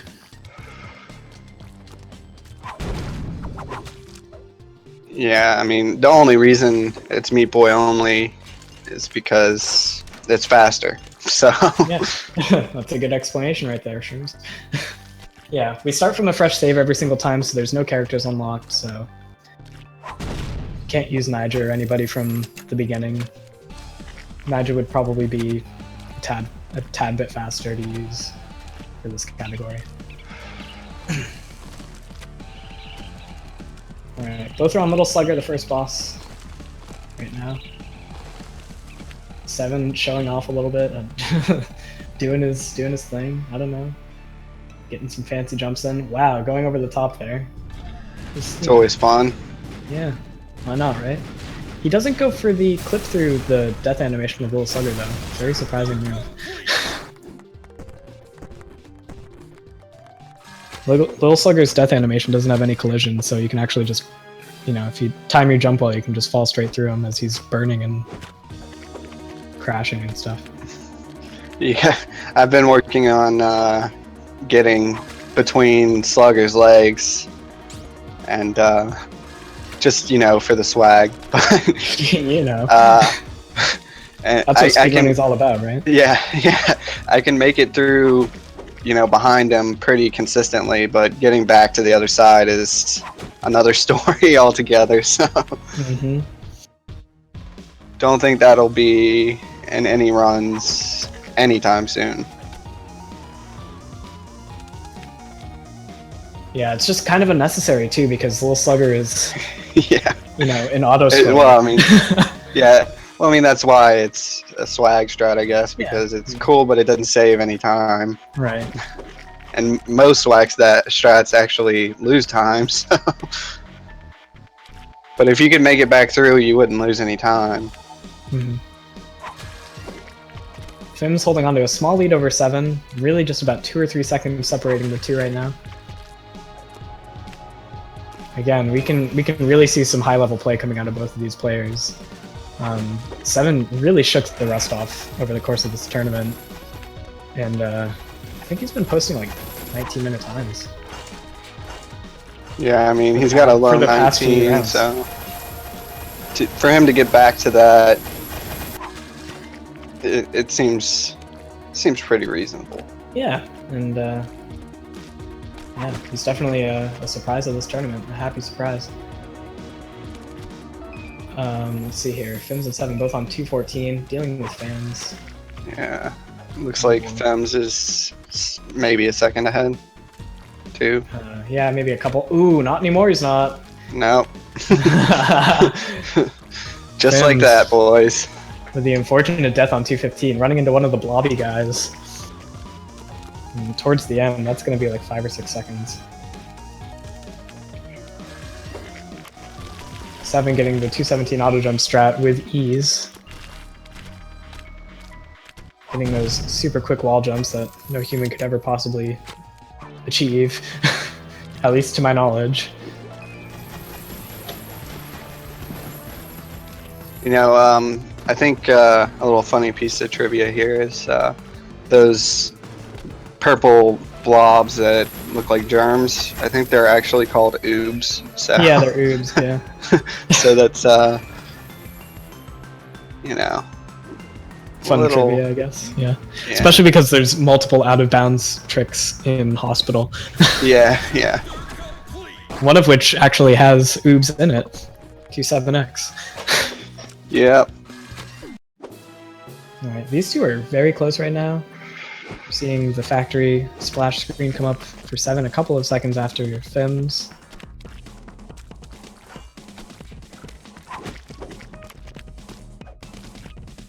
Fimm's going for the 3-2 auto jump strat.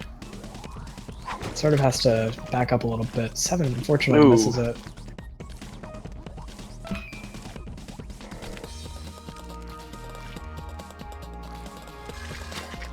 Fims is going to have probably about a 5 or 6 second lead now with that.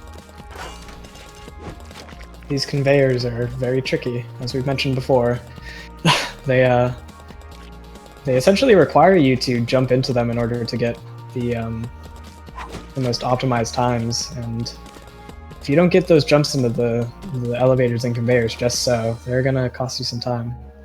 Yeah, especially on 3-5, that level, you won't make it as high up as you need to. Mm-hmm.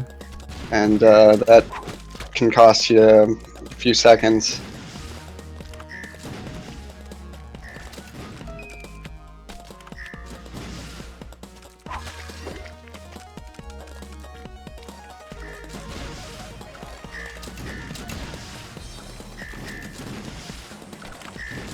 Okay. Literally one level apart.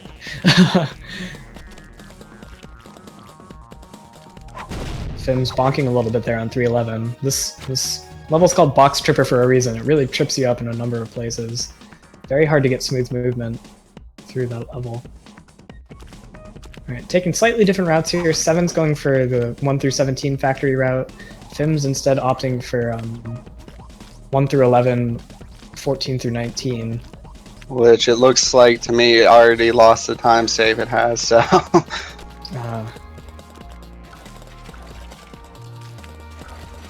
Ooh, 7 is dead at the end of the bend. That's too bad. That's a very costly death. Mono death on Fims. Looks like I think you're a bit ahead of me right now. Let's see. Oh, yeah. Oh, that's Oh. And he jumps over her on the second try. Oh, never mind. We're still good. We're synced. Oh man. Yeah. That's actually gonna help 7. I think 7 might actually be in the lead right now. Even with that death on the bend, Fimm's really struggling on mono, and that probably cost him on the order of like 20 seconds.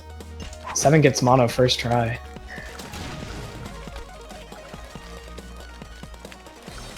And who's gonna be the first out of the gate? No. 7. Wow! Whoa! Oh my god! Holy crap! That was really awesome. And Fims is just slightly ahead still. Wow. That was an incredible save. That is almost certain death if you get stuck behind those crumbling walls, because those rockets fire really quickly. And 7 just gets really lucky. Wow. That was... I've never seen... I don't think I've ever seen anybody survive it like that. So...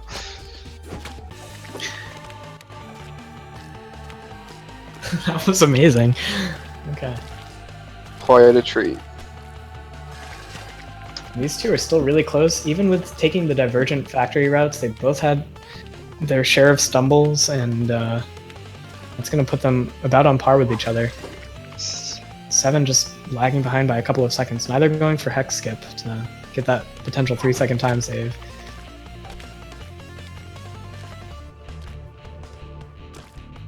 Yeah, 7's just barely bringing up the rear here. Literally seconds apart.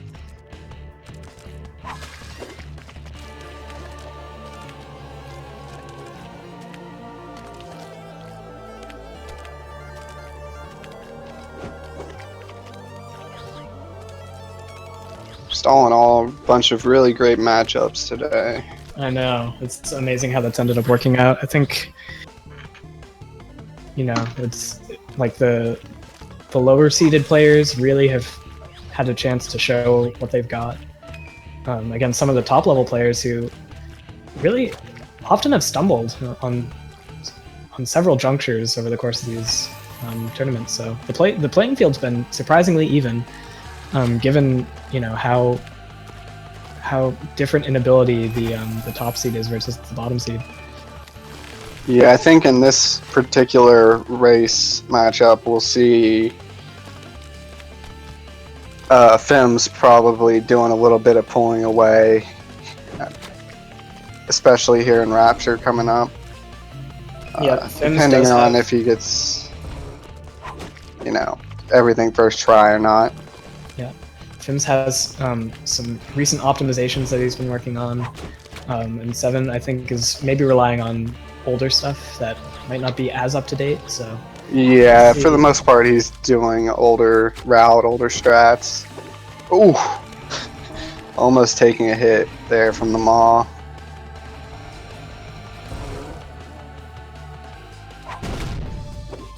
only about 8 or 9 seconds separates these two right now. It's been close basically from the beginning.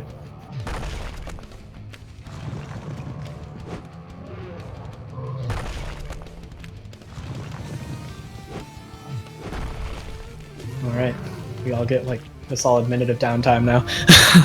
Yeah, Nothing to see here, really. we'll just pray that nobody dies.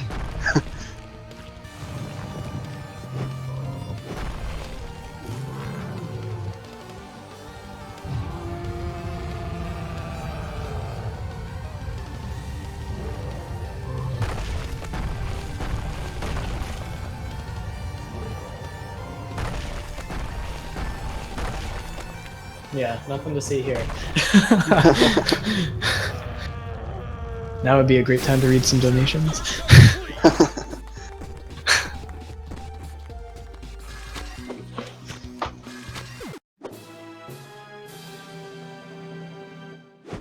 Alright.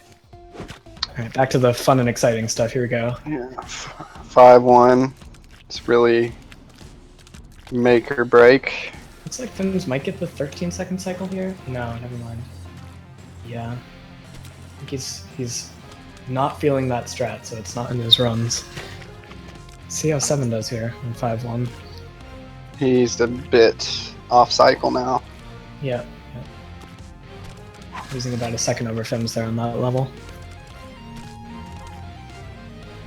Here we are to the repulsor levels. Always Total pain good in the fun. butt for casual play. And they don't really get much more fun in a speedrunning context. Yeah, 5-4 in particular, that strat, not fun.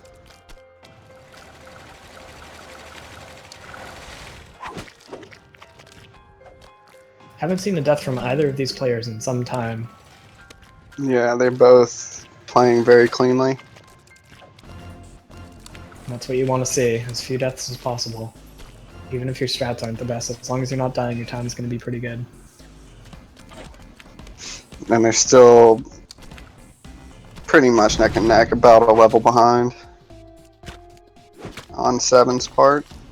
Here we come to the abomination levels on Fims' screen. Will they cooperate with him? They do. Doesn't.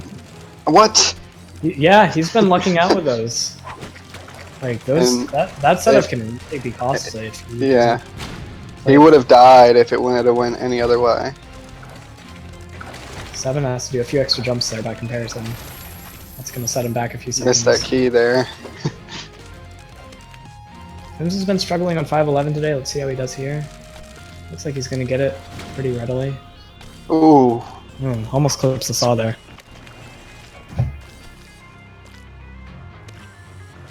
No, I did not call repulsors fun, Scarlet. I jokingly did. If you didn't catch the sarcasm, that's not my problem. Let me just put on your sunglasses for you there, Shrooms.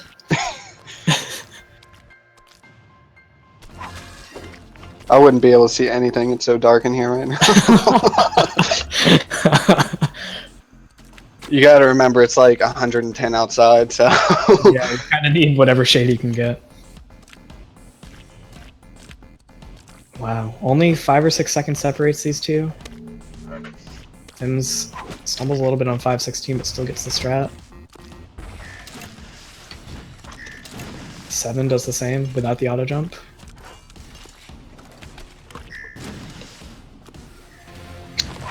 Oh, 7 gets some Some tough luck with the rockets there. We're just kind of skimming the chat. Yeah, we've been in and out.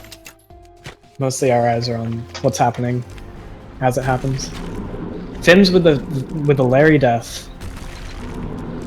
This is definitely going to come down to Larry now. Can Fims get a 3 cycle? The first one of the stream. No.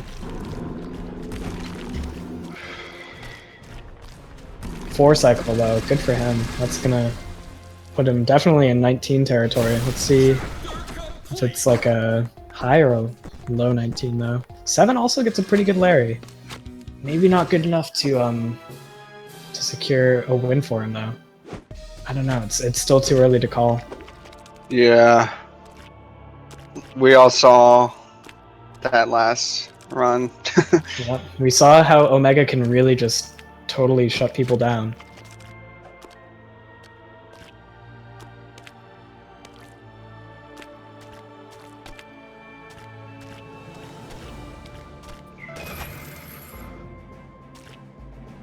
(6-2) is definitely a great equalizer. If somebody takes a death at the end of 6-2, it's gonna be probably more of a factor than their Larrys. Fem's taking it a little safe there. So Yeah. same with 7. Yeah, these two are neck and neck right now. Just hoping that, you know, Stays like this. Yeah, I just hope that they can keep playing cleanly, you know.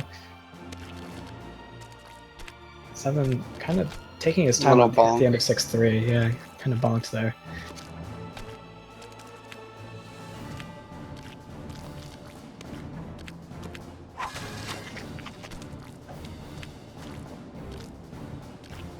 Here we go. Of course, that 7. 6-4 strat lost a cycle there at the end. 7. Yeah. It looks a lot trickier than it is. Ooh. Oh, 7 pulling off the backup. Ooh. And again, not going for keyless. I don't know if he can do stuff like that right now with Fims Yeah, having Fims a very is, slight lead over him. and I don't know. Fims is a very consistent player. He's showing that off in full force right now. And 7's just going to need some sort of mistake to happen right now. yeah, looks like it's going to be a very low 19.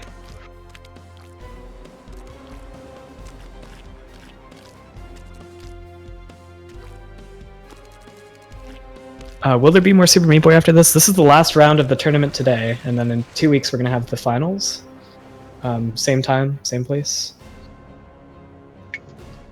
And we'll have the we're probably going to finalize the standings off stream, I'm guessing, like after the last race is wrapped up. So I don't know, that'll be information available to you probably within the next day or so. But we will have some definite finalists by the end of this first round as well. I think Vorpal's already clinched. There we go with Fims with the 1919. 7 really putting up a good fight here again. Is there? Sorry, What's up? I'll let you finish. Okay. Well, I'll let 7 finish. He gets a 1932. Okay, but yeah, I was gonna ask Beazle, is there really Metroid going on, or is that just a joke? Oh, that's cool. Okay. Yep, cool. after this is Super Metroid. Yep. Yeah, everyone stay tuned in for that. That's Metroid is a classic. That is like the tournament that just won't quit. It's been cool to watch, to tune in and out of over the past couple of months. Yeah, good performance from both of the runners here. 7 really just trying to give Fims a run for his money, and Fims just wasn't having any of it. Yeah, 1919. That's really solid. That's tough to compete against. Up next, we have Mate and Akuter.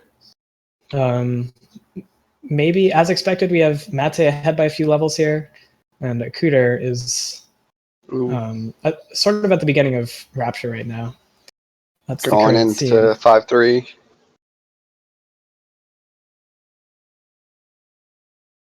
It's like Mate is now pulling a Vorpal, and This. I want to see like a double it's been cool to speed watch. race. Tune in and out. Me and him might have to do that for the meme. Yeah, that'd be pretty sick. Good performance from both of the runners here. Seven. Yeah, unfortunately, really we were unable to trying to show another race with Vorpal after the first round because of some frame rate issues he was having with his stream. But we will probably see plenty more of him in the finals in a couple of weeks, provided everybody's internet cooperates. So.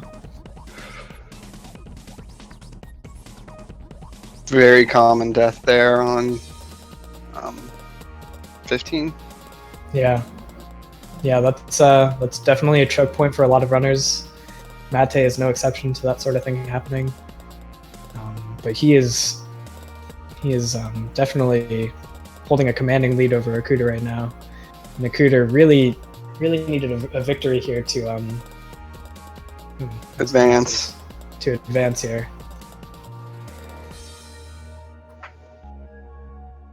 And Mate, the 106% world record holder, has about a 19, like a low 19 in this category as his PB. Akuda with a 21, I believe.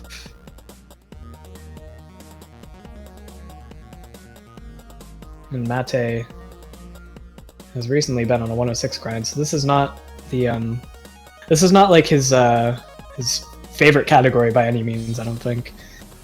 But he's in it for the fun. He's in it to win it.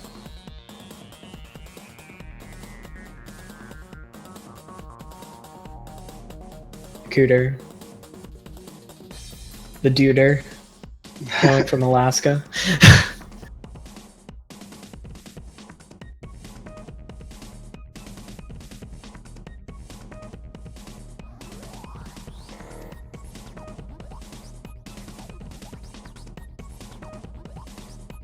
No, Cooter's been playing pretty clean for the last couple of minutes, I'd say. So, we'll see. Hopefully he has a better Omega than last time. I think that's what we're all hoping for. I think he really just wants like one last good performance here. I know he's probably dog tired at this point. Pretty sure most of the runners have to be. They've been diligently racing for upwards of 4 hours. 4 hours, yeah. 4.5 hours, because it did take a little while for this event to get off the ground, just because I was a little late showing up, and I feel bad about that still. But and, you know, it took a lot of coordinating, but we got there, and by now it's like this last round started in like no time at all. So yeah, everyone finally figured it out. Yeah. Oh, Akuda taking a pretty common death on 516 there. And he gets it the second try. GG. Mate is coming up on Omega right now. Keyless. Strat. Oh, he misses it there. Question is, will Mate have an Omega akin to Akuda's Omega the last round? And will Akuda catch up? Unfortunately not. Yeah. If only, you know. It's okay to dream, right? That would make for some good drama. It would. Akuda gets a 3-cycle, the first 3-cycle of the tournament. I believe. If my eyes weren't deceiving me, I'm pretty sure that was a 3-cycle. Someone had a 3-cycle, but I don't think they were featured. Yeah, that's what I was about to say. Woo.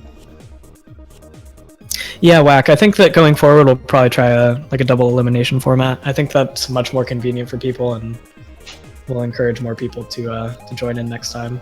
Because this is like a very fixed schedule, and if you couldn't make it at 1 p.m. Eastern, you were kind of SOL. But we'll definitely keep that in mind for next time. Yeah, this is like the first time that Ham has set up something like this, so yeah, I was new to this. We had like there's space to learn. Dude, at our peak we had like 22 people registered, and then like a bunch of people realized, oh crap, I have stuff to do. So yeah, I think 25 was was the highest I saw. Yeah. But And you know, I it's all had to good. back out last minute too. Yeah. Well, same here because of my computer stuff. But hopefully this time next year I'll have a better rig, so I'll be able to actually participate. All right, Mate sailing to a sub 20 here on the left. No problemo, 1950.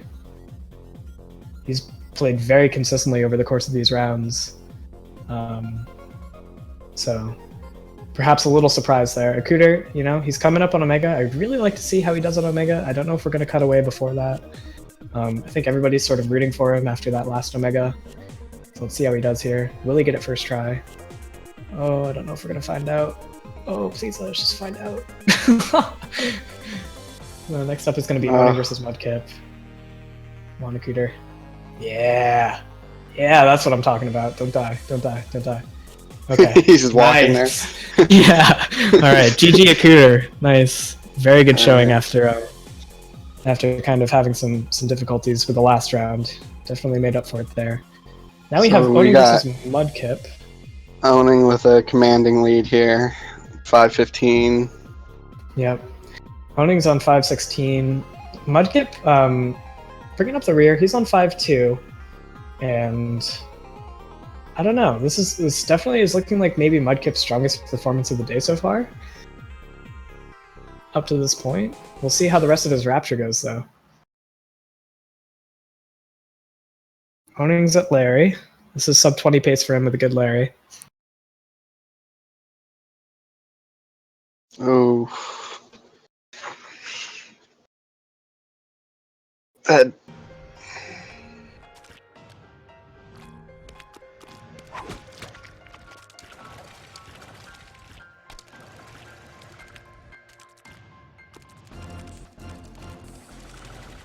Alright, Oning finally gets out of the Larry there. Kind of a tough time there, but it's the nature of the beast. Mudkip's playing very cleanly right now. This could definitely be his best run of the day. Mudkip basically coming out of nowhere for this tournament, and really, earlier putting on a really fun show during his end split.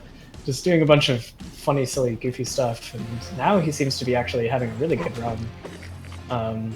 We'll see what transpires for the second half of Rapture for him.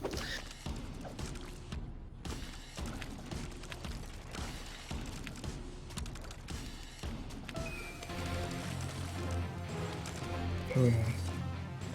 5-9, of course. Yep, the Abominations were sort of toying with him there. He made it through. Oning also playing very clean. He's gonna do his patented 6-3 auto jump strat here, yep.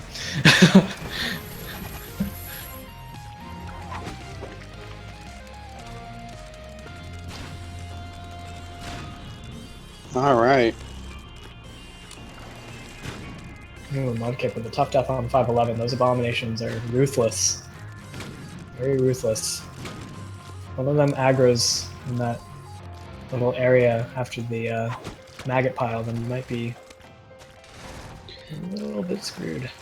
Yeah, you kind of have to jump in a specific spot so that he doesn't make it past a repulsor. And Otherwise, you have to be very careful not to hit him. I believe Oning just took a death on Omega. He's trying the really hard strat. You know, it's been a tough level for a lot of runners today, and there we go. Oning gets it.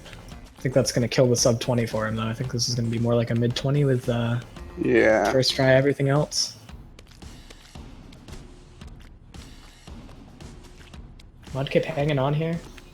Hanging on, trying to get to the end of 514, just can't get the jump. It's a really tricky jump. You have to like input a left directional mid-air and then, yep, get the jump around the edge there. He gets it.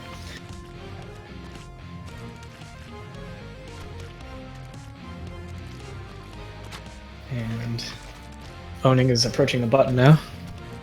Your right leg is asleep, that's the latest.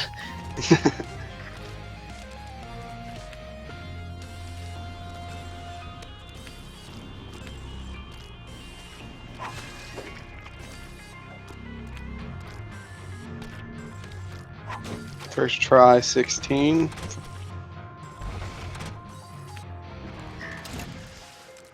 Yeah, he's definitely playing a lot stronger than that last one we saw him in. Yes, for sure. Oh, he jinxed it. Oh, I had no Oning's control. finishing It's all good. Let's watch Oning Death finish up here. He's going to secure a very low 20. 20 of 5. Good showing from Owning Death. That's going to put him in top 8, I believe. Mudkip needed a victory against Owning Death to make it into top 8. Unfortunately, even though he played his face off more so than any of his preceding rounds, it just unfortunately wasn't enough. And what you just saw there was Owning Death going nuts, celebrating his win. Isn't that Bonesaw? Yeah, I think so. Right. See, Mudkip is firmly in 24 pace, you know? Even though he's probably missing out on top 8, he is definitely finishing strong here. Had a pretty good Rapture showing, and now we just need to see him get a good Larry.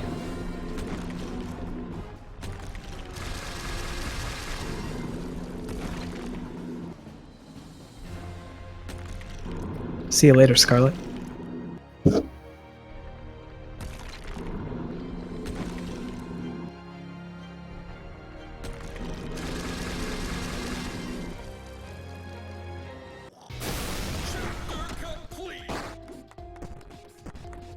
Alright, Mudkip finishing up Rapture.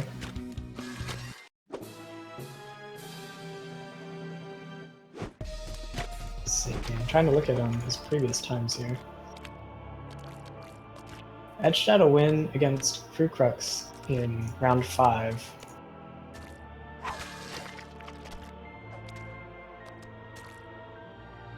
So he got a low 24 last time. This is looking like it's probably going to be maybe a mid 24 if everything goes well. Maybe better. Really? I didn't see what time he entered. Yeah, it was like a 24, I think, his last round. Owning's just a very tough competitor, and he's been around doing races for a long time.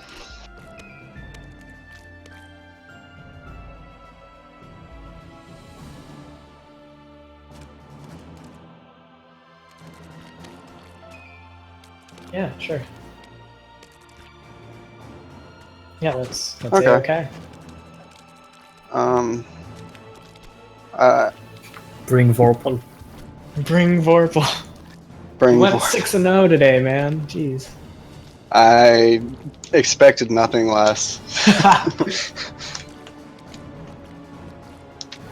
No, I actually really want like either Vorpal. We already did films, maybe 7. I don't know, whatever, one of them. So quick. See, a Cooter might be around, but Matty, I think, is... I don't know.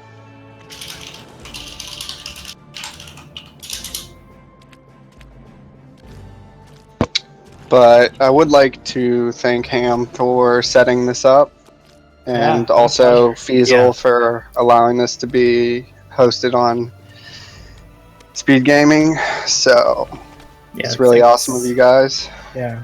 Thanks Thank you so much for giving us this venue to have our little baby tournament. Yeah, I would like The to little do more tournament in the that could. future with you guys.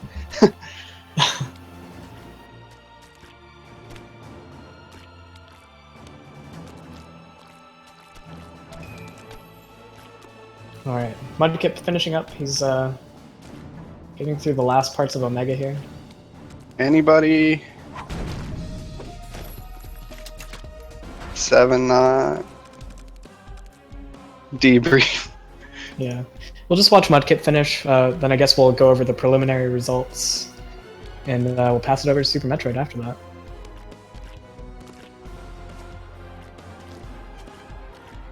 I will definitely stay tuned while doing my my homework. Yeah, that's a must-watch. Everyone, stick around. If you've never seen Metroid runs, you're in for a treat. If you have, I consider you're myself in a for warm treat. ham. I'm a compassionate ham. He's the warmest ham. It's supposed to be the opposite of cold turkey. Yeah. It was just like a gross combination of words that came to mind one day while I was brainstorming ideas for a Twitch name. It actually sounds Like, kind of what? tasty though. Yeah, like a hot ham and So, like- cheese. Like, Yeah, no, it is. It's like really enticing to a lot of people, which surprises me. Like, I don't know. It was really gross sounding to me when I thought of it, but I guess people like it, so it's all good.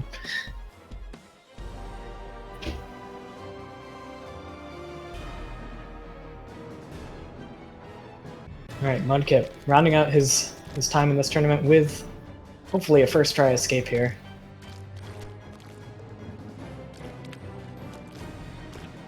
He's on a really good cycle so far. Oh. Why do I have to say stuff? I feel like I just jinx things all the time, man.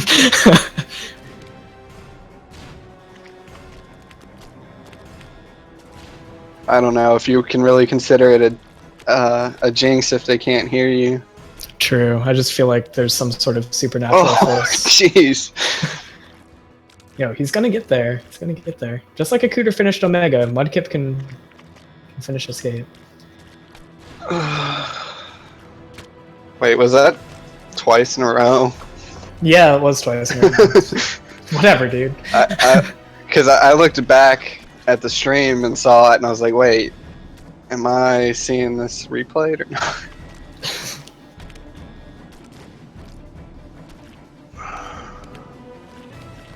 With a solid conclusion. Yeah. To a long day of racing.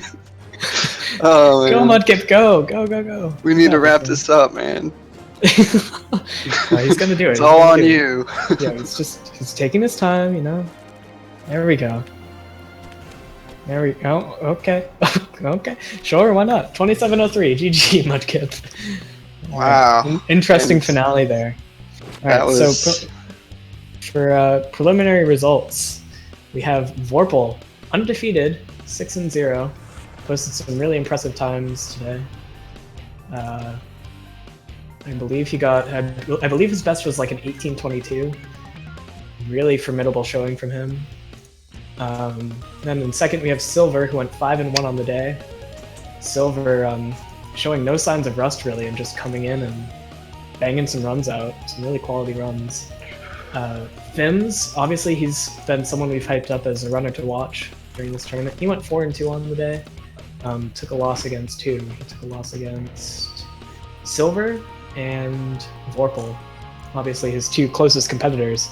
Mate, with a really good showing on the day, he went 3-3, tied with Owning Death in 7, 4, 5, and 6 respectively. Oh, and we also have Ubernuber and Avatix, who came up with a really good showing today. All went 3-3 on the day. And yeah, that's looking like it's going to be our top 8 for the tourney in a couple of weeks. Yeah. Mudkip really, you know, it was down to the wire for Mudkip. He just unfortunately had a tough break going against Owning in the last round, and that unfortunately cost him a spot in the top 8. But really good showing from everybody today. Lots of really cool upsets and neat surprises. So. Definitely a treat to watch with you guys. Excited for the top 8 in a couple of weeks. Hopefully people are going to be grinding out some attempts to really have a fair shake at the competition in a couple of weeks. So yeah, I'm excited. All right, I think that's all. I mean, that's everything. I mean, Yeah, I think that's going to do it for us. yeah, thanks for having us. It was a long and very fun, Really and fun. occasionally messy day, but you know, we made it through. Yeah. Had a blast. We'll be back in 2 weeks. Yeah. Hopefully I'll be around for commentary. Yeah, I'll I'm sure somebody try. will figure something out. I should be fine on a Sunday, but Yeah. Again, I might be late coming in, so Yeah, we'll see what happens. And I guess with that, we're going to pass it off to Super Metroid. Thanks for watching, guys.